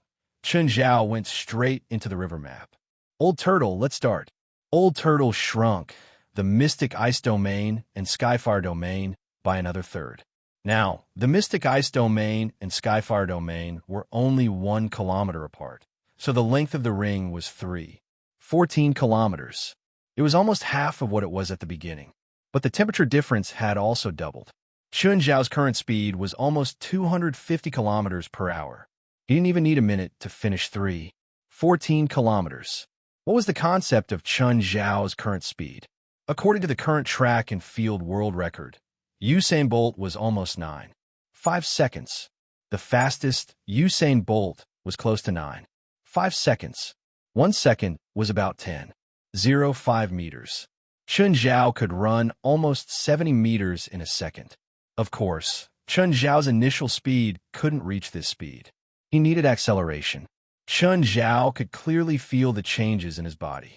His own spiritual power began to become viscous. What could be done with 10 points of spiritual power in the past could now be done with 1 point of spiritual power. Right now, he could clearly feel the increase in his power. This was the most obvious increase in strength. If he met Abaddon again, he would be able to defeat him even without Blackie's help. In the past, Chun Zhao's increase in strength required a strength test to clearly know whether he had improved or not. But now, he could feel the changes in his limbs. Chun Zhao, you've completed ultimate transformation, but that doesn't mean your training is over. You can continue to challenge Skyfire and Mystic Ice. At the same time, you need to strengthen another aspect of training. What aspect? Precise. Precise? How? Old Turtle suddenly took out a soccer ball and kicked it at Chun Zhao. Chun Zhao caught the ball. What are you doing? Let's play football. Are you sure you're not finding an excuse to make me play with you? Am I that shallow? Yes. Cut the crap. Use your clones. Chun Zhao also used his clones. There were 12 clones at a time. Not bad. You can release 12 clones at once now. The extra one can be the referee. Fine. Since Old Turtle wanted to play, Chun Zhao would play. Chun Zhao and Old Turtle were both playing violent soccer. The soccer ball was always on the verge of breaking. Use spiritual power to stick to the soccer ball. That's how to practice precision. My clones can't use spiritual power. Chun Zhao wasn't like Old Turtle. His clones only inherited Chun Zhao's physical strength. They didn't inherit any spiritual power. To be honest, in terms of pure strength. If Old Turtle didn't suppress his strength, Even his clones could beat Chen Zhao up. Their soccer match had no time limit. They played for more than 10 days. They didn't stop at all, except that they had to eat in between. Let's play basketball next time. You're really just playing? Chen Zhao left the river map. The moment he came out, spiritual power surged toward him. It attached itself to Chen Zhao's body. Strange. The spiritual power in the river map was denser than outside. Based on the principle of high pressure flowing to low pressure, why didn't the spiritual power in the river map give him this feeling? Instead, in a normal world, the spiritual power from the outside would gather toward him. Chen Zhao didn't understand. The spiritual power made him feel like he was floating. His body was as light as a swallow. Chen Zhao's heart jumped. He felt like his body was like a magnet, attracting the spiritual power around him. Spiritual power was lighter than air, Chen Zhao thought. This meant that if the spiritual power attached to his body reached a certain level, the density of his body and spiritual power would be lower than that of air. Does that mean that it's really possible to fly in the air? But Chen Zhao estimated that he couldn't fly with his current abilities. If he wanted to float in the air, he would have to increase his magic power by at least 5 times. But this also proved that there were immortals in the legends who could fly in the air. At least in theory, it was possible to fly in the air. Chen Zhao walked out of the living room and looked at the vast mirror lake. Fei Lai was holding little Jerlin and lying on the chair, sunbathing. Chen Zhao suddenly sped up and charged toward the lake. Because of his speed, Chen Zhao didn't sink into the water. Fei Lai felt a gust of wind. Turning around, she realized that Chen Zhao was actually running on the lake. Fei Lai's eyes were filled with shock and some admiration. Chen Go, distracted, Chen Zhao's body sank. He slowed down and fell into the water. Returning to the shore, Fei Lai's eyes sparkled. Chen, is this magic? I've never seen you use it before. No, it's just speed. Scientists had once calculated that an adult had to run on the water at least 110 kilometers per hour. Chen Zhao had reached that speed, but there were techniques to running on the water. First, he couldn't use too much force. Otherwise, he'd break the membrane and fall into the water. Just then, Chen Zhao's phone rang. It was Ethan. Chapter 871. Chen Zhao arrived at a luxurious hotel. There was a big client here who asked for $300,000. Chen Zhao rarely received such a generous client. So, Chen Zhao really wanted to know who was willing to pay so much money. After reaching the designated floor, Chen Zhao was stopped as soon as he walked out of the elevator. 2 people who looked like bodyguards blocked Chen Zhao's way. Sorry, sir. The entire floor is booked.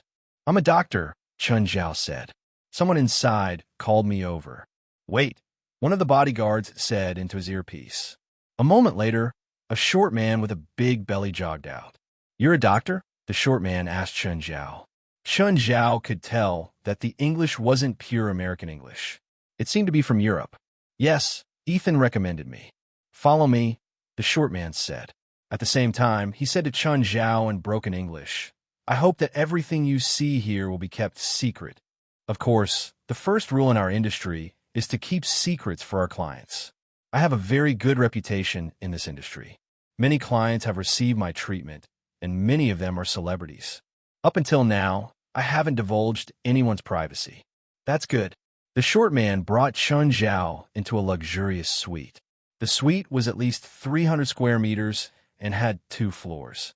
The bottom floor was a huge, luxurious living room. In the living room, there was a tall, muscular man. He had one leg on the table, and his face was filled with displeasure. Chen Zhao saw an obvious bruise on the man's leg that was propped up on the table. It was probably a serious muscle injury. It seemed that he was Chen Zhao's client. Chen Zhao walked up. He's my client, right? Yes, you should know him, right? Dominic Hain. Chen Zhao thought about it. I know him. Everyone in Hollywood knows him. Dominic Hain looked up at Chen Zhao. I play soccer, not a Hollywood actor. Okay. Chen Zhao couldn't even recognize all the Hollywood stars, let alone soccer players. Growing up in a soccer desert, Chen Zhao almost never watched soccer. He knew 1 or 2 in China, but overseas, he only knew Beckham. He basically didn't know anything else. However, from their tone, It seemed that this person should also be a very famous football player. Of course, Chen Zhao wasn't biased against soccer players or any other athletes. Just because he didn't like them didn't mean he hated them. Chen Zhao admired the athletes who worked hard and sweated hard in every competition. "What can I do for you?" "My leg," Dominic Haynes said, pointing at his right leg. Chen Zhao sat beside Dominic Haynes. He checked Dominic's right leg, and it seemed to be an old injury. There were traces of the previous treatment. Chen Zhao glanced at Dominic Haynes. "It's because of the impact, causing the old injury to relapse. There's a serious muscle strain on the inner thigh." Chen Zhao looked up at Dominic Haynes. "I want to know how this happened." Dominic frowned. "You don't need to know how it happened. I just need you to treat me. My eyes are not x-rays. All the diagnosis results can only be based on experience, so if I don't know the cause of the injury, I can't treat it." He got injured on the football field. Dominic came to America to participate in an exhibition match. He should be Dominic Haynes' agent. Chen Zhao checked again. No external injuries. His muscles are loose. Mr. Dominic must have just recovered and hasn't done any high-intensity exercise. This shouldn't be the cause of his injury. Facing Chen Zhao's aggressive questioning, Dominic finally relented. Fine. A woman sat on me and hurt me." The short man interrupted Dominic Haynes anxiously. "That's not important. Besides, I don't want to hear about these rumors outside," the short man said. "I've just completed my transfer. My next club is Real Madrid.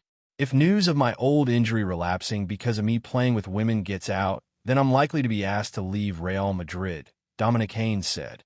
As an athlete, Dominic Haynes did not have as many thoughts as the short man. He was more straightforward. His inner thigh muscle is seriously injured. The original muscle tissue must have been stitched up. It's very troublesome to reopen the wound before it's completely healed. He'll need at least a month to recover. That's impossible. Real Madrid will completely give up on Dominic in a month. They didn't spend 80 million euros just to let him sit on the bench. Any doctor would give you the same answer, Chen Zhao said. "Is there no other way? I need Dominic to recover in a week. A month is too long." Chen Zhao glanced at the short man. "Sorry, I can't help." "Trash, useless," the short man cursed. "You're wasting my time." Chen Zhao stood up and glanced at the short man. The short man only had a bad mouth, but he did not dare to actually fight. Under Chen Zhao's glare, the short man subconsciously took 2 steps back. "What? You want to fight? You'd better figure out what this place is." Chen Zhao turned around and left without a word. "I thought you were brave."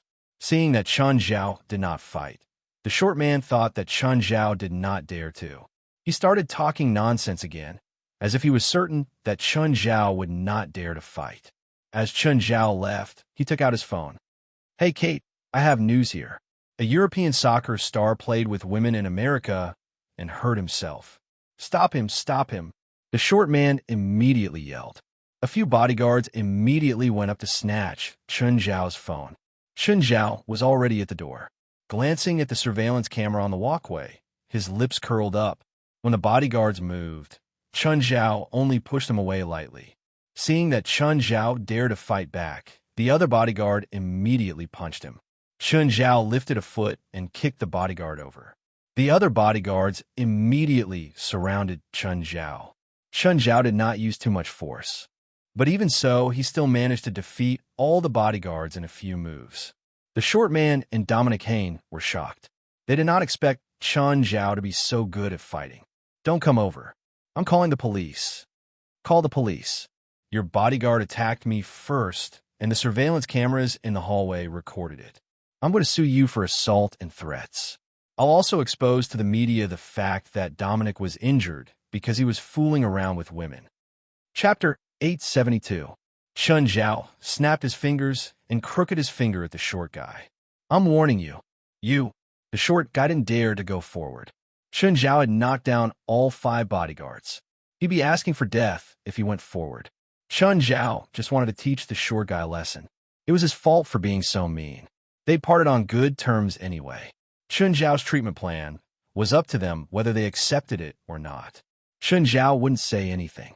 No matter which doctor it was, the treatment and recovery time given would be much longer than the time given by Chen Zhao. Chen Zhao wouldn't kill him.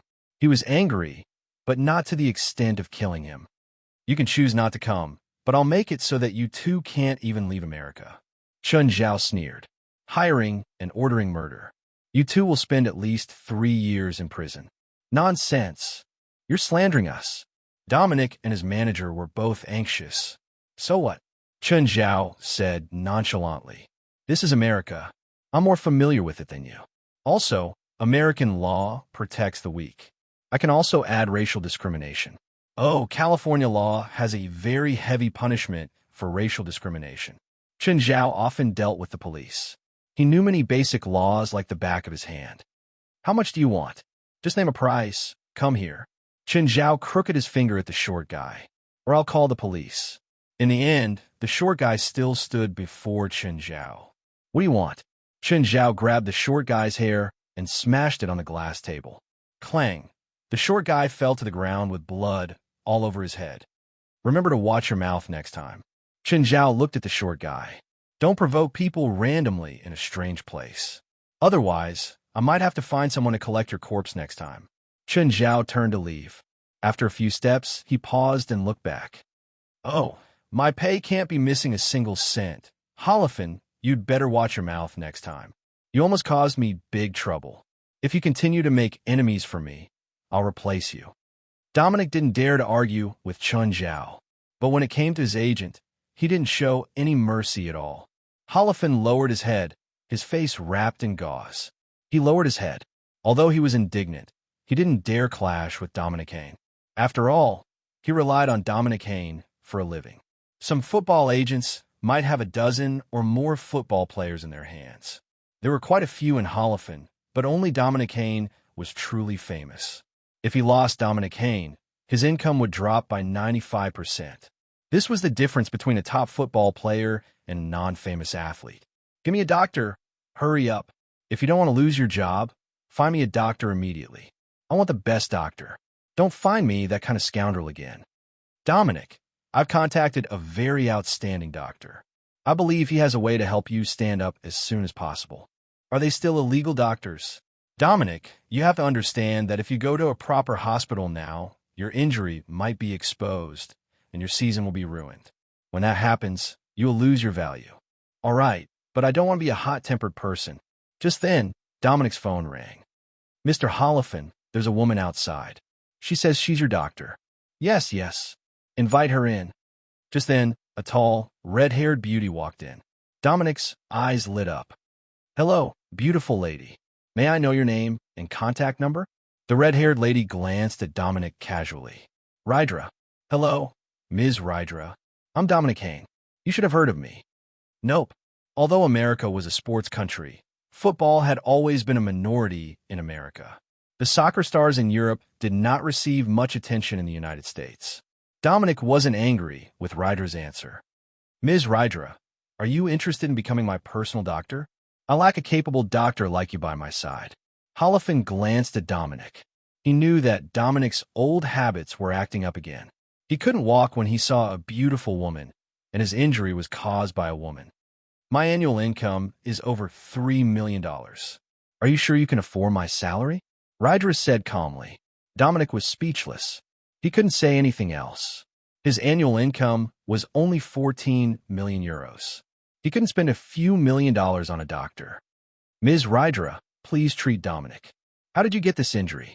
Rydra asked. Do I have to tell you? I need to know the cause of this injury, and then I can treat it.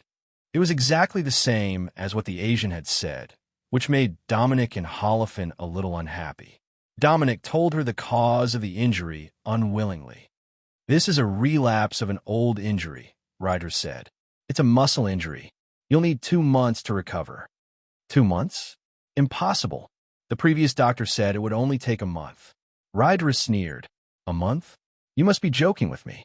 This kind of injury is a relapse of the old injury. Coupled with the serious damage to the soft tissues, 2 months is just a conservative estimate. The doctor who told you that it would only take 1 month to recover is either a liar or a mediocre doctor. Even if you go to the best hospital in America, the treatment time won't be shorter than the time I gave you. Damn, I told you that he's a liar. Holofin cursed angrily. I really shouldn't have let him go like this. Holofin only dared to make a ruckus now. If he was in front of Chun Zhao, he would probably give up on the spot.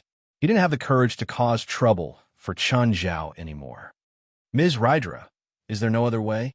If you can help me recover in a short time, I can double the commission. Dominic looked at Rydra eagerly. Rydra thought for a moment and said, there's a doctor in Los Angeles. He's the best in the industry. I became an illegal doctor because of his influence. If you can pay him enough, and if you can hire him, there should be hope that no one will die in front of him. Chapter 873. Chun Zhao, a Chinese, Rydra said. He's the best. Of course, he's also the most expensive. Chinese? Dominic and Holofin glanced at each other. Is it a man around one? 8 meters tall, with a toolbox on his shoulder? Huh? Have you seen him before? Dominic. He's the one who can recover in a month. Huh? Is it him? If it's him, I believe he can do it, Rydra said.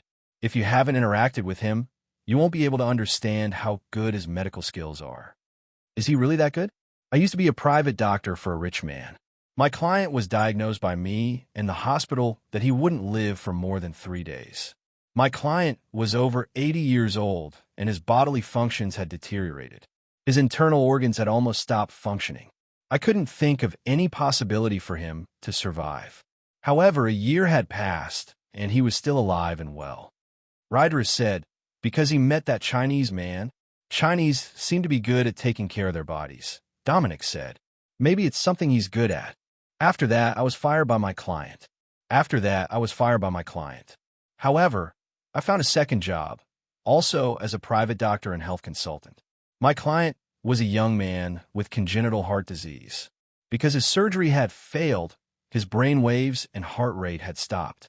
At that time, he was already covered with a sheet, but that Chinese man only took a glance and said that my client was not dead. And then, in the end, he asked for an operating theater and completed a failed surgery all by himself. It was supposed to be a surgery with 4 skilled attending cardiologists, but he completed it all by himself and saved the patient. Rydra said, later on, I also heard that he saved a vegetable who had been in a coma for 5 years. Maybe you don't understand this, but the possibility of this kind of vegetable waking up is 1%. At that time, he told the patient's family that he could wake the patient up, and he did it. Holofin and Dominic fell silent. There was regret in their eyes. I was also influenced by him. I changed from a legal doctor to an illegal one, Rydra said. Rydra said, outsiders may not know him well, but he is the best in our profession. The United States is so big. I don't believe that we can't find a better doctor than him. Maybe, but I doubt it. Rydra said, I don't understand. Since you've already found him, why do you still want to find me? Although I'm very confident in my medical skills, there is still a big gap between me and him. This. Holofin hesitated for a while and said, we want to hear more answers. We want to see if there is a better treatment plan. I think you already have your answer, so you don't need me anymore. Goodbye. Dominic and Holofin didn't ask him to stay. They looked at each other. Dominic's temper flared up again. He grabbed the bottle on the table and threw it at Holofin. It's all your fault. If it weren't for you, we wouldn't have offended that Chinese. Help me think of a way. I want him to treat me. Let me think. I'll think of a way. Holofin's mind was a mess too. How about we raise the price? He might be tempted. Let's try. As long as I can stand up, I don't care how much it costs. Chun, bring some dog food when you come back. We're out of dog food again. The supermarket in town is out of stock. When Chun Zhao left Dominic's hotel, Fei Lai happened to call him. Chun Zhao found a nearby supermarket. The biggest supplier of Mountain Town's supermarkets was probably dog food. There were many dogs in Mountain Town to begin with. Plus, Chun Zhao's family was a big consumer of dog food. As a result, Mountain Town's supermarket was often out of stock. How did Chun Zhao sell dog food? Every time he went to the supermarket, he went straight to the pet section. Then, Princess pushed the cart, and Chun Zhao swept through the shelves again and again.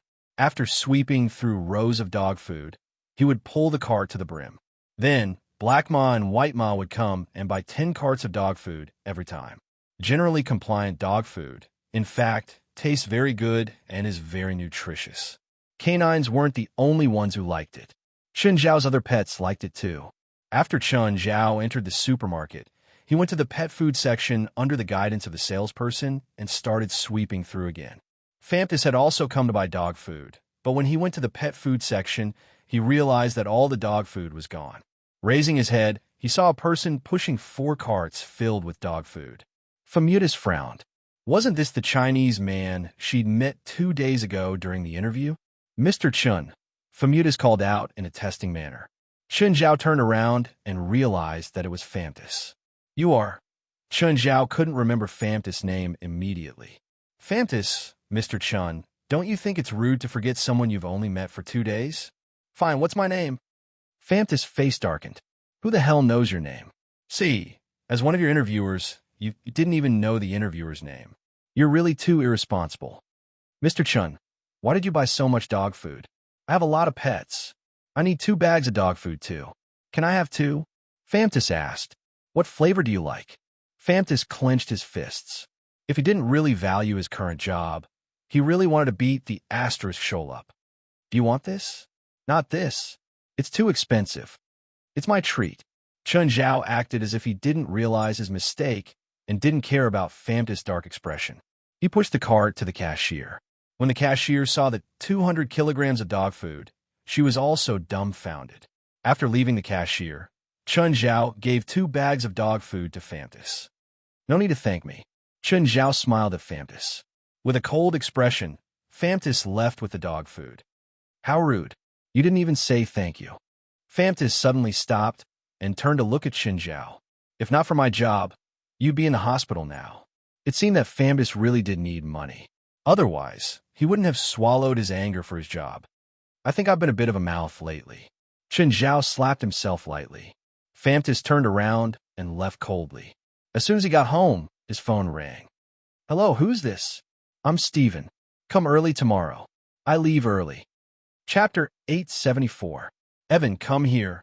Just then, a large cat strolled out from a dark corner of the room. The cat was covered in spots and was more than 250 centimeters long. It is the largest cat on the American continent, the jaguar. Jaguars were the deadliest predators, and their diet included crocodiles. Jaguars were rarely owned by the rich in America because they were too big. Plus, cats had a habit of killing, so jaguars weren't good pets. His name was Evan, Famtis' pet. It was brought back by Famutus when he went on a mission in the Amazon forest. Back then, Evan was still a minor. Now, she was a big girl. Famtis treated Evan like his own daughter. The 3-year-old Evan was already an adult, which caused his appetite to increase. Famtis had to find a better-paying job. That way, his daughter wouldn't starve to death. He had no choice but to feed Evan with dog food. Her credit card had already been maxed out because she had been fed raw beef and lamb all this time. Of course, as long as Evan survived this month, her pressure would be relieved. A monthly salary of $15,000 was enough to support Evan's expenses. Of course, Evan was very obedient most of the time. After more than 2 years of training, Evan would at least not actively attack humans. Famtis was pouring dog food for Evan when he suddenly saw something in the corner. Famtis walked over and saw that Evan was like a child who had done something wrong, shrinking his head and not daring to look up. Seeing this, Famtis was so angry that he laughed. He didn't know if someone's pet had suffered or if Evan was too hungry. He directly brought back someone else's pet dog. Evan, I'm sorry for starving you, but we should abide by the rules, okay? Oh, whoa. Evan lowered his head and moaned.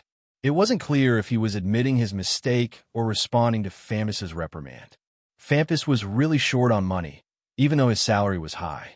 But to survive this month, Evan would probably go out and bring back a few more dogs. If he was found, he would probably be beaten to death. He had to think of a way. Famtis thought for a moment and had an idea.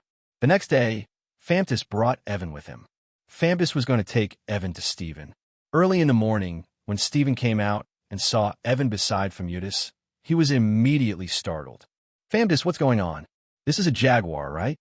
Mr. Steven, this is Evan. I think it's not enough to protect you with just a few of us.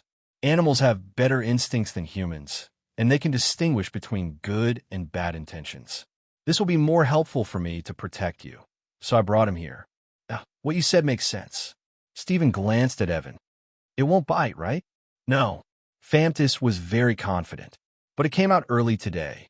It hasn't had breakfast yet.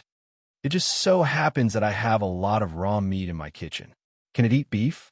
Of course, no problem. Famtis' face lit up with joy. Famutus had thought that he would have to spend some more effort to convince Stephen.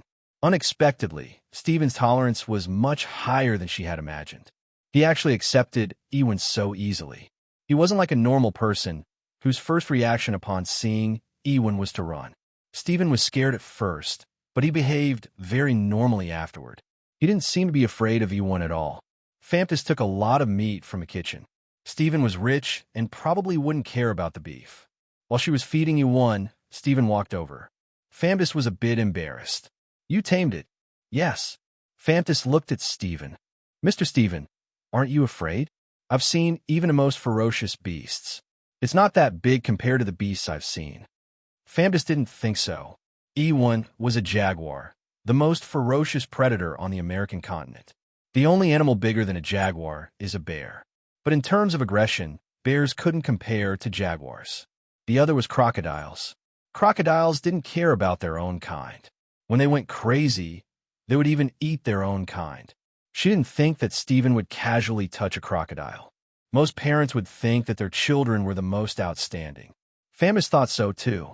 She felt that Ewan was the best. There were some things she couldn't say directly. Ewan had killed before. More than 20 kilograms of meat were all eaten by Ewan. It was rare for Ewan to eat so much. Just then, the other bodyguards came to the villa one after another. Okay, pack up, Stephen said. We're going to the wilderness later. I need to go to a natural location. This time, Stephen had to choose a location. He'd already started planning a kidnapping movie. Ever since the plan was leaked, all the similar movies in Hollywood have been canceled. No one in no studio wanted to clash with Stephen's theme and time.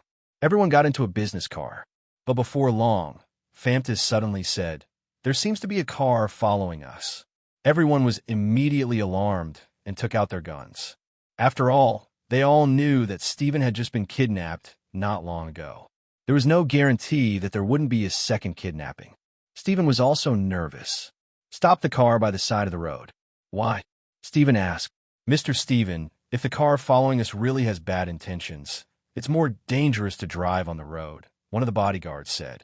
It's very likely that they'll crash into us and force our car to roll on the road, causing casualties in the car and causing us to lose our ability to fight. What we do now? Stephen asked. Famtis glanced at the car that had stopped behind them and said to Tori, Tori, let's go check it out. The two got out of the car and walked directly to the car behind them. Stephen saw that Famtis had dragged the person in the car behind him out and beaten him up. After a while, the two of them returned. Mr. Stephen, it's two reporters. Stephen nodded. It was just a false alarm. As for Famtis beating the reporter up, he didn't care at all. No one would stand up for the reporter, even if he killed the person who dared to follow him, let alone beat him up. Famtis was still standing outside the car, looking around. Chapter 875. Famtis, what's wrong? Get in the car. Mr. Stephen, there's trouble. We need to go back, Famtis said with a serious expression. What's wrong? What did you find? Famutus shook his head. I didn't find anything, but I sensed danger. You're not joking, are you? Famtis, stop fooling around. Mr. Stephen's matter is more important. I'm not joking. Mr. Stephen, for the sake of your safety, you should think about it carefully. Famutus insisted on his own idea. I can sense danger. Stephen frowned and pondered for a moment. Are you serious? Famtis nodded solemnly. Go home, Stephen said. He didn't want to take the risk, even though the possibility was low. After experiencing danger twice, Stephen was very careful now. The other bodyguards all complained about Famtis. They felt that he was looking for trouble. When they reached Stephen's house, a figure rushed out from the side of the road without warning and blocked the front of the car. The bodyguard hurriedly slammed on the brakes, but it was too late. The front of the car hit the man, who fell to the ground. Did you hit someone? Mr. Stephen, he suddenly rushed out. The bodyguard driving the car explained. Let's not talk too much. Get out and check the man's injuries. Call an ambulance. The bodyguard hurriedly got out of the car and went to the man on the ground.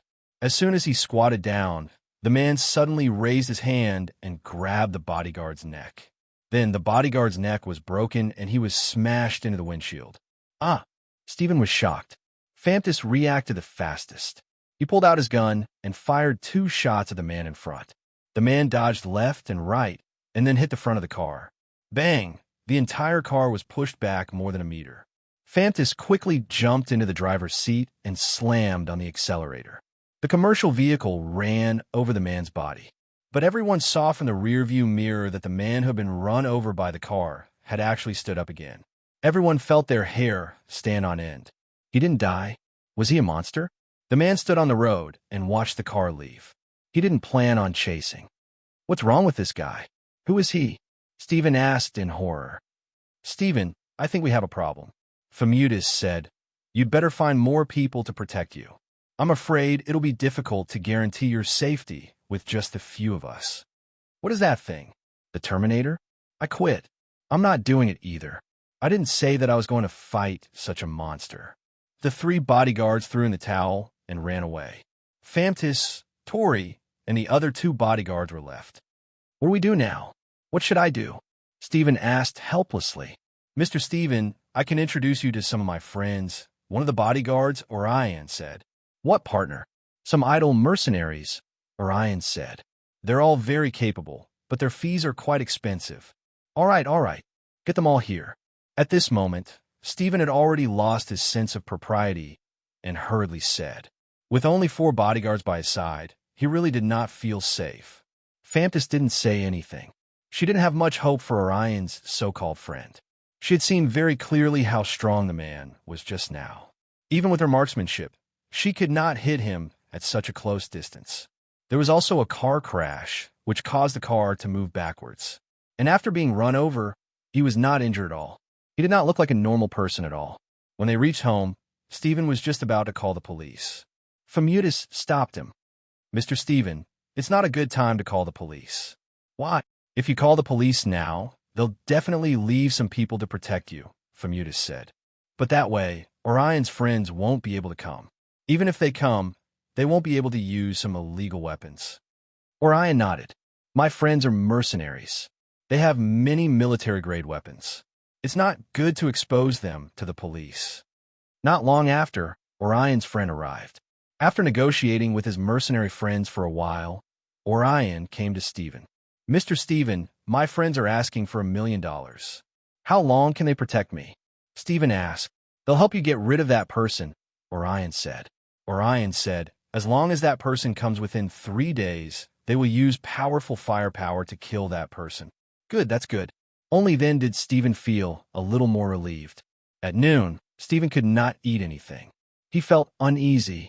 He looked at Fameutis, who was not far away. Fameutis, you won't run away, right? No, it's my job. That's good.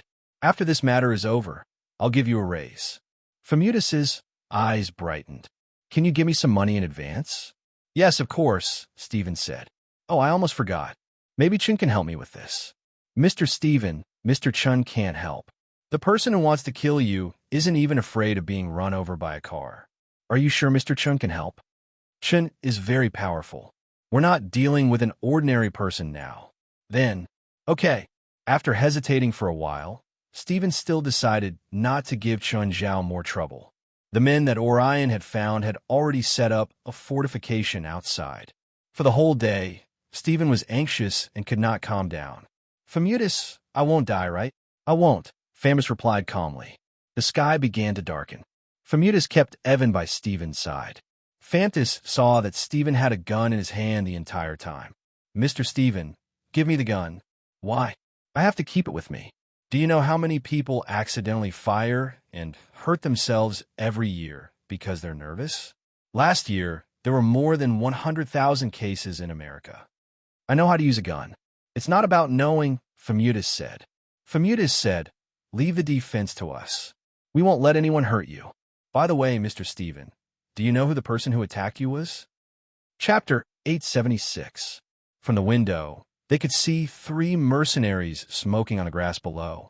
Perhaps they were already used to this atmosphere, so they didn't feel nervous at all. For them, this place was much easier than the missions they'd taken in the past. Under normal circumstances, they might be ambushing in a desert somewhere, or in some swamp, or even in some pit. But here, not only did they have expensive food provided by Stephen, but they could also do whatever they wanted.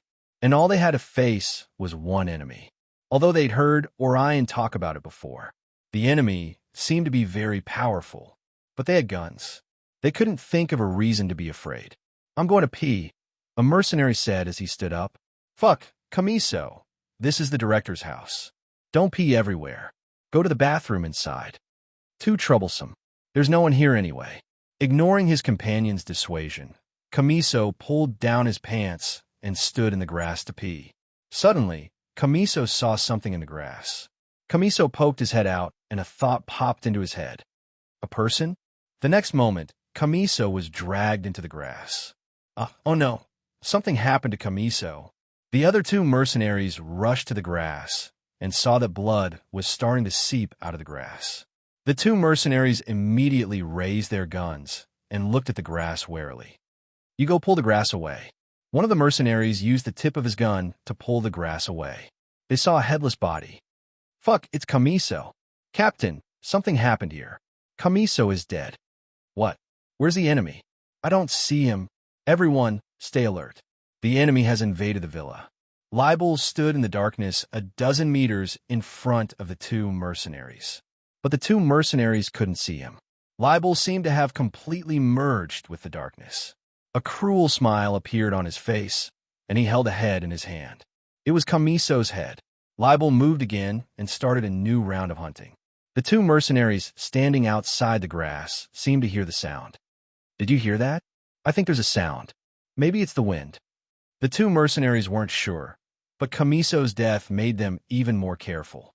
Suddenly, a voice came from the left. Duh, duh, duh. The two tensed mercenaries immediately pulled the trigger. After firing dozens of bullets, the two of them finally stopped. "Alistair, Ollie, what happened? Did you encounter any enemies?" "No, it could be." Esther was about to answer when he suddenly saw a black shadow standing behind Ollie. "Ollie, behind you," but at that moment, Ollie's head suddenly fell to the ground. The figure had already reached out and strangled Esther. What to do? What to do? That guy is here.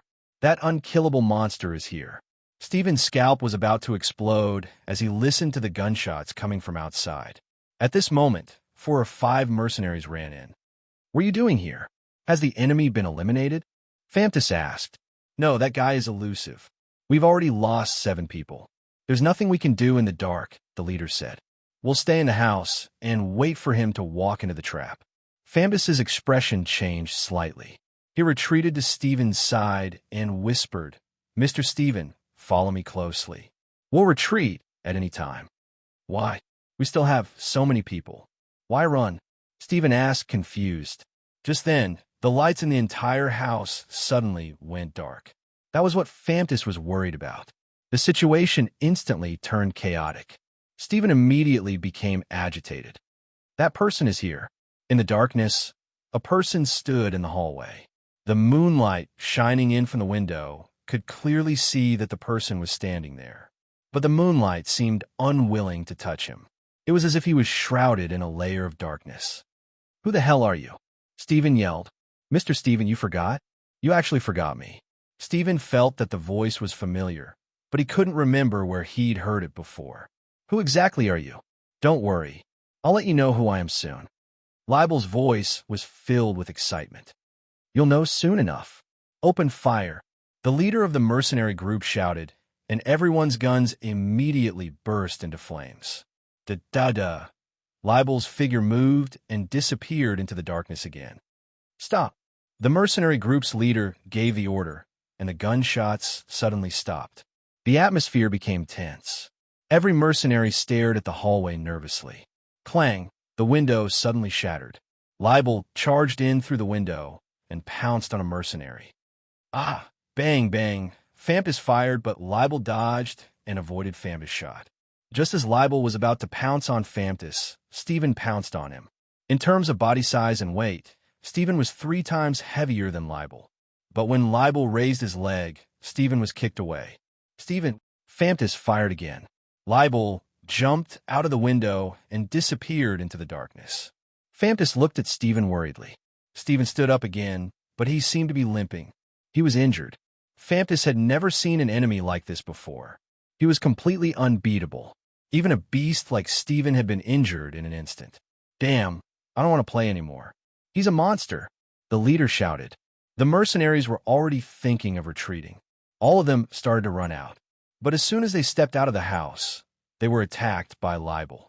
Ah, Mr. Stephen, let's go, Famtis said in a low voice. Stephen, can you keep up? Roar. Stephen limped behind Famtis. Stephen was extremely nervous. Where are we going? Famtis glanced at the mercenaries at the entrance, who were currently fighting with Libel. Gunshots rang out one after another, continuing to ring out. I've already prepared the car, Famtis said. You knew that they couldn't stop us?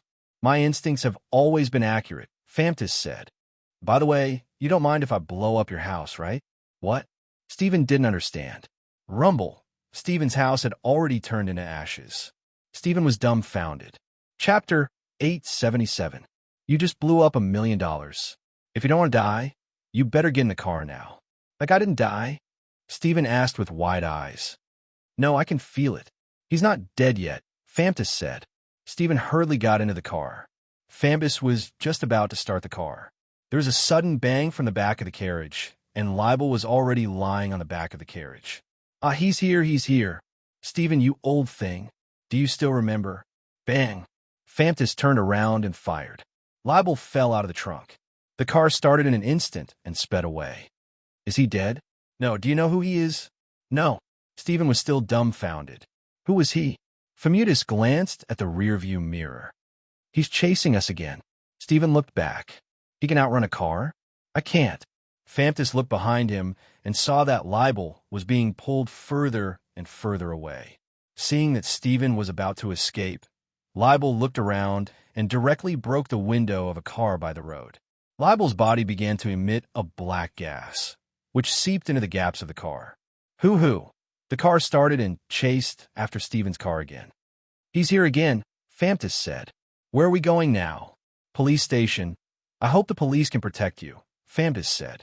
Duong. Libel's car crashed heavily into the rear of Stephen and Famtis's car. Faster, faster, Stephen yelled. This car only has this kind of speed. The car belonged to Famtis. Famtis's heart ached every time it crashed into it. Mr. Stephen, will you pay for the repair of this car? If we can escape, I'll give you a new car, Stephen said nervously. Is there no way to kill that monster? At least not with pistols, Famtis said. Stephen took out his phone. Hey, Chun, I'm being chased by an unkillable monster. Do you know what time it is? Did you know Feilai was pregnant? Call me at this time. Duong, I'm going to die. Stephen screamed. Come to my house. Chen Zhao yawned. Call me 3 minutes before you arrive. That's all. That way, Stephen called out. That's not the way to the police station. Stephen reached out and deflected the reverse. You're crazy. Do you know what you're doing? Those mercenaries couldn't even kill that monster with their powerful firepower. Do you think the police can protect me? Stephen suddenly became calm. You said it yourself. The firepower of the police can't compare to mercenaries. So, if you want the police to protect me, I'll only die faster. Go to Chen's house. You're the crazy one. You don't trust the police. You'd rather trust that Chinese man. I told you to go to Chen's house. I refuse. I don't want to die. Famtis directly refused. I'll give you $100,000 if you can send me to Chen's house. Famtis froze for a moment and turned to look at Stephen. Are you serious? 100,000 USD. She had never seen so much money in her life. The $100,000 pierced through her heart. Yes, go to Chen's house. Where is it? How far is it? Mountain town. It should be 30 kilometers. I'll show you the way. Famtis' fighting spirit rose, and he sped up. Nothing was more important than $100,000. As long as he had $100,000, Evan could eat whatever he wanted. He wouldn't have to starve or eat dog food anymore. However, Libel's car wasn't slow either. He caught up to the car in front and crashed heavily into the back of the car. Faster, faster. Stephen's breathing was rapid. Turn right, then turn left again. Damn, Why does this Chinese man live in such a remote place? Stephen looked back at the car behind. The car behind us is emitting black smoke. Is it on fire? Famtis looked back. I don't think it's on fire. It's more like it's being controlled by a demon. Have you seen this before? No. Stephen's hair stood on end. The one chasing you seems to be a demon, right? Are you kidding? Stephen's expression stiffened even more. There's a fork in the road ahead. Where should we go? Turn left in the direction of Mirror Lake. Just then, Stephen took out his phone again. Chun, I'll be there soon.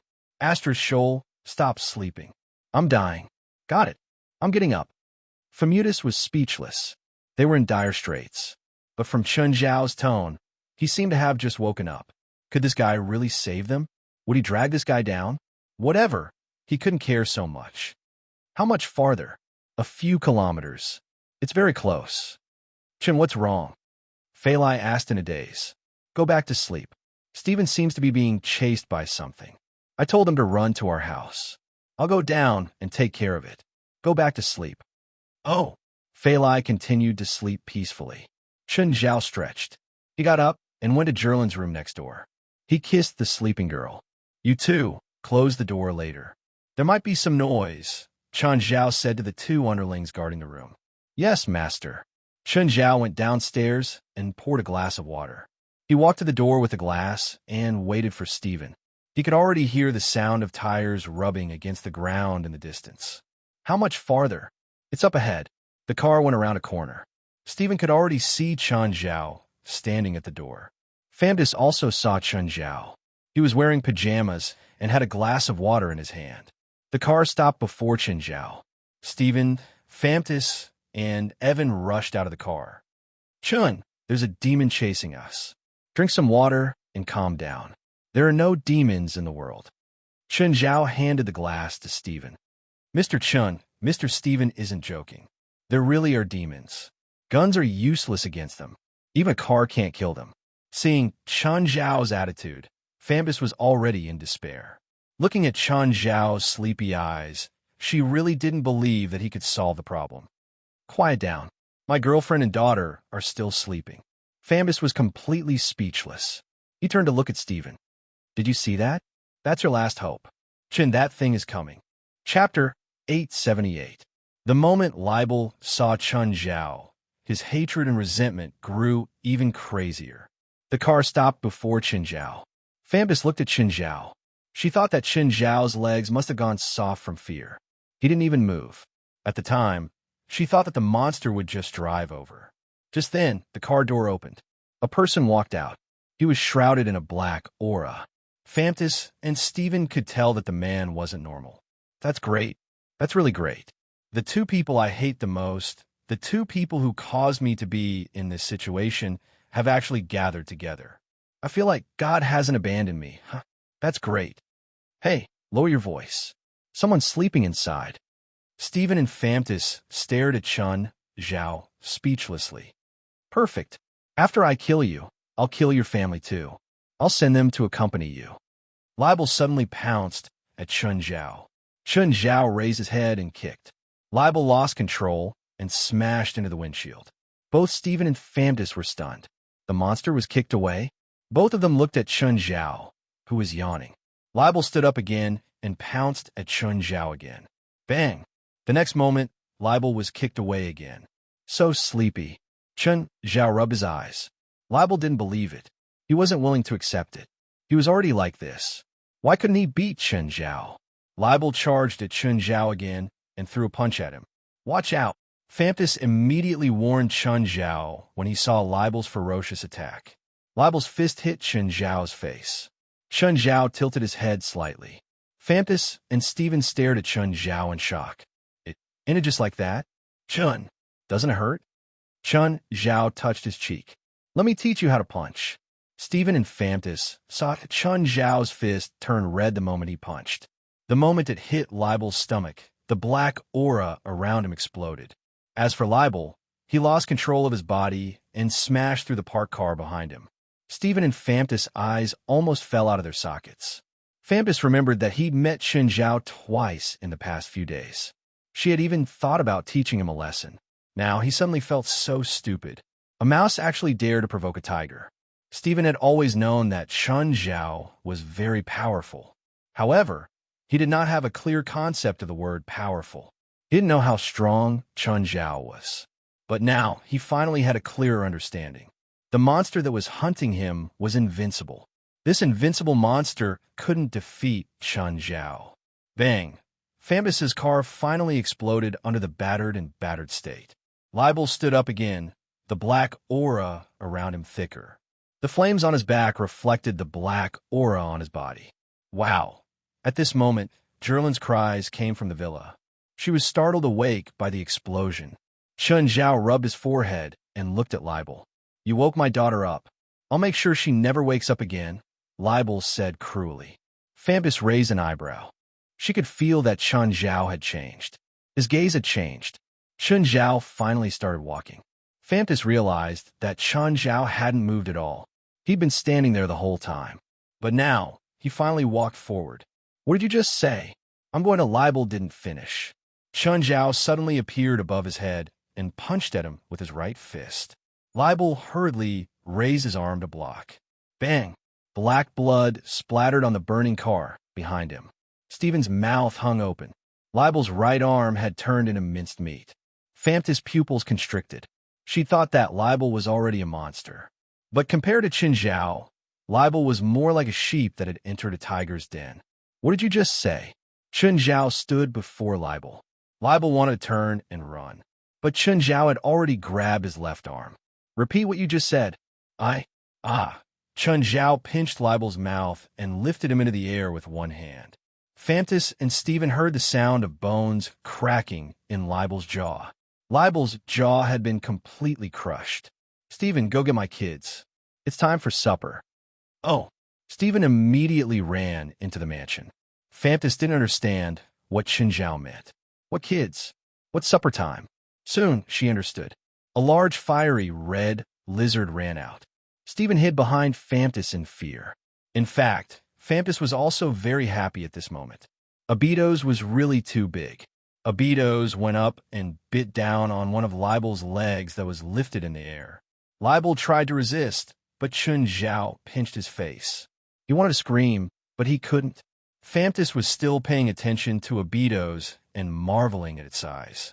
Her body was suddenly pushed by a huge force. Fambus lost her balance and fell to the ground. Then, she saw a huge body pass in front of her. Anyone who saw the princess for the first time would be shocked by her figure. Princess also bit Libel's other leg. Crack, crack, crack. Princess's bite force was much stronger than Abitos. Abitos was still tearing, but Princess had bitten off Libel's leg. Abitos saw that Princess had torn off a leg, so he immediately went up to fight Princess for food. The two behemoths were fighting over it. Fambus felt his scalp go numb. Just then, Black Ma and White Ma came out too.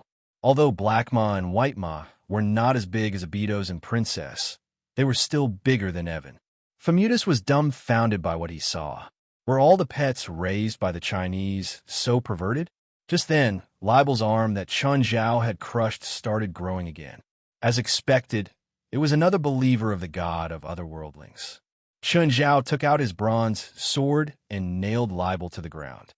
Don't eat too much tonight, Chun Zhao said. If you're full, leave some for Amon.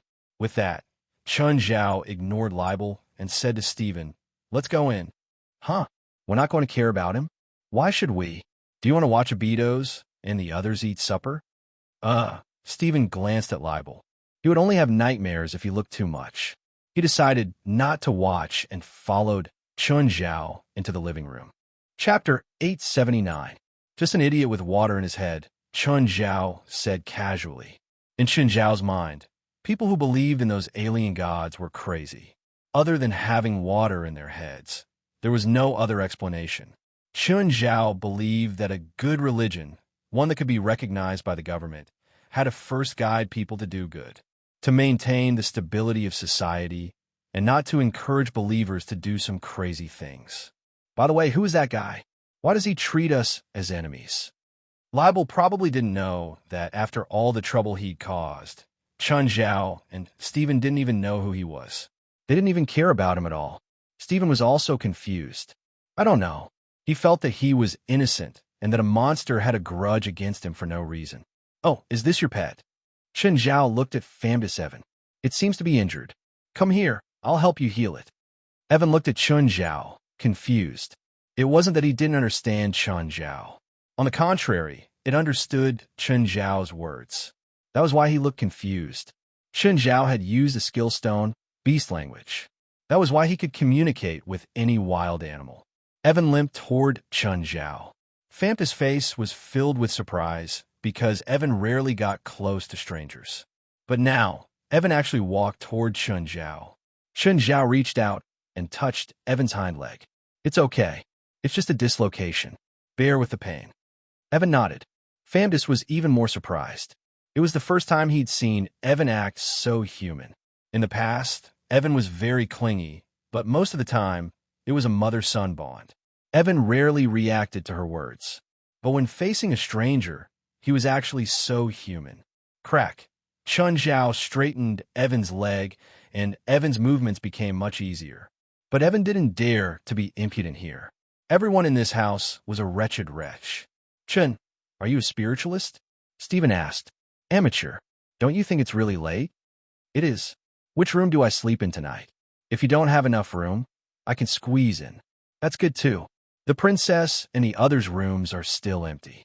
You can go to their rooms to rest. You know that the princess and the others won't bite, except for the occasional hunger in their sleep." In Chen Zhao's house, Stephen could finally sleep peacefully. Only Chen Zhao could give him a sense of security and trust. The next morning, Stephen and Famtis left in a hurry. The incident last night was not a small one. After all, so many people had died in Stephen's house. Furthermore, there were guns and cannons, and even Stephen's villa was bombed in the end. His house was probably filled with police officers last night. "Chen, what happened to Stephen's family? This isn't your plan again, is it?" Rasfa had just received the news. "No," Chen Zhao said. "He was being chased and ran to my house in the middle of the night." "So, interesting?" Interesting." Chen Zhao didn't know what Rasfa was thinking. Anyway, Stephen had almost peed his pants yesterday. If it was Rasfa, it would probably be the same. "Chun, I think the attack on Stephen's house will be another hot news. That video should be released soon. I have a reporter friend. Send the video to him." "Sure." Rasfa didn't care who released the news.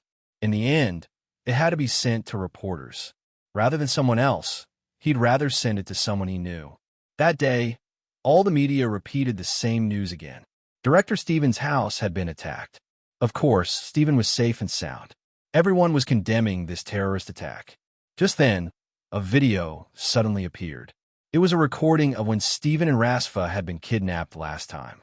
In the dark environment, Stephen and Rasfa each held an automatic rifle. They had just killed a kidnapper. Then, it was their conversation. They didn't act like old men at all. Instead, they were more like two lone heroes who had entered a tiger's den. Instantly, America was in an uproar. No one thought that director Stephen and the billionaire Rasfa would have such a side.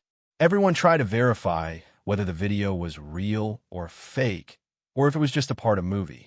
The second half of the video was gone because the camera had been shot off. There was only the conversation between the two, with the sound of gunshots and bombs in between. This caused everyone to imagine the scene themselves. For the conversation between the two of them, as well as the gunshots and explosions around them, they had a very clear picture of what was going on. A day after the video appeared, Stephen and Rasfa finally accepted an interview from the media. They said that the video was real. At the same time, Stephen also said that the attack on his mansion 2 days ago was from these kidnappers.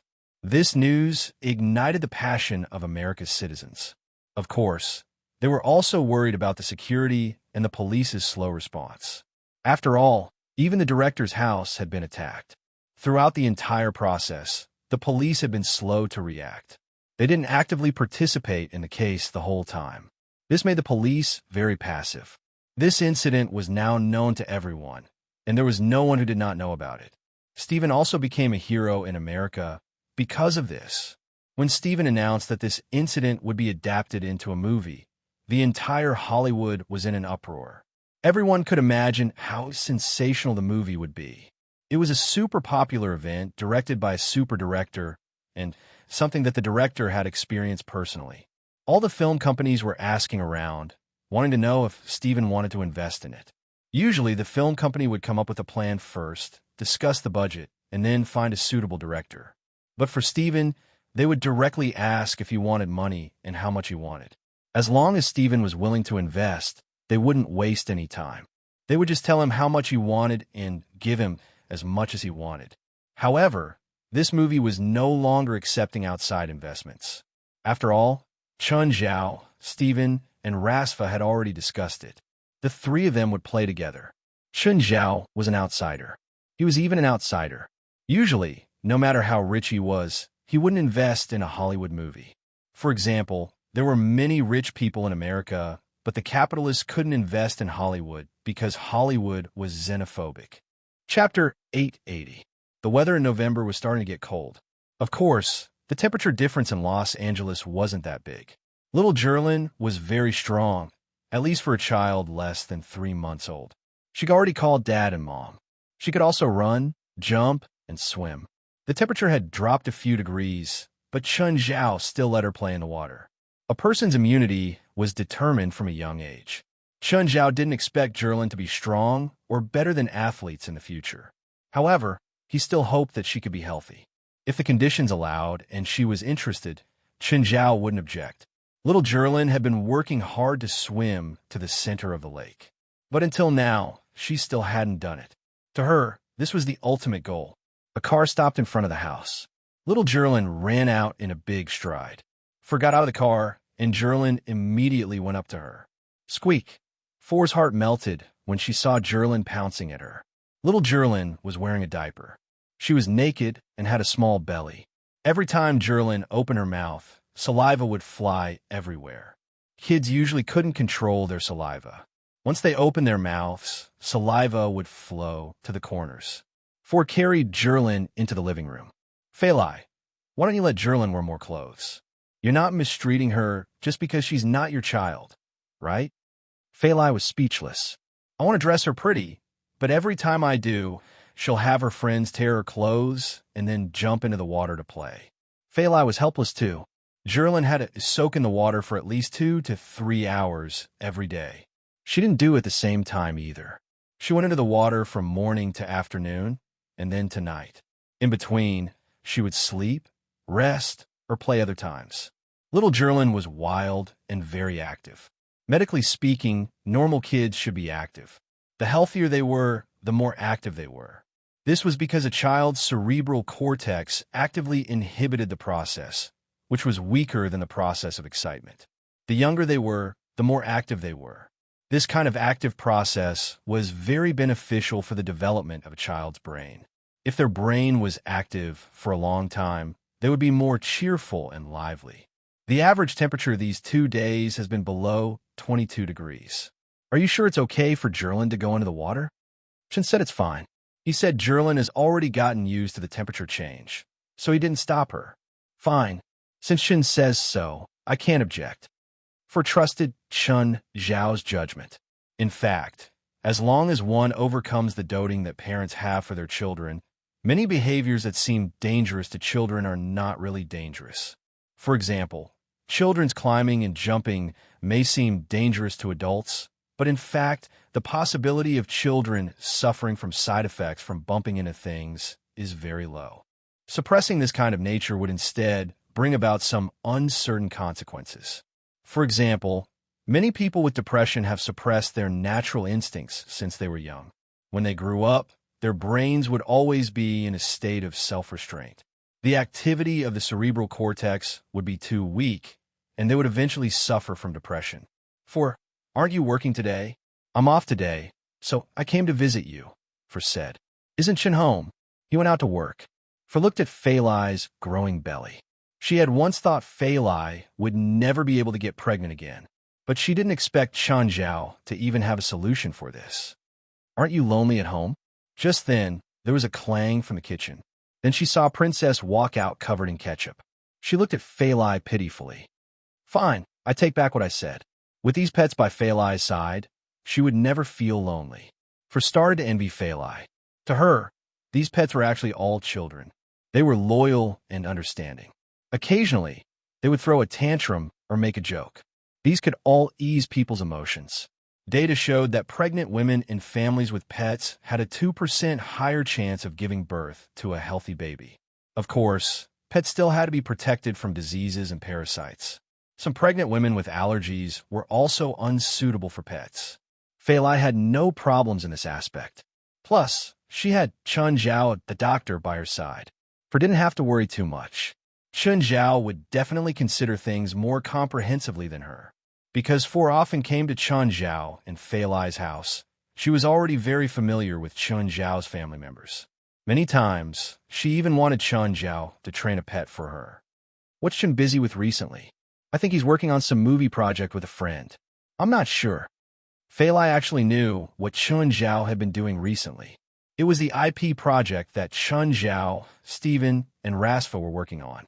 But the fewer people who knew about it, the better, even if Four was trustworthy. He's planning to enter Hollywood? No. His friend asked him to invest in a movie. He has some cash, so he invested it. Four had actually known Chun Zhao for a long time, even before Fei Lai. She remembered that when she first met Chun Zhao, he wasn't so rich. But a year had passed, and Chun Zhao had already earned tens of millions of dollars. Four felt that she couldn't catch up to his speed of earning money. Of course, Four and Chun Zhao were very different. Four had grown up in an environment where she didn't crave money that much. Even though Chun Zhao had earned tens of millions, he still wasn't satisfied. Chun Zhao always had a sense of crisis. He needed money to give himself a sense of security. He'd experienced the pain of not having money. Many of the things he did were to earn money. For example, he'd invested in Ford and Tiger, and he'd started all sorts of side businesses. Of course, Chun Zhao wouldn't give up. He would never give up on his main profession. It was also his ability to survive and his medical skills. At the moment, Chun Zhao was treating a woman in her 50s. Mrs. Peter, your problem isn't serious.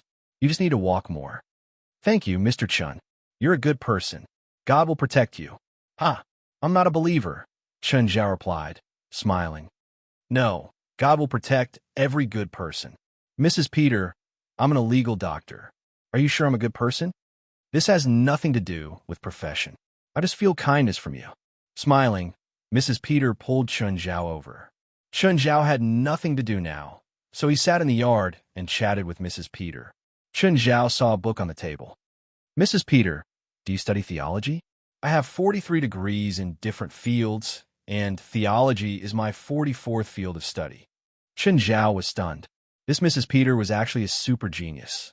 For a person in her 50s, 10 years of maturation was deducted. This meant that she could get a degree in a different field in almost a year. Mrs. Peter, you should have a medical certificate too, right?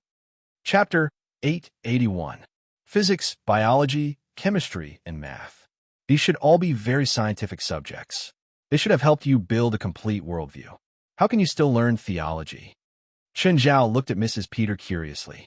There was a saying that went, the end of science is theology, and the end of theology is philosophy. Actually, that wasn't the case. Science was very rational. Science was materialism, while theology was idealism. Science was because I believe it existed and I had to prove it. Theology was because I thought it existed, so it must exist. These were two completely different ways of thinking. Therefore, it was hard for Chun Zhao to imagine a scientist studying theology. What about you? Mrs. Peter looked at Chun Zhao. Do you believe in God? Chun Zhao thought about it. God? He'd seen demons, angels, and otherworldly gods.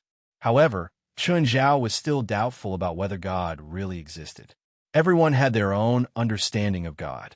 In religious descriptions, God was omnipotent and omnipresent. Atheists and theists actually had very similar viewpoints, because atheists and theists both felt that God existed in everyone's heart. I'm a wavering person, Chun Zhao answered. I only believe in what I see. Then you're a rational person, Mrs. Peters said, chuckling. Chun Zhao looked at her. She must have been a beauty when she was young. Even though he had aged, his body still carried a kind of graceful and luxurious temperament. Actually, Mrs. Peter wasn't very old now. I used to be a rational person too, Mrs. Peters said. A very pure one. I'm even an atheist. Then what changed you? Huh. Forget it. It's nice talking with you. Let's change the topic. Chen Zhao was stunned. Weren't they having fun? Why did they suddenly change the topic? Oh, you said that you can't study medicine because you haven't learned it. Why is that? Is it a family tradition? Actually, this question goes back to the previous topic. Mrs. Peter looked at Chen Zhao. You also like to explore secrets. People are curious, aren't they? Then what I'm about to say next, you can just treat it as a supernatural story. Don't question me. I won't accept any questions. If you say that, it means that you have been questioned many times in the past. I said it to share, not to be questioned. Mrs. Peters said, it was a cold night 3 years ago. I was sitting in a wheelchair reading Feynman's lectures on physics. Then a man appeared in front of me. He was wearing a wide-brimmed felt hat and a red patterned scarf. I couldn't see his face clearly. He asked me if I was willing to stand up. Chen Zhao raised his head in surprise and looked at Madame Peter's legs. Madame Peter, your legs. I've been in a wheelchair for 50 years, Mrs. Peters said. I was born with a thigh malformation. No wonder. How could a normal person spend so much time on studying? Perhaps only someone like her, who spent her entire life in a wheelchair, would spend all her time studying. I told him that I was willing. No matter the price, I was willing to stand up. I wanted to stand up. He said that I could stand up, but I had to agree to one of his requests. I couldn't study medicine. If I did, I wouldn't just lose my legs. I would lose even more. A demon contract? But what about this contract? There was no peace in such a request, right? So you stood up? Yes, I slept for a while. Then my legs became like a normal person's. Mrs. Peter looked at Chen Zhao. That person was like God's messenger. From then on, I believed in God's existence. God's messenger? Chen Zhao looked at Mrs. Peter. Do you have any bad feelings? No, I think I'm fine. Chen Zhao wanted to ask Mrs. Peter to take a look at his legs. But after thinking about it, he felt that the request was a bit too much. Plus, Chen Zhao wasn't sure if the story was true. Even as someone from the supernatural world, this story sounded inconceivable. There were many unreasonable parts. Chen Zhao didn't know if Mrs. Peter hadn't thought through the story when she made it up, or if it was really God's messenger. To Chen Zhao, this was just an imperfect supernatural or mythical story. So, did you study theology to study this? Do you want to find a reasonable explanation to solve your fate?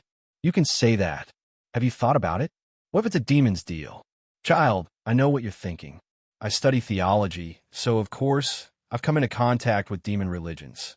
No matter which religion it is, demons represent transactions, giving and receiving. A scholar once said that the original image of a demon was actually a merchant. Merchants make huge profits through transactions. People seem to be fair in transactions, but in reality, their interests have already been harmed. Mrs. Peters said, but I didn't give anything, so I don't believe it's related to demons. Forbidding you from studying medicine isn't a sacrifice. I think it's a warning and not a transaction. Maybe God saw my future and gave me some kind of warning. Hearing Mrs. Peters' words, Chen Zhao lost interest in continuing the discussion. You couldn't question a believer's faith. She chose to believe in God because God formed her worldview. To argue and question her was not to challenge her God, but to challenge her worldview. She believed that her understanding was the truth. She didn't say it to share. Instead, she wanted some kind of support. Chen Zhao couldn't deny her. No matter what he said, she wouldn't believe it. Plus, Chen Zhao wasn't even sure if Mrs. Peter was telling the truth. Mrs. Peter, it's getting late. I should leave. Chen Zhao stood up and said goodbye to Mrs. Peter. Okay, my child. May God bless you. Although they had different understandings or ideals, Mrs. Peter was still a very amiable person. If you have time, you can come and accompany me. Of course, I'll pay you.